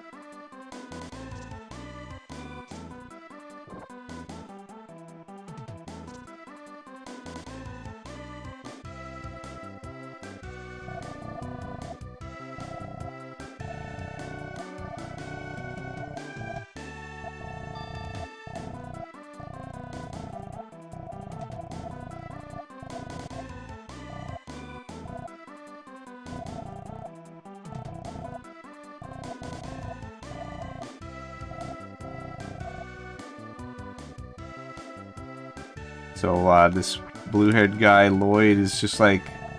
I mean, I know I was hired to, stop the princess, from escaping and all, but actually, don't worry about it. I'm not gonna bother you. And she goes off on her own again.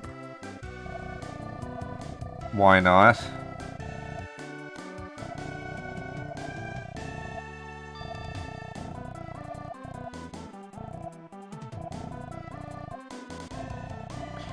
But he had a good reason, it turns out, to betray Wong, because it turns out Wong was a huge dickhead who killed his best friend anyway, so... What are you gonna do, you know? Sometimes you just gotta kill a guy.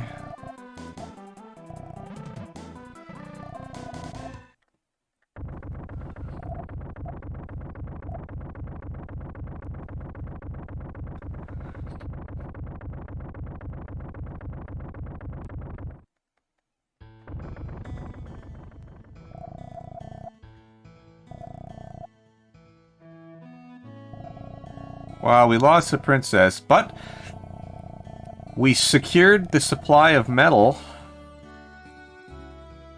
So now China can ship the metal all over the world, so we are okay to go back to the guy who makes airplanes and get ourselves an aeroplane.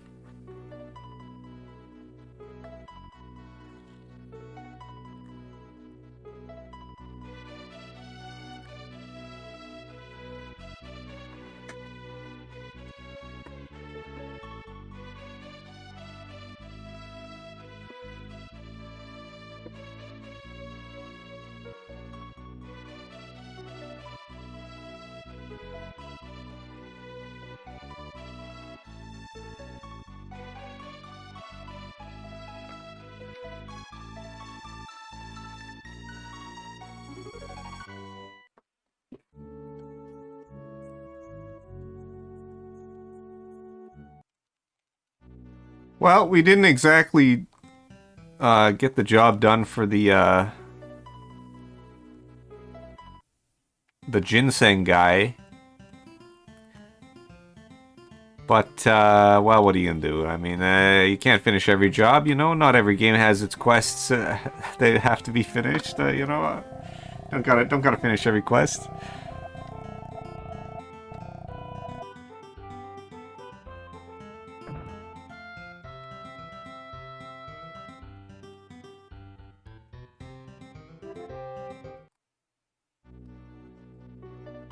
And now there's an airstrip. I'm not sure. I don't think there is a category that does that.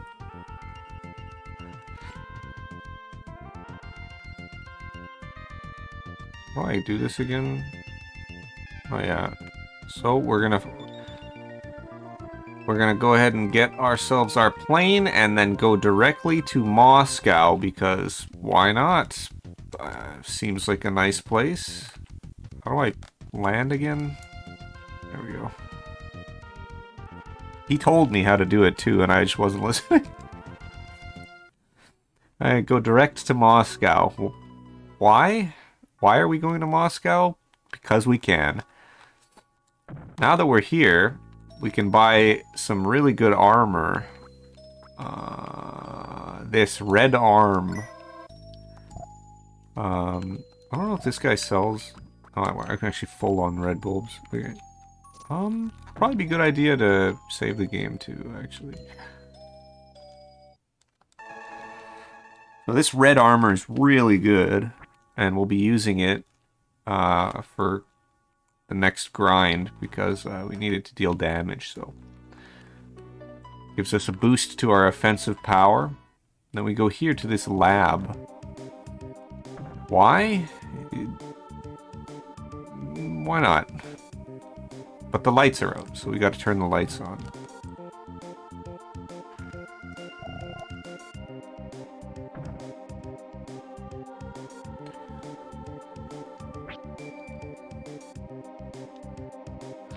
And, although we didn't look for it, so why are we turning on the elevator power?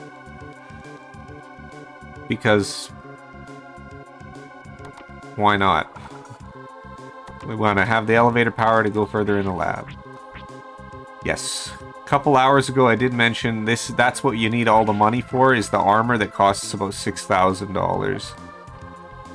Okay, press that switch.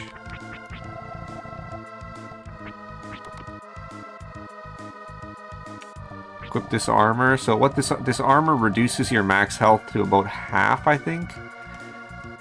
But it boosts your offensive power by a lot, so it's definitely worth grabbing.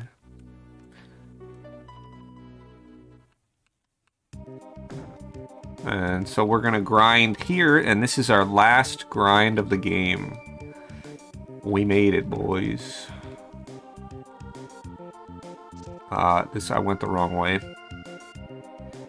But we did make it to the last grind of the game where we are finally going to hit almost level 30. We need to hit level 28, though, I'm pretty sure. Am I doing things wrong? Oh.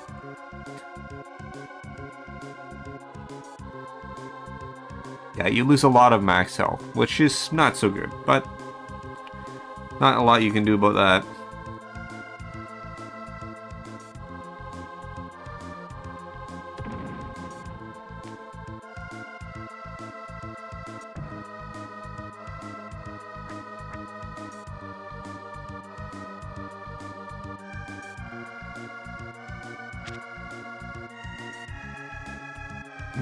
Not quite. This is some kind of like dog ogre guy.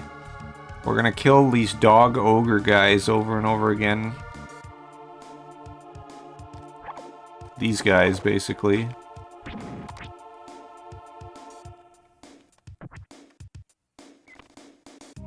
And there are these teleporters here. Why are there teleporters here? Well, it's a sci-fi lab. Why wouldn't you have teleporters here?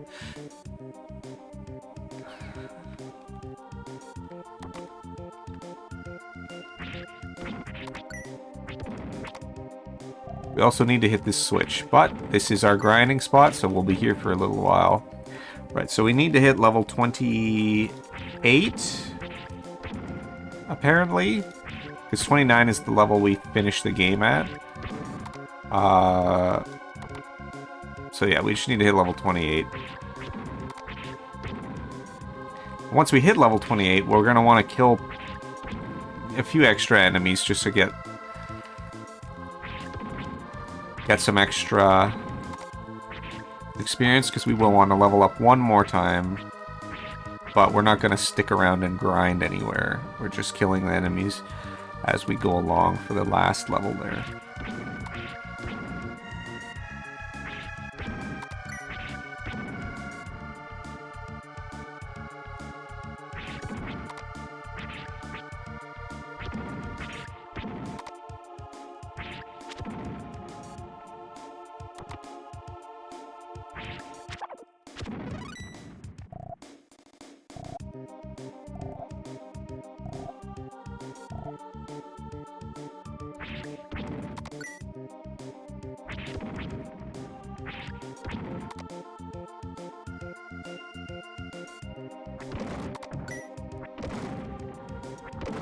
Good, I can kill a one hit. Oh.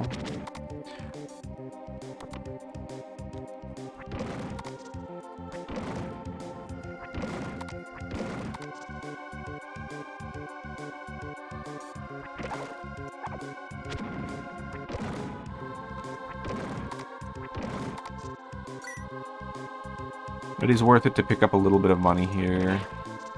Oh, I guess it's not a guaranteed kill in one hit. It is worth it to pick up a little bit of money here, just to spend on health items at the end of the game, right before the last boss. But it's not a big deal.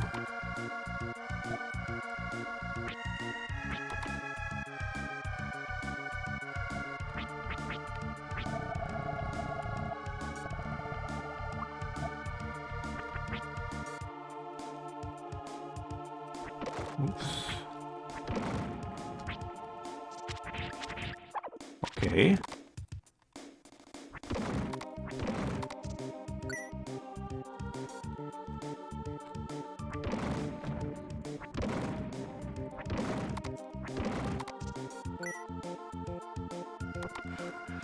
Yeah, not too much to say here.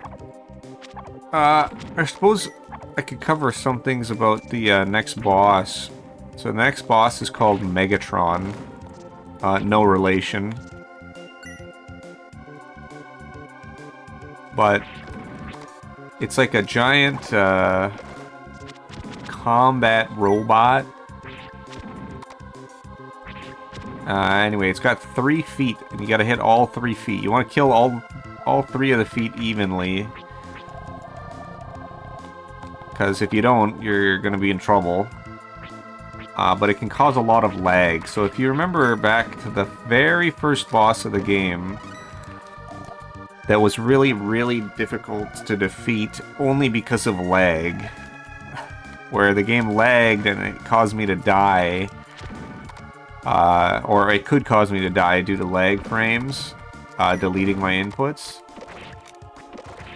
You get the same problem with this guy, where it can it can cause a lot of lag where he spawns too many sprites, and it can get out of hand really quickly and just kill you. Which is why it's a good thing I have that save, because if you die, you can just come back right back with the elevator. You can come right back to where you were.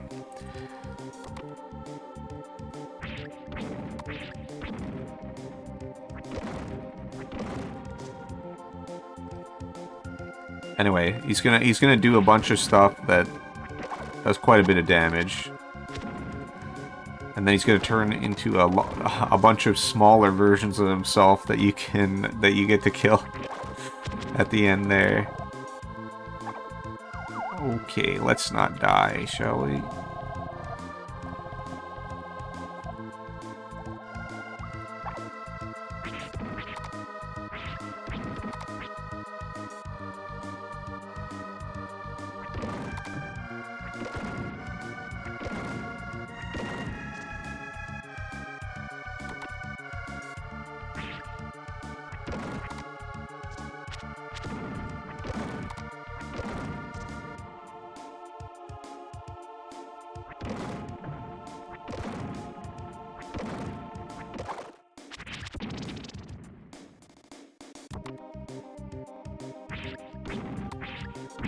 We are coming up on... Well, yeah, unfortunately, you don't get the best armor until the very end of the game, which is a little unfortunate.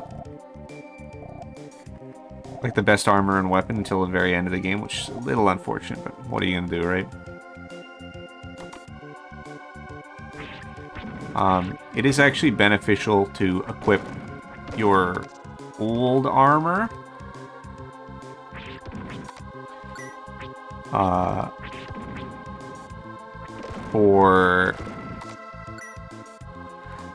Or the not offensive based armor for some of these late game areas, because although this armor is really nice, because it gives you so much offensive power, your health suffers immensely, and there are enemies that deal quite a bit of damage, so you would be better off with having just a higher health count. So it's worth it for this grind, but it's also and for the last boss, where you definitely want this armor for the last boss. But despite that, to preserve your health total, you'll want to use a different armor.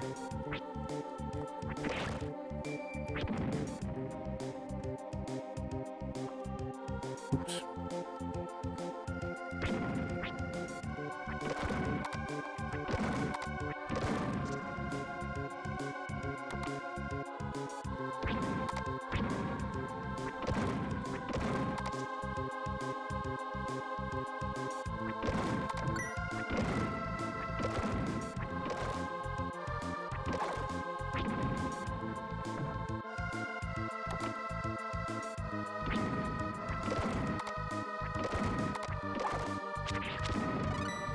Okay, 28.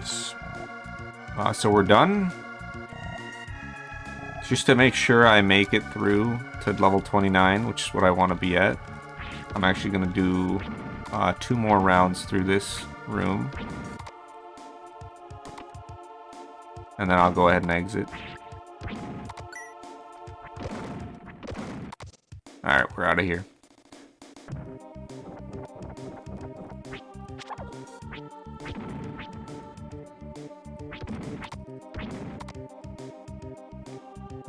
No. We actually want to go the other way, I think. But it doesn't matter.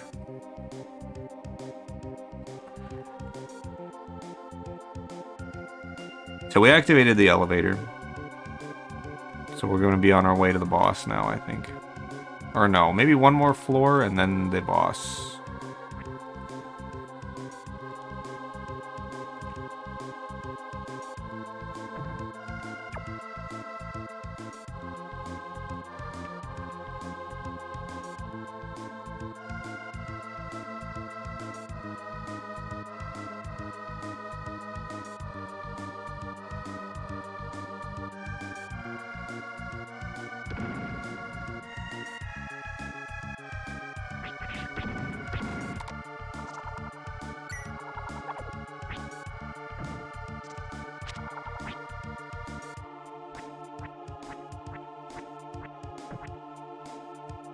Alright, I think we need to access the main computer. That's what our goal is now. Is it... Oh dear, I appear to have forgotten just what it is I'm supposed to be doing here, or like where I'm supposed to be going. Oh no, but I went the right way. But I am forgetting a little bit. Okay, so we want to access the main computer to give us access to the lowest floor, I think.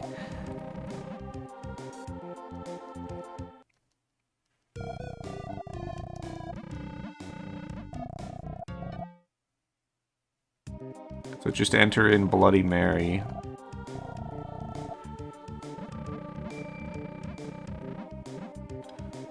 Why does Yomi know something like that? Well, who can say?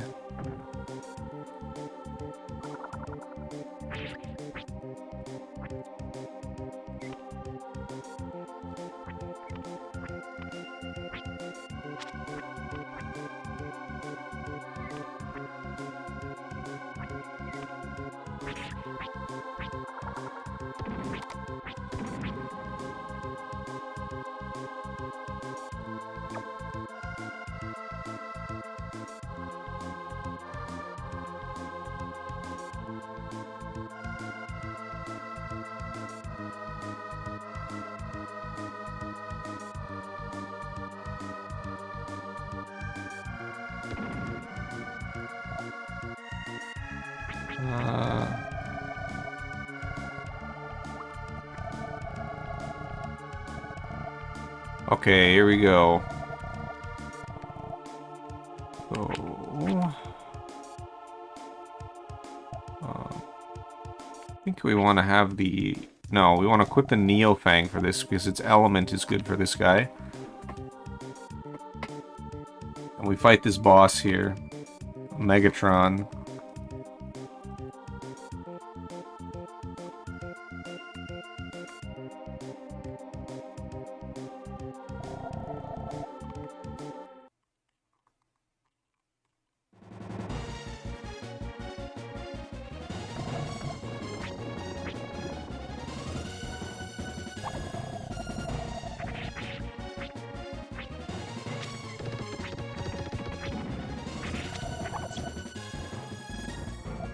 You can see there's a lot of lag there.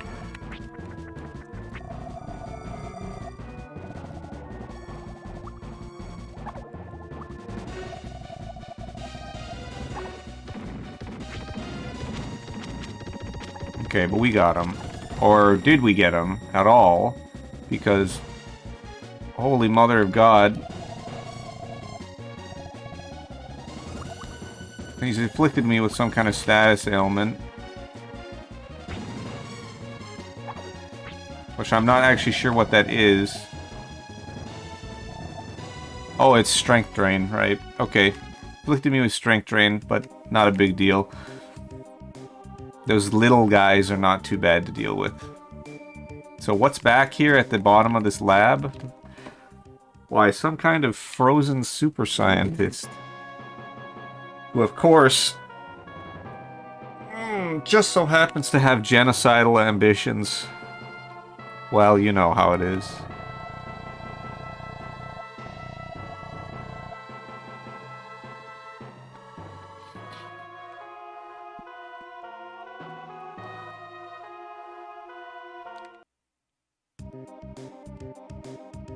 We can actually get ahead of him to where he wants to go, which is here.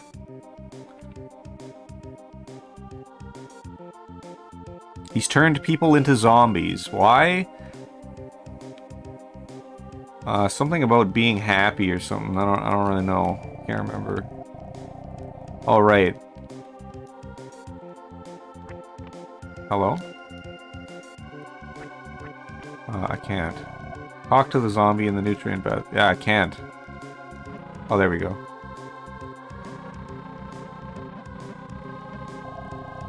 Yeah, basically, okay, never mind. They live forever. So we don't need to fear death. But you're miserable the whole time, so that's not good.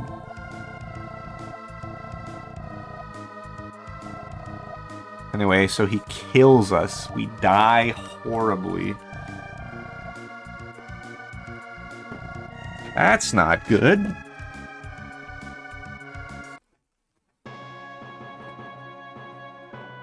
And then he unleashes some kind of horrible gas weapon on fake Japan. He kills everyone.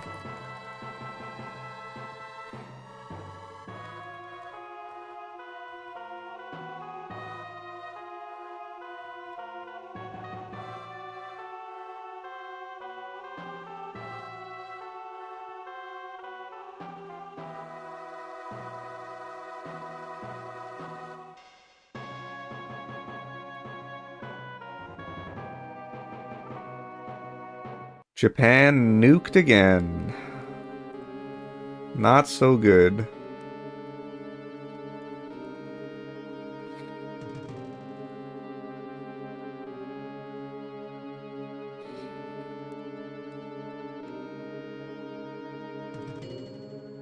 Oh, turns out the Elder was an evil guy the whole time. Because his end goal was to recreate the world and then ruin it.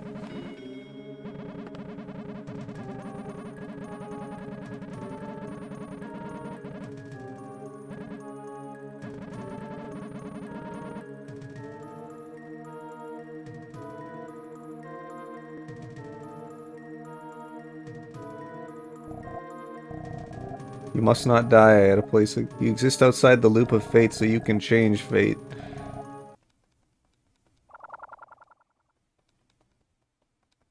And remember that guy that gave us the teleportation pin?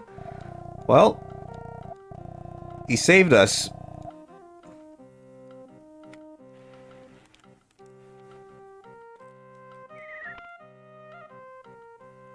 Am I forgetting something? Hold on a second. Baruga. Nope.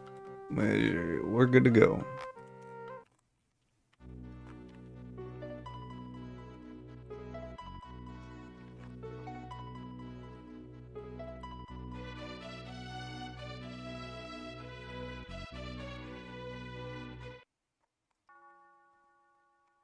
So, even though they wanted us dead, we aren't dead. So what are we gonna do? Well, throw a wrench into their plans, of course.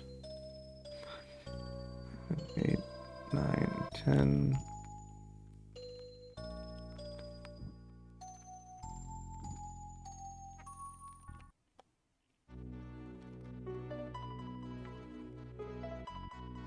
We're gonna come over here to Europe. Use this convenient port. And start gathering starstones. Why are we gathering starstones? Well, we would have found out from Kumari, the guy who saved us. I'm pretty sure he tells us to go gather them and then go to the South Pole.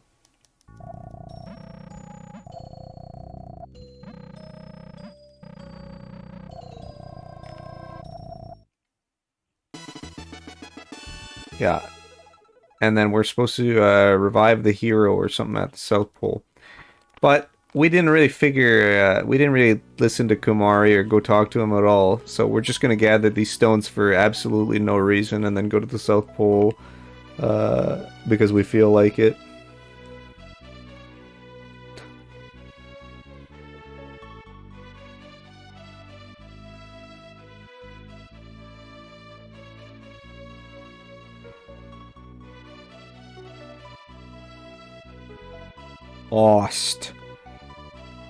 RRLAT.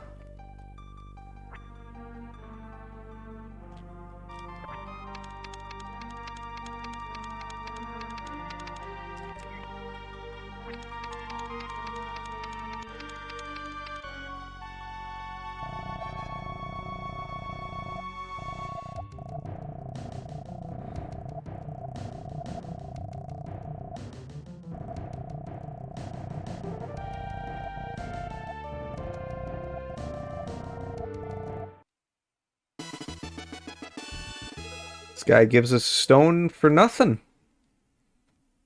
What the heck?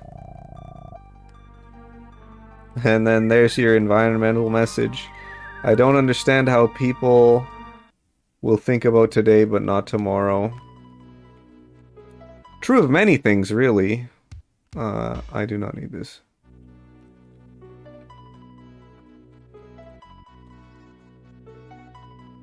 Doesn't just apply to the environment, although I think that's what the message is for this game. Okay, we're gonna go to this post-apocalypse dead city. Why would we visit here? Why not?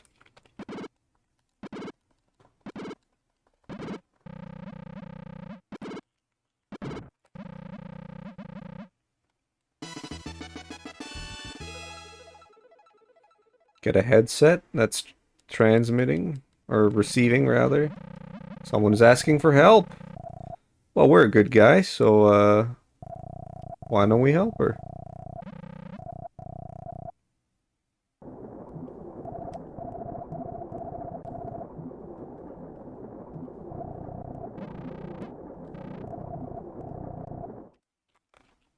So she's trapped in the sewers, is she? Well, then we'd better go get her. I am walking right past where I need to go.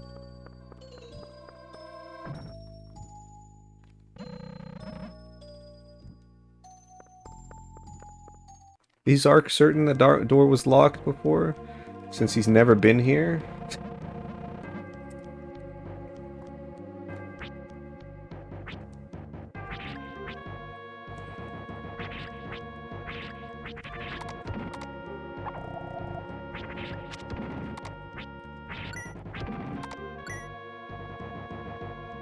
Oops.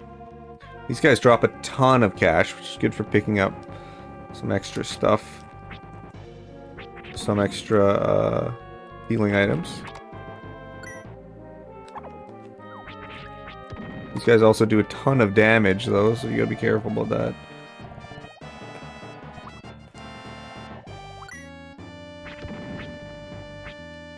But you want to go through here anyway and kill these guys to get the experience.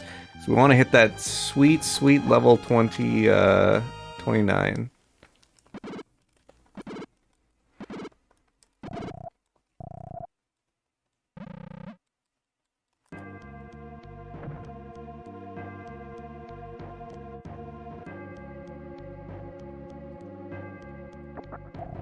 Now, if you come here earlier in the game, before it gets nuked, you can find out that some guy,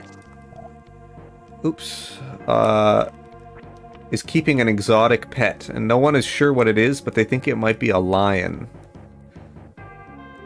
So just keep that in mind. Oh yeah, and then they say he set it loose in the sewers. Alright? Just keep that in mind.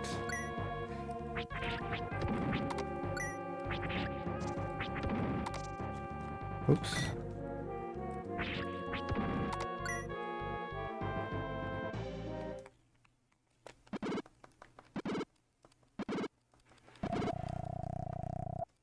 Oh, what's this? A lion is chasing her.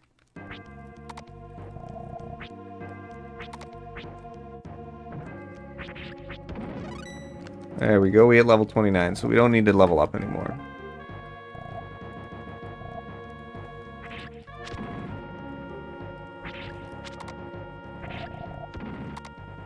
Lobber. Possibly mistranslated, perhaps?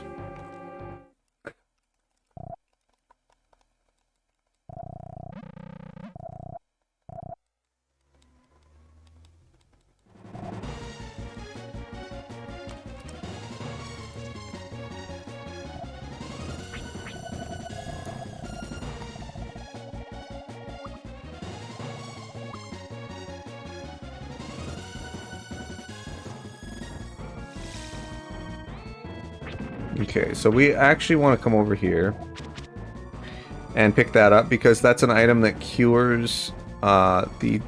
Oh, where the hell's the door? Whoops. It cures the death condition And there's a couple enemies here that can inflict you with the death condition, which gives you something like 10 seconds and then you instantly die. So that's not very pleasant. So just in case you want to pick that item up. Just in case you get really unlucky and get inflicted with that. Only takes a couple of seconds out of the way, so it's okay.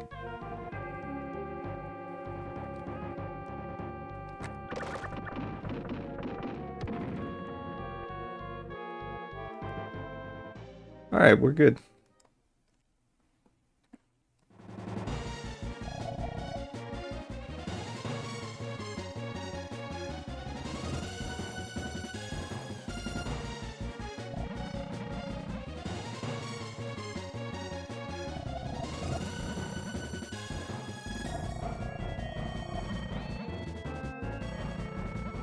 Oh, turns out the lion was lame the entire time. He grew up to be a big lion.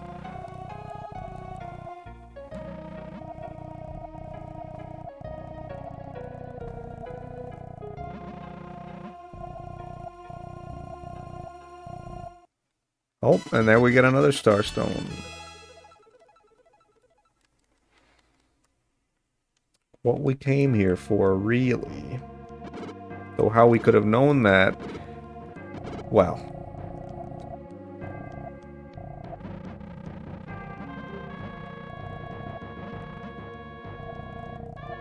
Oops.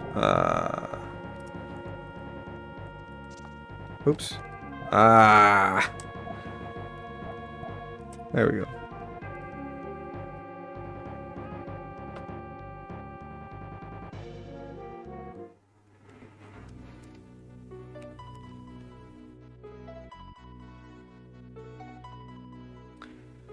I think there is somewhere that tells you where all the starstones are, but I do not remember finding that.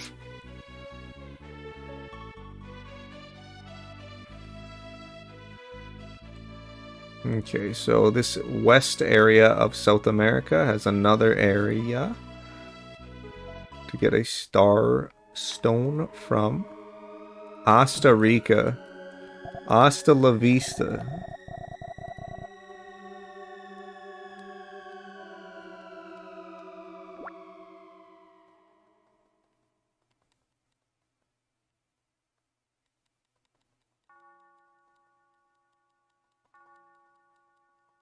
Yep.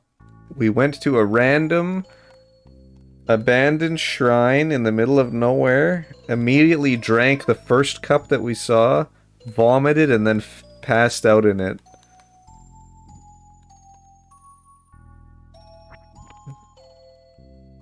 Sounds like a good time to me.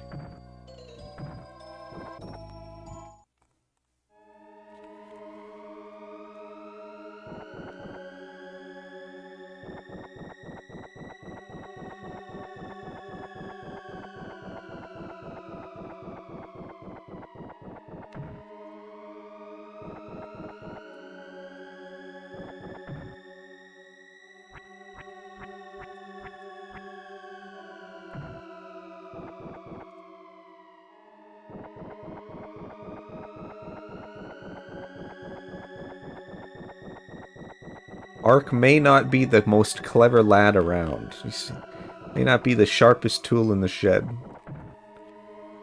But he's alright.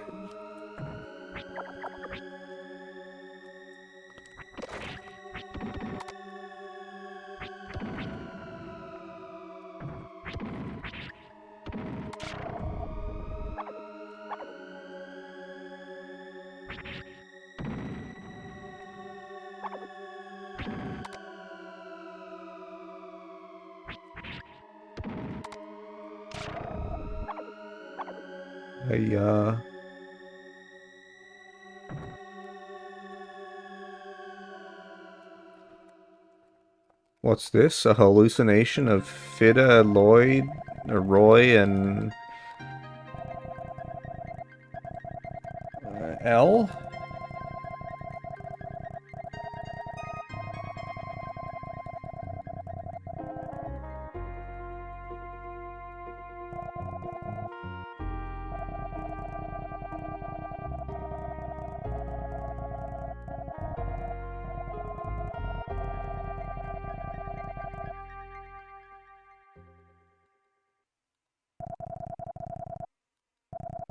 Anyway, this is some weird hallucination of a prehistoric L that became horribly evil or something.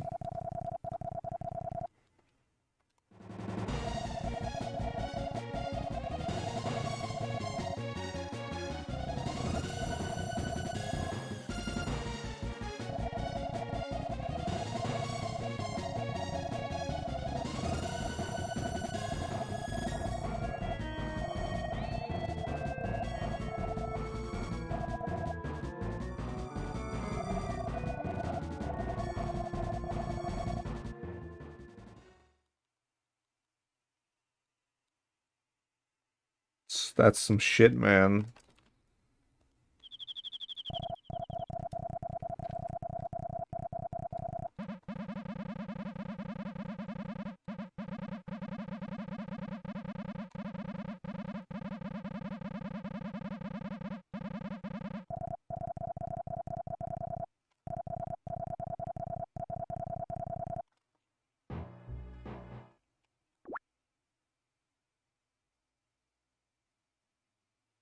Yep.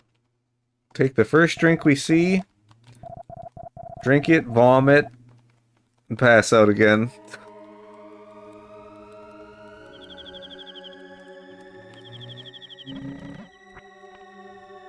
Strange dreams. Well, that is what happens when you, go into some Aztec shrine and just get wasted. I don't think you can push this, can you? No.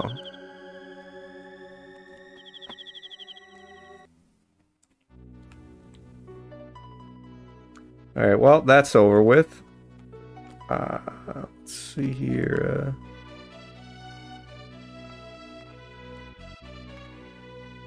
Well, I suppose we've got all of our star stones now.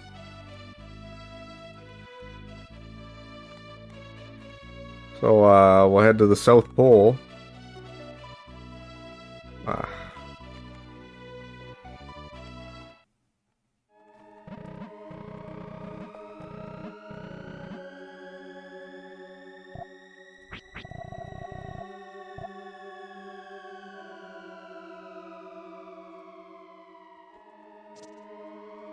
Ah.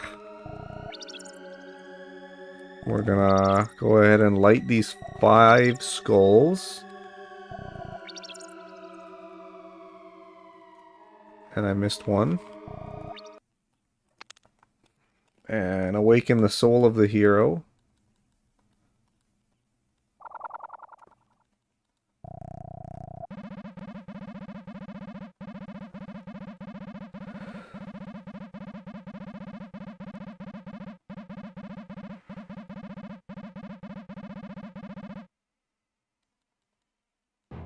Oh, turns out I'm the legendary hero. Oh, light side and dark side.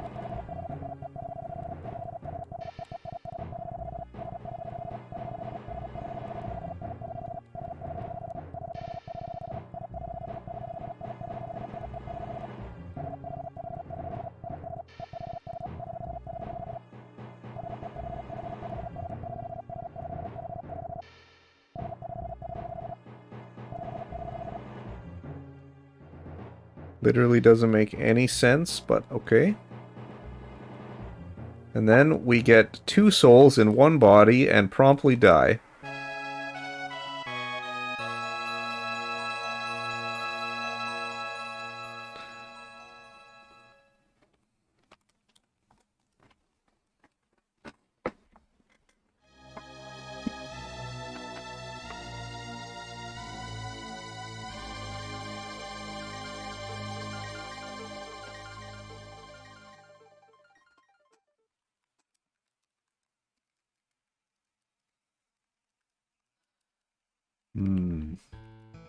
Well, this is what happens when you drink strange liquids in an Aztec shrine.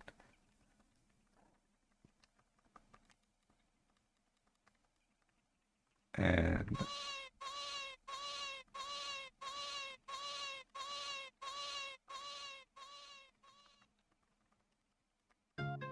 for some reason, L moved back to the old empty village where there was no one living.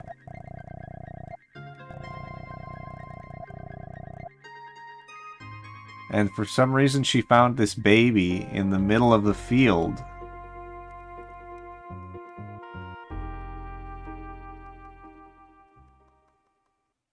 Oh. But who's this? The other L. From the underworld. And voices in her head are telling her to kill him. The Elder, probably.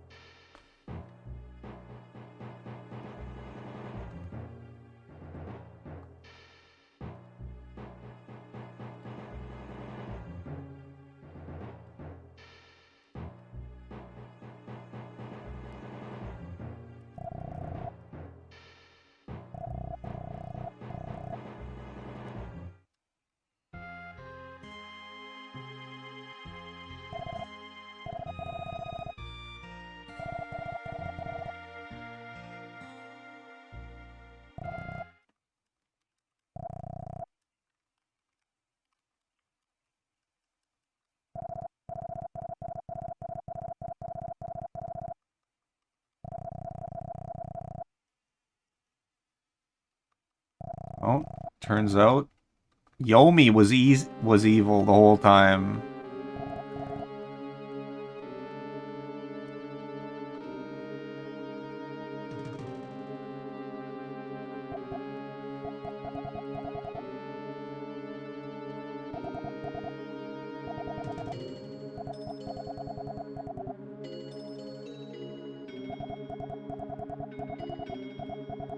Yep, turns out everyone is evil the whole time somehow.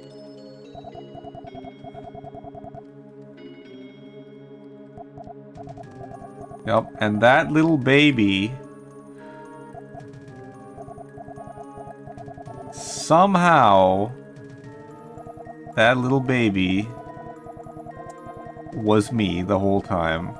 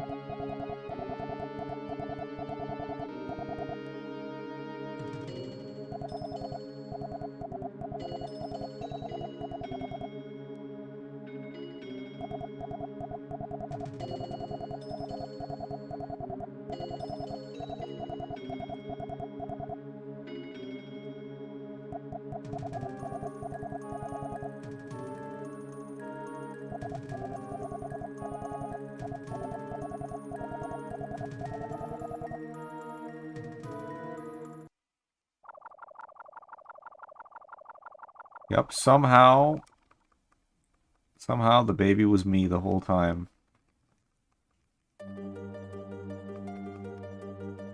Yeah, we're a bit far off. So like I was saying at the beginning of the run, I made perhaps a small mistake and did not get enough practice with this game. And probably should have typed an estimate of 6 hours. But instead I typed an estimate of 5 hours. And I made some mistakes.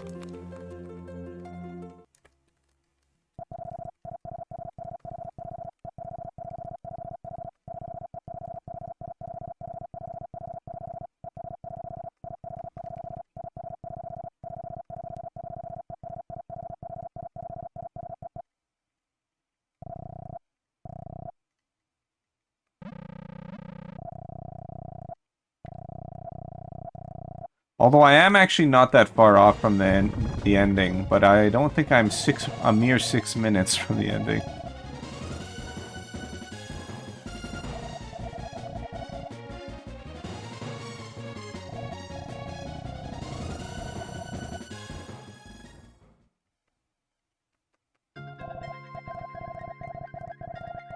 So, our girlfriend Elle from the underworld sacrifices herself to save us from the evil Yomi.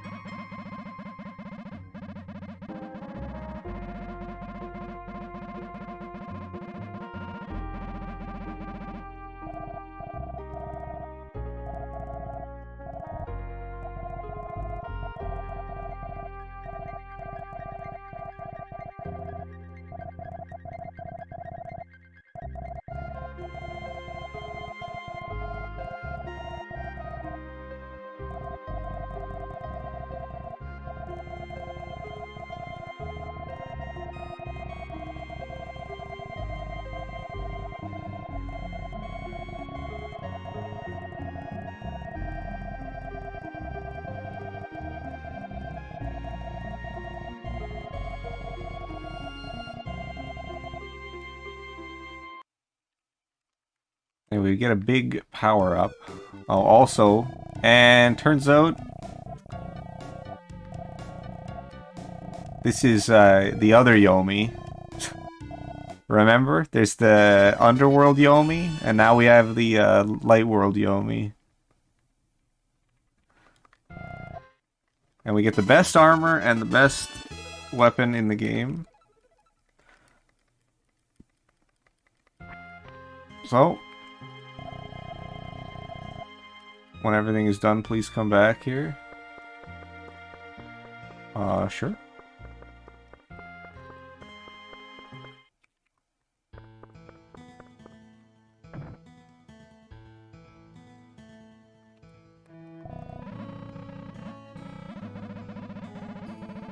And for some reason, we get a letter here.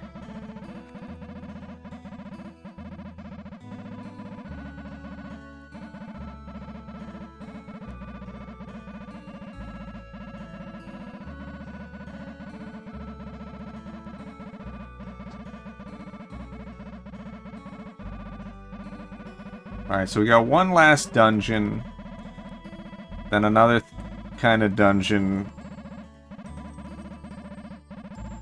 sort of, not really much of a dungeon, and then we just go directly to the underworld and kill the final boss. So not too much left.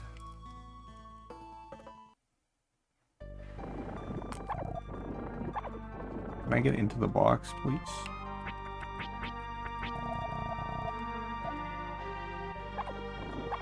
Oh my goodness.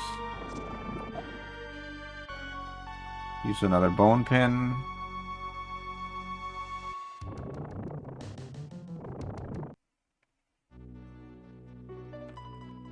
So we're in Europe. And that means that we can use the European dock.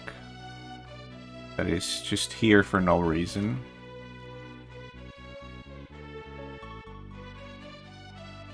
Now, we need to get to Baruga.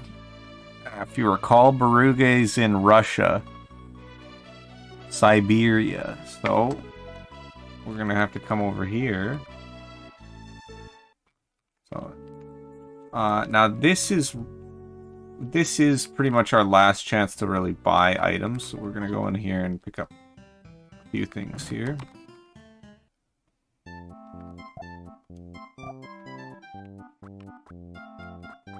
Oops.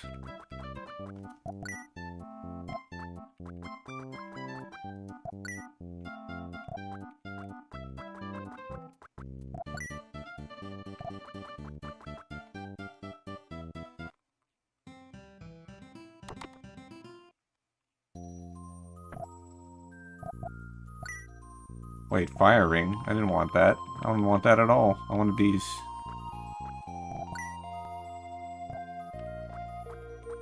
I can't afford this? Oh, it costs 4 crystals. Oh, I see. Oh, that's not so good. Oh. Okay, we're good though. We're fine. We're fine. Okay, let's go to Siberia.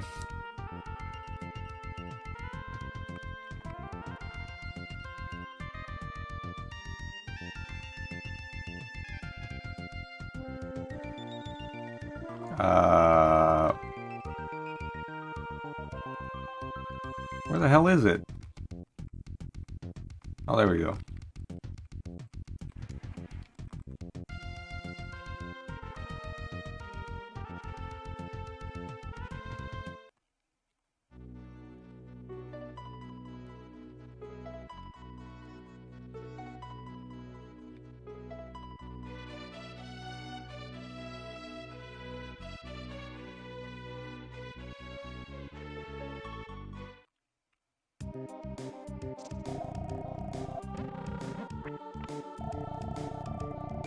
Okay, so we've got to go destroy Baruga so he doesn't destroy the world.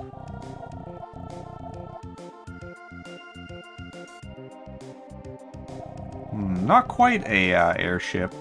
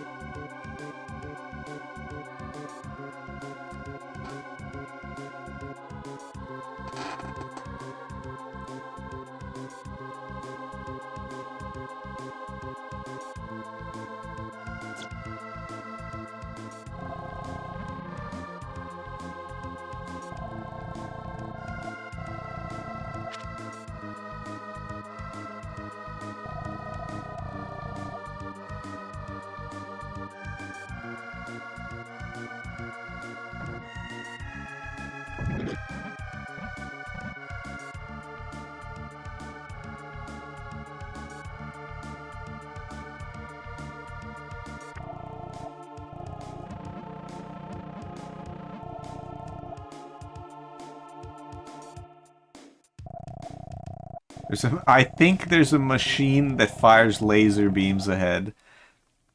But he's 90s kid, so don't worry about it. No problem.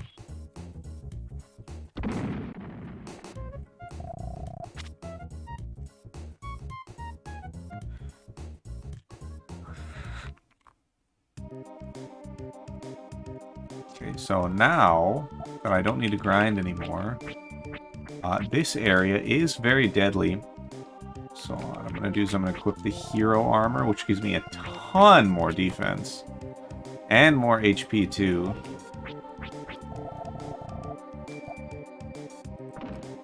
So there we go.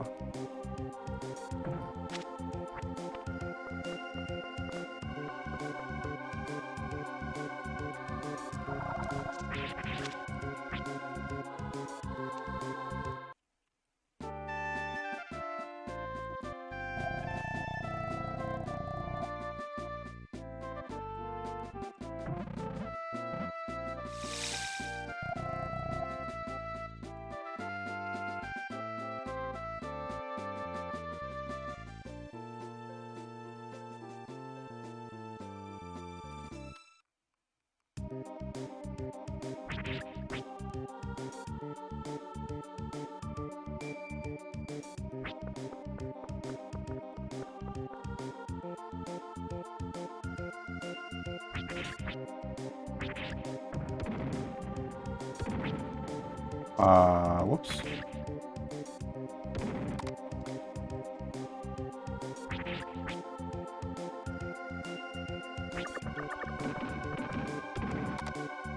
Those enemies can close to one-shot you if you're not careful, which is if you don't equip the hero armor. So it's a good it's good reason to equip the hero's armor here for this particular dungeon, because it's like quite dangerous.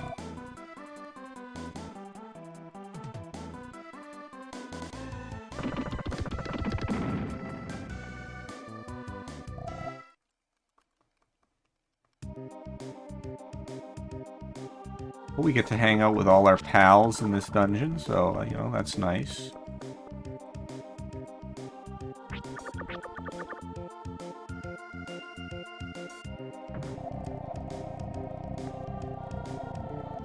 Oh, whoops. I have to activate my own computer here. Which I thought was that path, but it's not.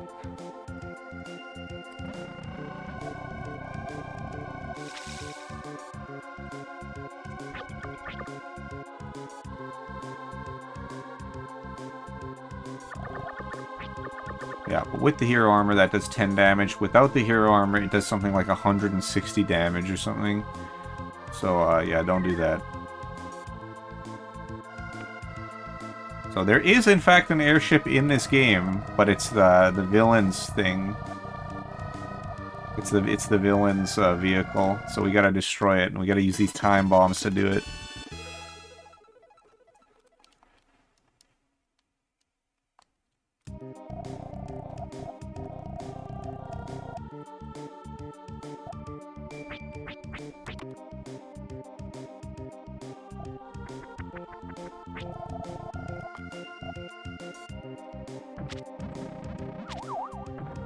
Okay, so we just gotta find all of these time bomb placements for the whole ship here. Now, that's, of course, if I remember where the hell I'm going, which I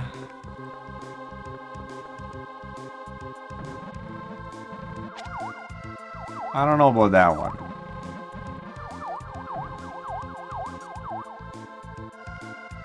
No, this isn't right. That's 3 out of 7.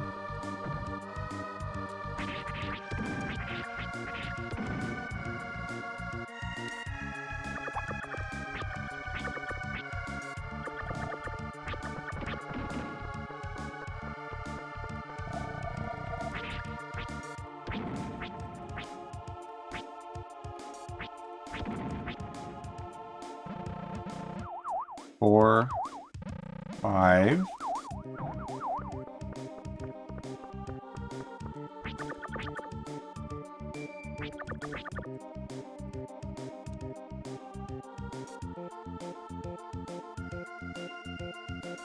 Oops.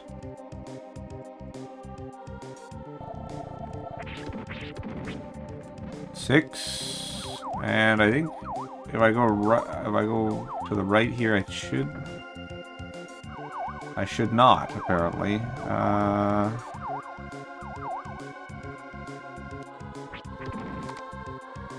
Yeah, I'm missing 1. Why am I missing 1?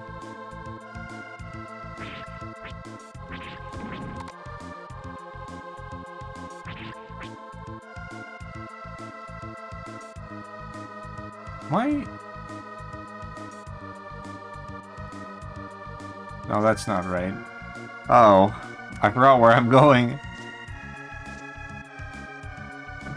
I feel like I'm missing the one on the wing here. Yeah, I am, but where did I come out? Oh. That's where I came out. Okay, never mind. There we go. Done.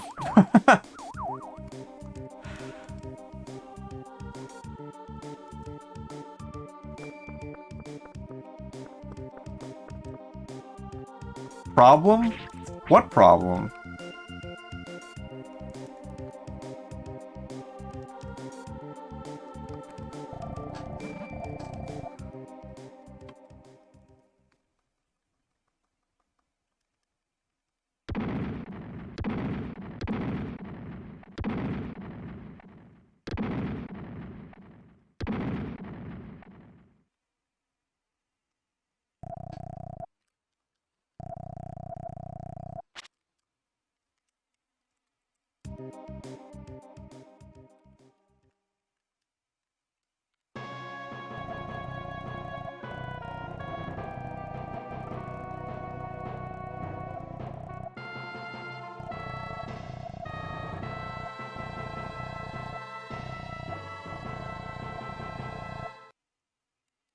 Uh-oh. So it turns out the rocket belts we were going to use to escape were controlled by the computers that we blew up.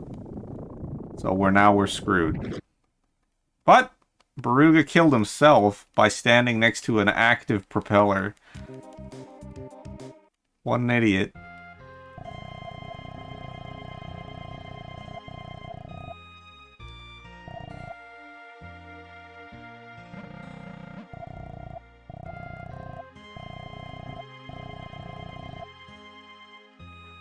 But the ghosts have come to save me. Unfortunately, our friends do not get to come with us.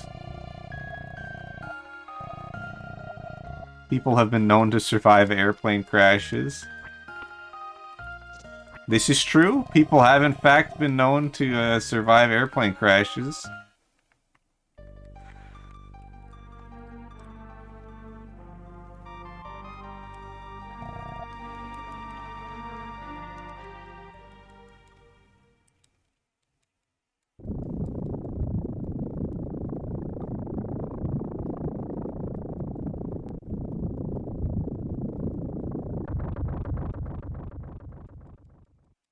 I'll be fine.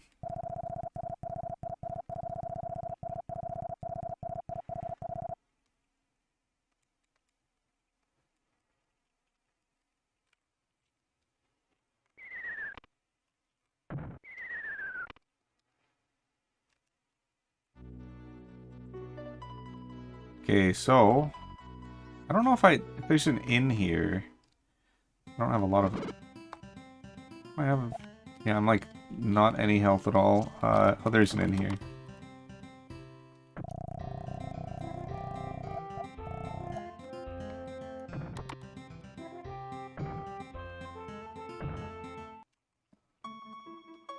Yeah, I'm just gonna refill my health here, and all that's left is to go to the final boss. That's it.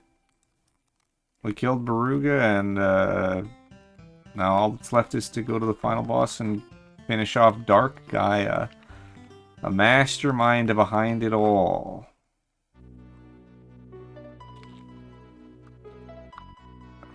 Which should be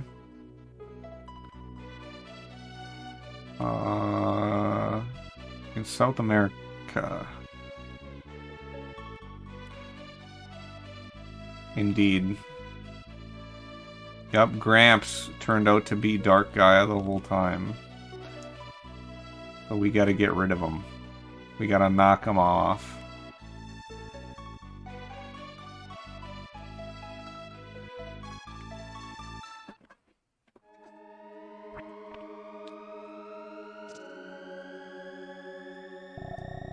Oh, yeah, okay.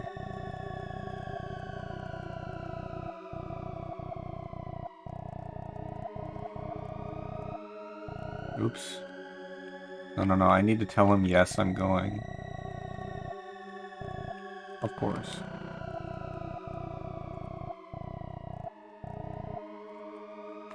And I will take that advice and record my journey.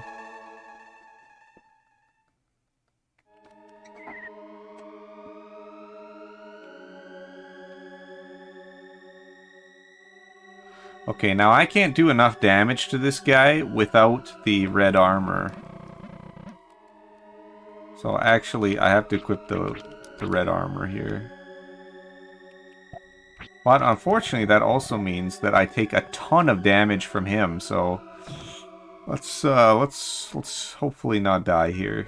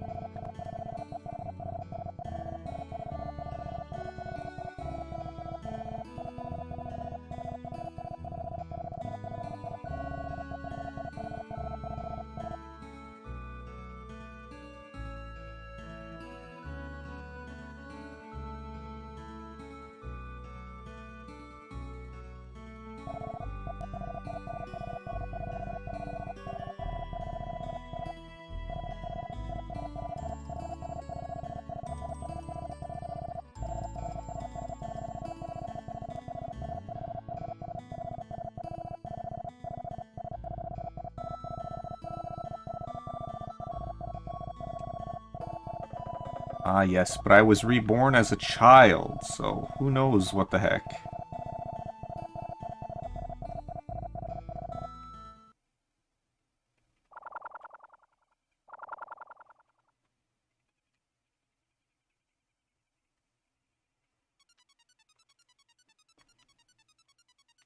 Some really weird looking stuff here.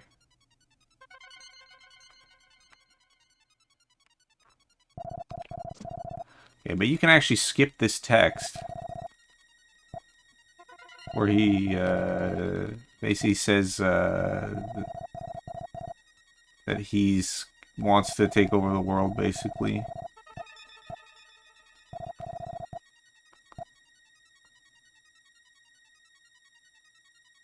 But you can skip that text. Okay, this fight's kind of difficult. I'm not entirely 100% on it, but hopefully we'll be able to get it.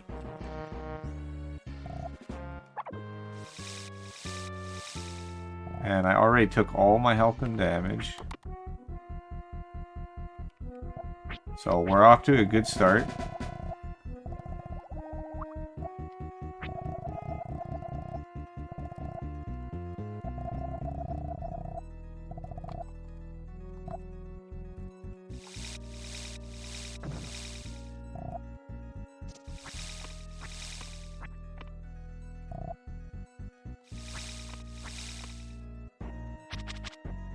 We want him to make the ball. Gaia's Rage is not good RNG. But if you haven't figured it out already, this boss is basically all RNG. And it's annoying. Ah, man, I hate this boss so much!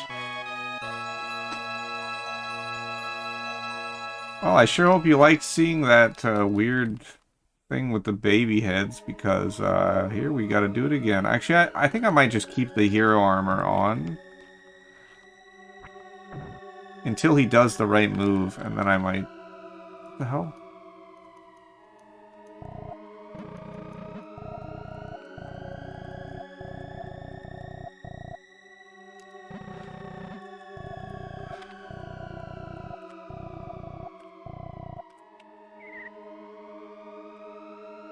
It is irritating that the boss does so much damage, but the reason he does so much damage is because you're supposed to have the damage resistance from the, You're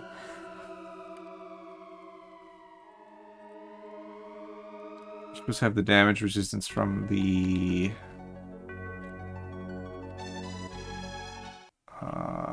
hero's armor.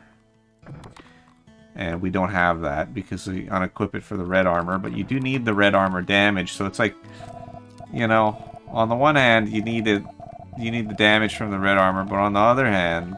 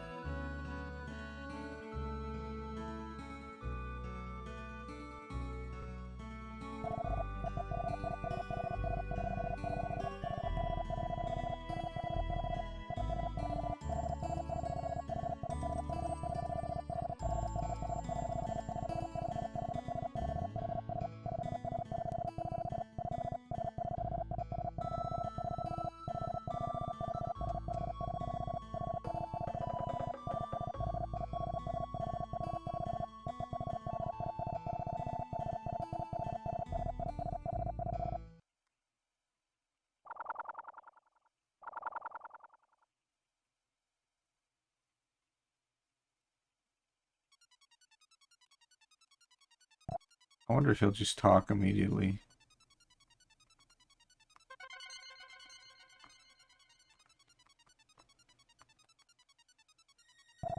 Oh, I respawned instead of reloading. That's not good, but whatever. It's fine.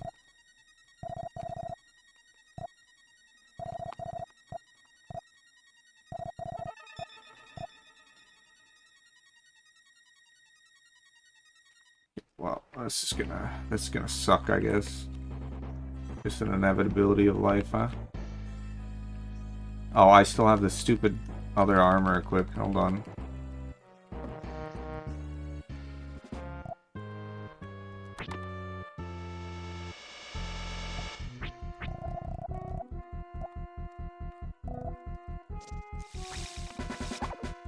damn it. It still does so much damage, even still. So that's because this game's, like, damage calculation uses, like, strength or something. Like, heavily.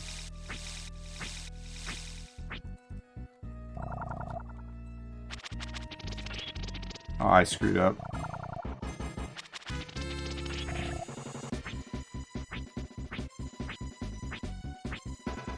So it's random whether or not you can hit this thing, because you have to wait for it to become vulnerable. And it's only vulnerable sometimes.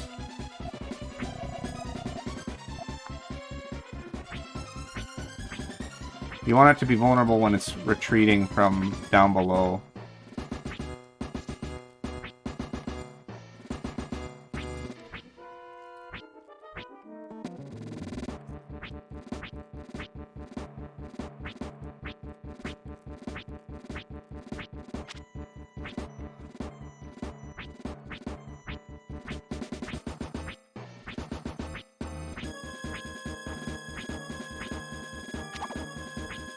Oh.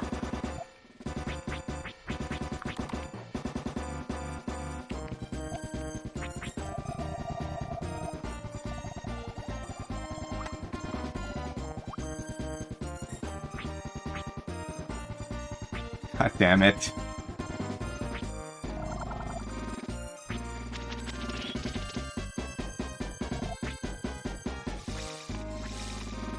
Alright, I'm not doing so good at this fight.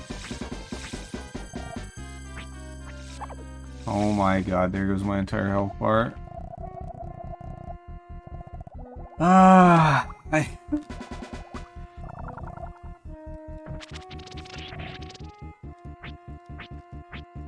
think I have the danger armor equipped.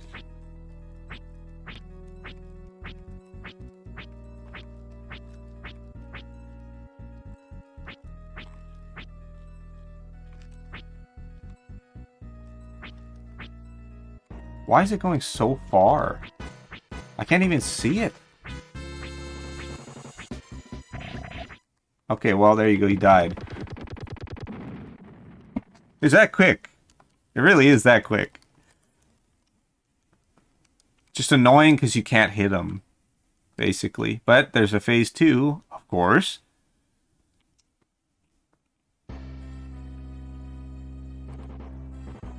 And now we introduce a new button that I haven't used the entire game. The block button. I need this for some attack, for one of this attack. If you don't hold this, every tick will halve your HP bar.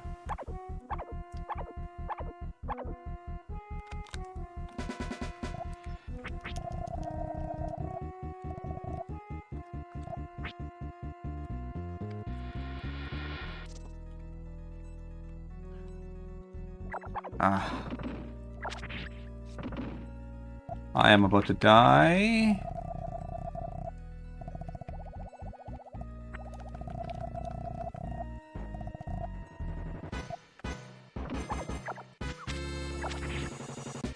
I'm about to die again.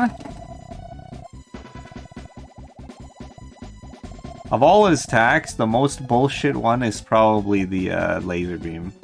Because you can't really dodge it. And that still does 120 damage. And I'm dead again! Oh.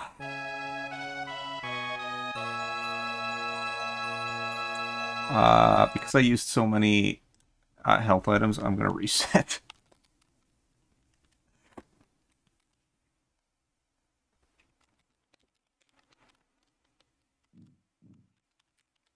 I do not care for this boss, because it does something I do not like about a lot of bosses, where this is just a personal nitpick, of course. But I prefer when a boss is always vulnerable, and then you kind of just have to play around. Like, making you dodge is like something that you just gotta play around his moves or something, but you don't. He's always vulnerable, so you can at least do something. Always do something useful. But you can't do that. can't do that with this boss. And I do not like that. And he does so much damage. There is, in fact, a move that he has that does almost exactly your life total. Leaves you with maybe only a few HP left. That's why you hit level 29. You actually want to hit level 29 to hit an HP threshold so that he doesn't just kill you in one hit.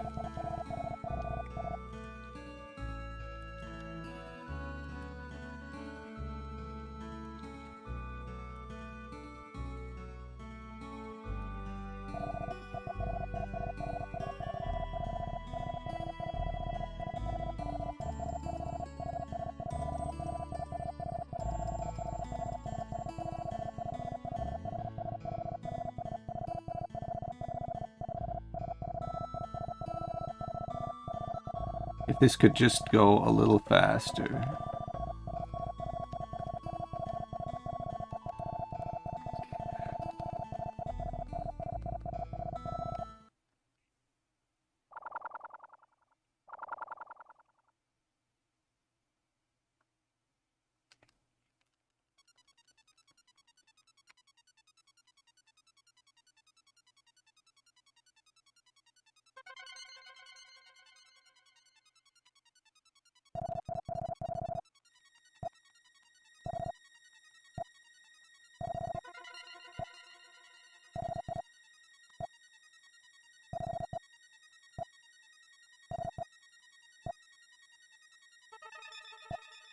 Oops, he's done. Okay, here we go.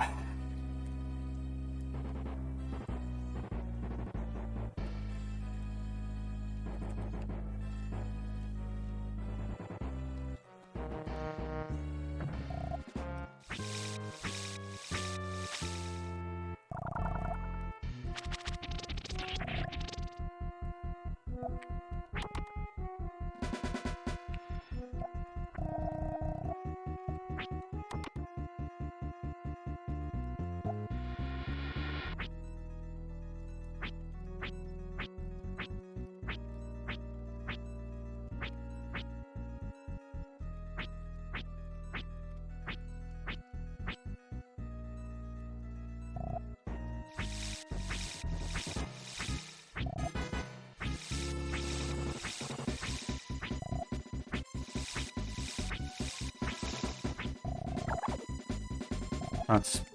Oh my god, dude, I hit the button!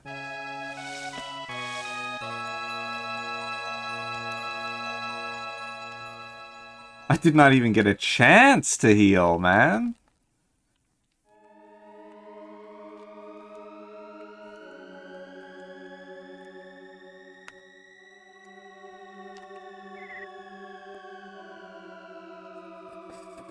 Yeah, probably. Let me give it a couple more tries. Are you busy? Huh? Are you busy? Yes. Let me give it a couple more tries, and if I don't get it in a couple more tries, just end it. Just end it.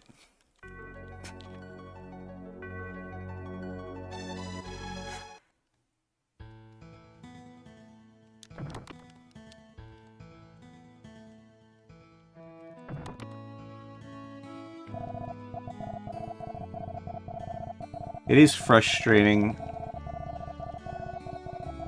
I don't know, it's a very lethal boss, but still, I make no excuses.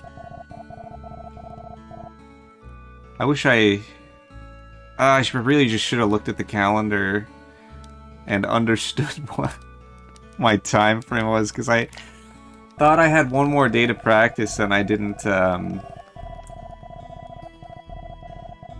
practice just the end game.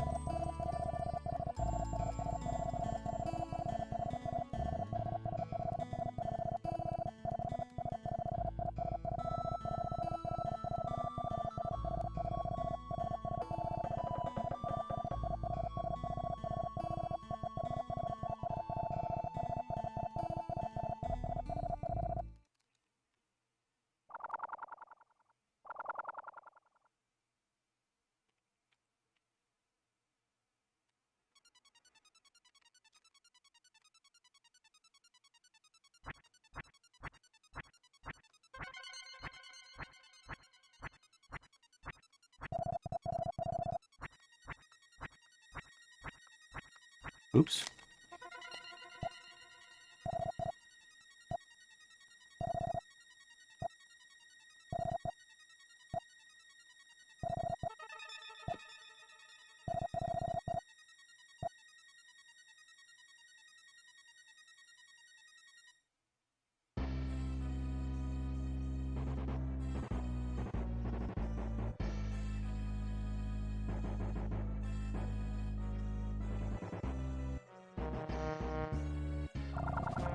Nope. Okay.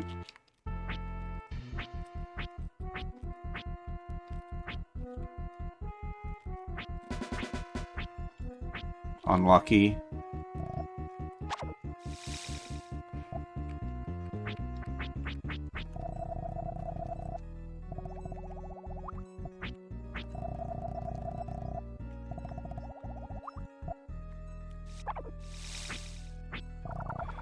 It just hits me twice, man. It's not right.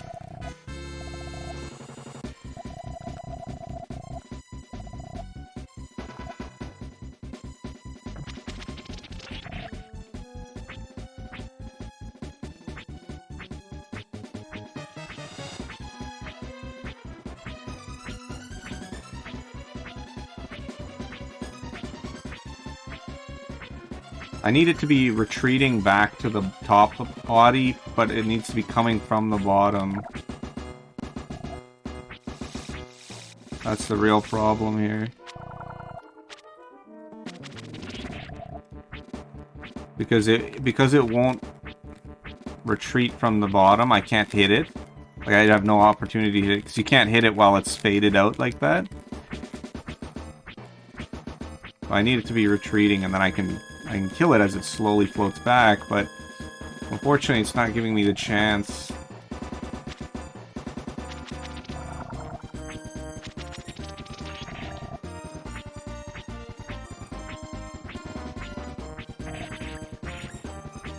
Okay, almost dead.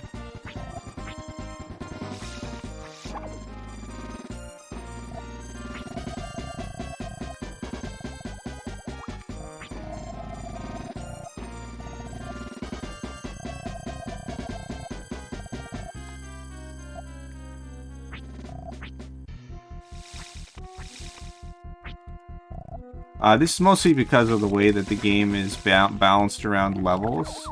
Oh wow, 165 damage. Because it's based around levels, so you take a lot of damage if you're not, like, very high leveled. So I'm about 5 levels under the expected level for this boss, which is why I'm taking so much damage. Also, I don't have the mega armor equipped, but even that wouldn't save me.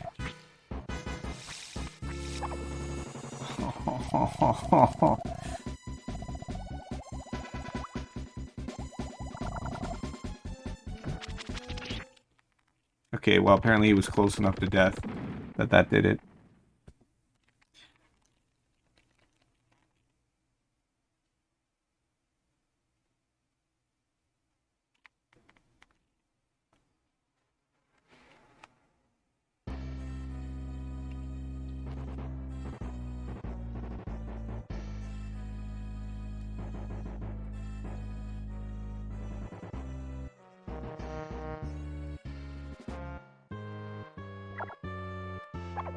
God.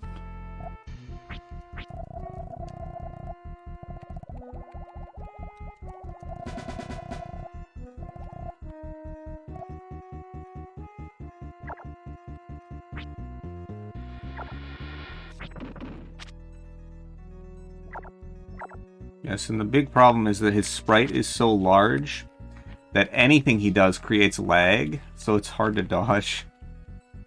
And you can't use slicers to dodge stuff.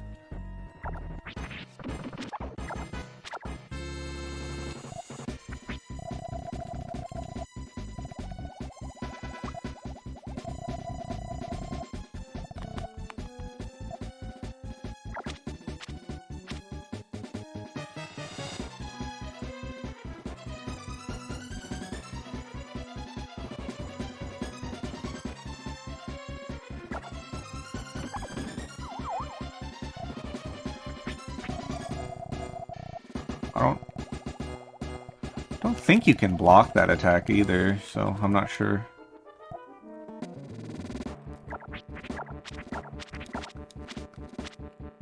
He's not quite close enough. You can kind of get him.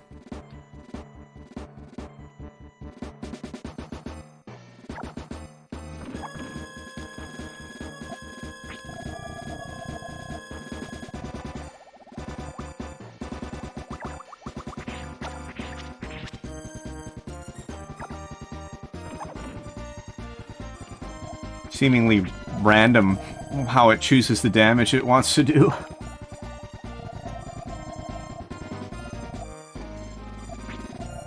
Okay, that was a waste then. Whoops.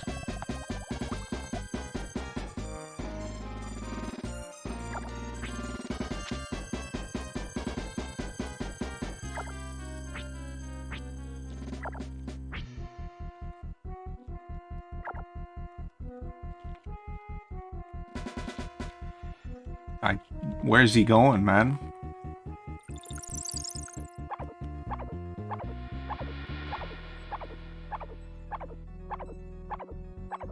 And unfortunately, this does enough damage to where I have to heal after it, otherwise I will die from other attacks. A little unfortunate, but... he was close enough for me to hit him there. Ho ho ho!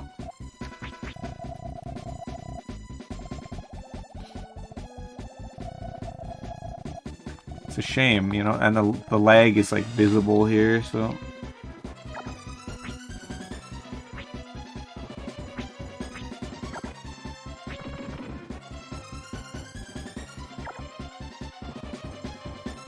Come down here. Oh, come on, man!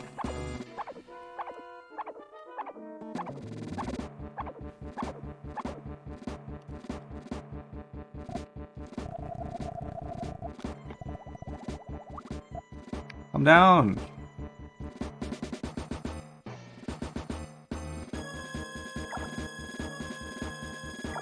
Okay.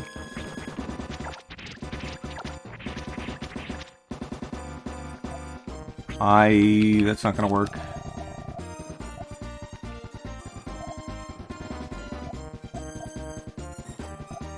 You can't use Magic Rock here. Oh wow, that's really bad. I didn't realize you couldn't use those here. Okay.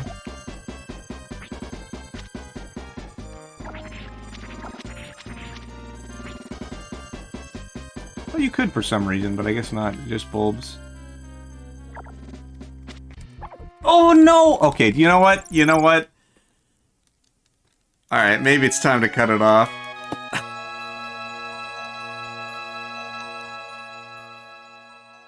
Oh my god, it dropped my run inputs. Oh.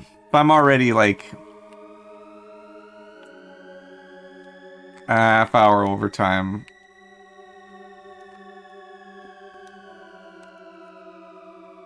Oh my goodness. It lagged and dropped my run input. That's so sad.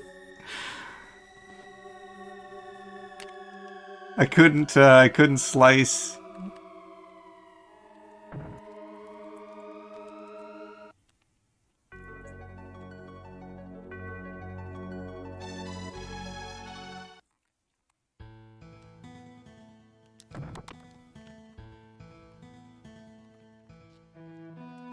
Well, everyone, thanks for coming to my Let's Play of Terranigma.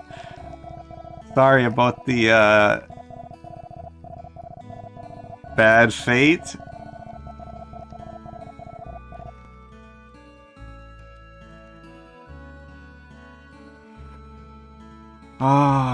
Such shame will live forever in memory, but that's just the way things are.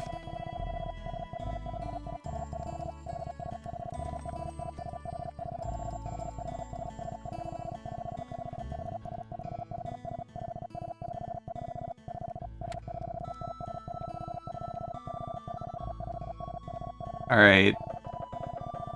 Well, I'll just keep going until you're ready to cut me off then.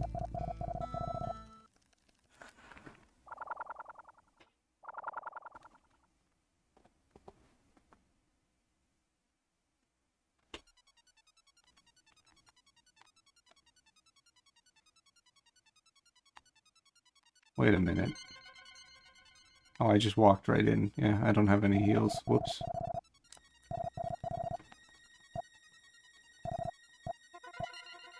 Not that it matters.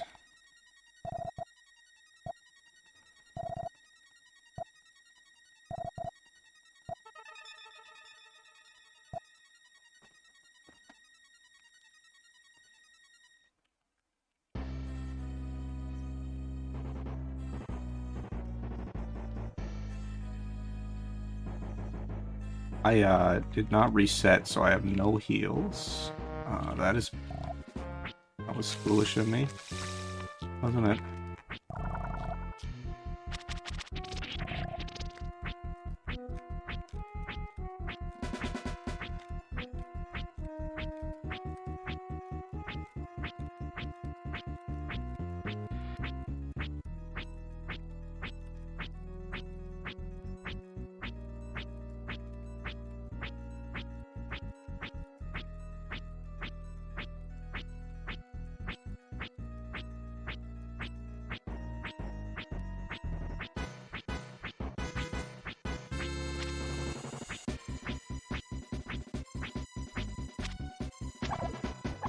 Holy. Well, I wouldn't have even been able to heal there.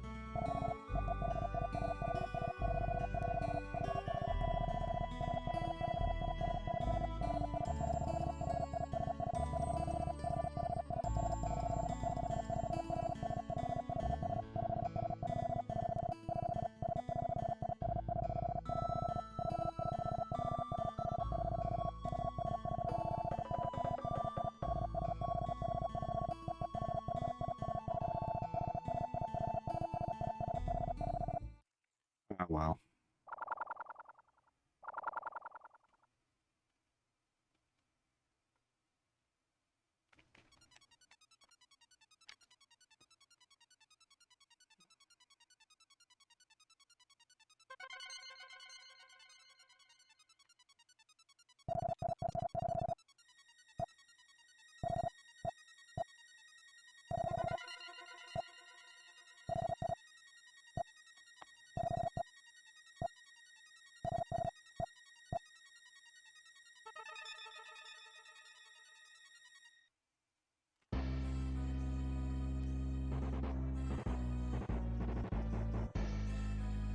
Why was it again? I feel like it... Maybe if I just do it anyway.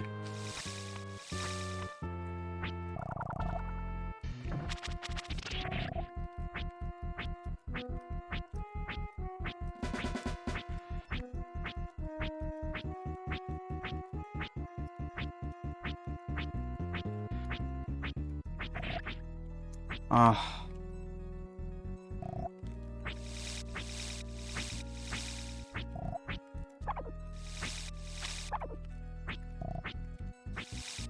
Okay.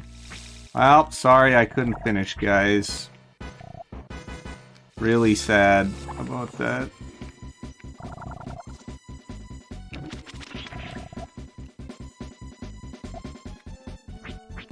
Damn.